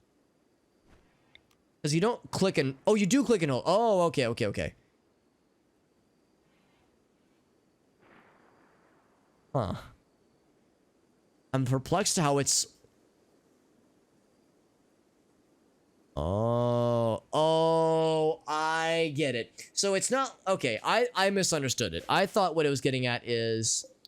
It, like, forces your colonists to mine, but like, it kind of AI-ifies them. It kind of, like, they follow, like, a pattern where they will automatically like seek out like, oh, I don't have to like manually say mine this compacted steel, now mine this one, where they would like seek it out on their own. I get it now. Yeah. So it really is just a grid. It's just a 4x or like a 5x5, I guess. 2, 3, 4. It's I guess a 7x7 grid. And it, yeah, maximize the ability of finding like new stuff. I gotcha. So if we wanted to just explore, we could strip mine without committing to just mining everything. Then, yeah. That the click and hold makes it abundantly clear. I was just clicking individual ones. I was like, I don't get it.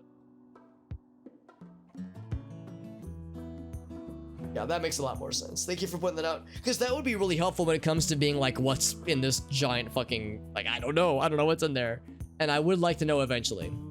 I would say it's not a priority, but it's on my mind for sure.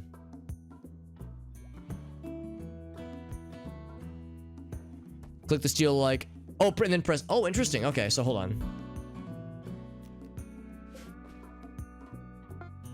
Very cool. I didn't know about that. That's neat. And I don't know if this means, if this confirms that they're still here, but it was convenient where it just selected it for me. Yeah, I had no idea about that. That is real slick. Do I want this to happen? I mean, I want it eventually. I mean, I guess if mining people need something to do, then it's good, but not a huge priority, but it would be nifty. We have more art completed, by the way. A person-sized piece of material. The title is a cabbage. From a loading screen, that's real fucking helpful. I wonder if there's other shortcuts I've had no idea about. That's really nifty. Illustration of a circle. The style is cubist. Oh yes, the cubist circle. Hyper-realistic elements. The whole image is depicted by the careful arrangement of thousands of witch doctors. Well done, Farfnugan. We're very proud and a little bit confused, but proud nonetheless of your weird fucking abstract art. What's the second ugliest room? Probably this one. Or this one. Let's do this one. Quest available. This is... I like how in the title, this is a moderate face-off. Exactly, Gabi, yeah. If you die, then you'll be dead. Scanning Featherlight Mid-Tech Jump Pack. That's cool. Another Gauss rifle, some jade. Alright, so a large group of Blue Moon Corporation. Or there's a large group of the corporation. No, I'm guessing this means we would have to go to them. Well, actually, I'm not so sure. Large group of Blue Moon Corporation. They are requesting your assistance in a face-off. I mean, it says jump to the Hobbit hole if you catch my little something. So that's me. But where are the dudes? Because that's a faction. I don't know where this faction... Yeah, so they're mostly out here. What's this purple friend? A landed ship. Oh, that's the ship to the stars. Yeah, so... Yeah, funny thing about that, I can't get there, dude.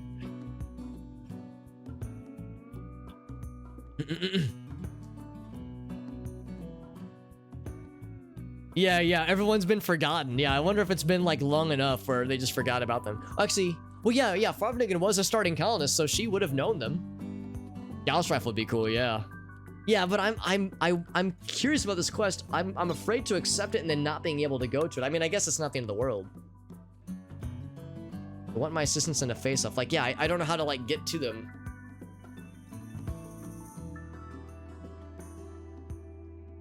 There is slow caravanning in 1.3. That's good, because yeah, in this case we're kind of waterlocked right now. Unless I added a mod for that adds boats.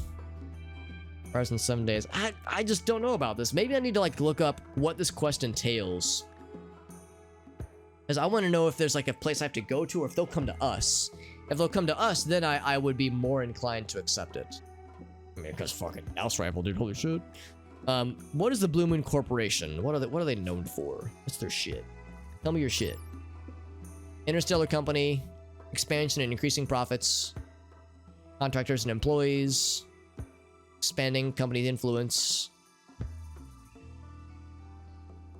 wages are not paid periodically. There are independent outposts, high-tech bionic implants. Oh, it's a little scary. Power armor. Ooh, that's a little scary. That's a little scary. I'm not so sure about that, man. Yeah, that means egg. Exactly. That's a little bit spooky. A little bit frightening. Just a little bit. Well, look at this, friends. We're doing pretty well. We still need to bring this stuff in. Bring that in as well. It's 5 a.m., so people are awakening soon. Tomato plant has died from... Oh, no. Died from rotting. How does a plant die from rotting? Tell me that was here. Is it cold? No? Well, I mean... I don't think so. Yeah, minimum growth temperature. That's kind of surprising. Why would it have died? Is it that it didn't have sunlight? Oh, I don't think it did have sunlight, did it? Okay, well, that's something then. So we'll say remove that roof. If we can. I think that's a man-made... Was that a man-made roof? Hold on, I think if I mouse over it. Constructed roof. Yeah, so we can... Okay, I think that's what it is. I think that wasn't supposed to be there. So remove that 1 square of roof. So that shouldn't have been there. I should have not put that 1 there to hover over that 1 little spot there. Right, so that's fine. Of course, Void's a little bit sad. It's real hungry. We have food, though. Yes, we have food. A decent number of meals. So sorry about that little plant friend. We'll handle that better next time. People are awakening. Of course, it's raining, so we'll want to bring in the crops. They're exposed right now. That's a pretty good note to end it on. Let me do one quick little refreshing of harvest things that are fully grown-ified, which is to say 60 plants are fully grown. Holy shit. Plus another 35. That's 95 plants. That's another one. So 96 plants inside of our colony's area is ready for harvesting, which is pretty fucking nutty, honestly. Pour that down there. Lots of kibble. What's Alpaca doing? Oh, right. We had to put her in the panic zone. Him in the panic zone, because he was getting haunted. Not haunted, but hunted. To get him out of there. We did leave everybody else unrestricted. Yes. Okay, good. One colonist idle, far from Nugan. Does she not have art stuffs? Wants to, yeah. She can art. She can do art stuff. Maybe she's like taking a break from art stuff after finishing an art thing not too recently, or fairly recently actually. It's a lot of plants, a lot of cool plant shit. I'm going to toggle that to not be automatically read, because I think it's good for a while. Okay. Feeling pretty good about this. Feeling pretty good about this. We still have a lot to go. A lot of beds to move. A lot of things to smooth. Still just a lot. Still just a lot. And yeah, the smoothing is going to take a hot minute. I'm still kicking myself. We lost JD. He would have been a perfect colonist for just such a thing. We'll actually have several things to build. Playing horseshoes. Moving the roof. Yeah, it's like... I know he's been doing a lot of construction-y stuff, but still have so many things to do. And, oh, part of it might just be the lack of wood, actually. I think that's probably it. Although, if he was out of wood, he would find other things to do, too. Like moving the other stuffs. And always the smoothing. Always the smoothing of things. Bringing in the peas. Nightlings are just cruising around. Just chilling. Wildlife you want to hunt? Not particularly. Some stallions. Wild stallions. Wild horses couldn't drag me away. And a bunch of them are probably better. Yeah, they probably are. It's becoming one of our main exports. If we were to ever be able to sell any of this. Then it would be an export. More hops coming in. Very good. 86%, 92% they're using with this level 8 plants. Look at that. Oh, which means we can now plant heal root. Although, I don't think we need it, actually. We have so much herbal medicine. We don't need the heal root, man. We're pretty set. Very good. Yeah, I'm planting more things. Although this corn is going to die out before it grows fully. Because the winter will strike. It will strike like an anvil. Like a lightning bolt. Alright, guys. Let's go and wrap it up here. It is late. It's late. I just can never stream this game and end on a responsible time. I keep going until like 2 a.m. like a fucking degenerate. Like a freaking weirdo. That's fine though. This is one of those games where I've said it 1,000 times over. It's a desert island game, one that I can find myself never tiring of. It continues to be such an enjoyable experience. And thank you, friends, for sharing this enjoyable experience with me.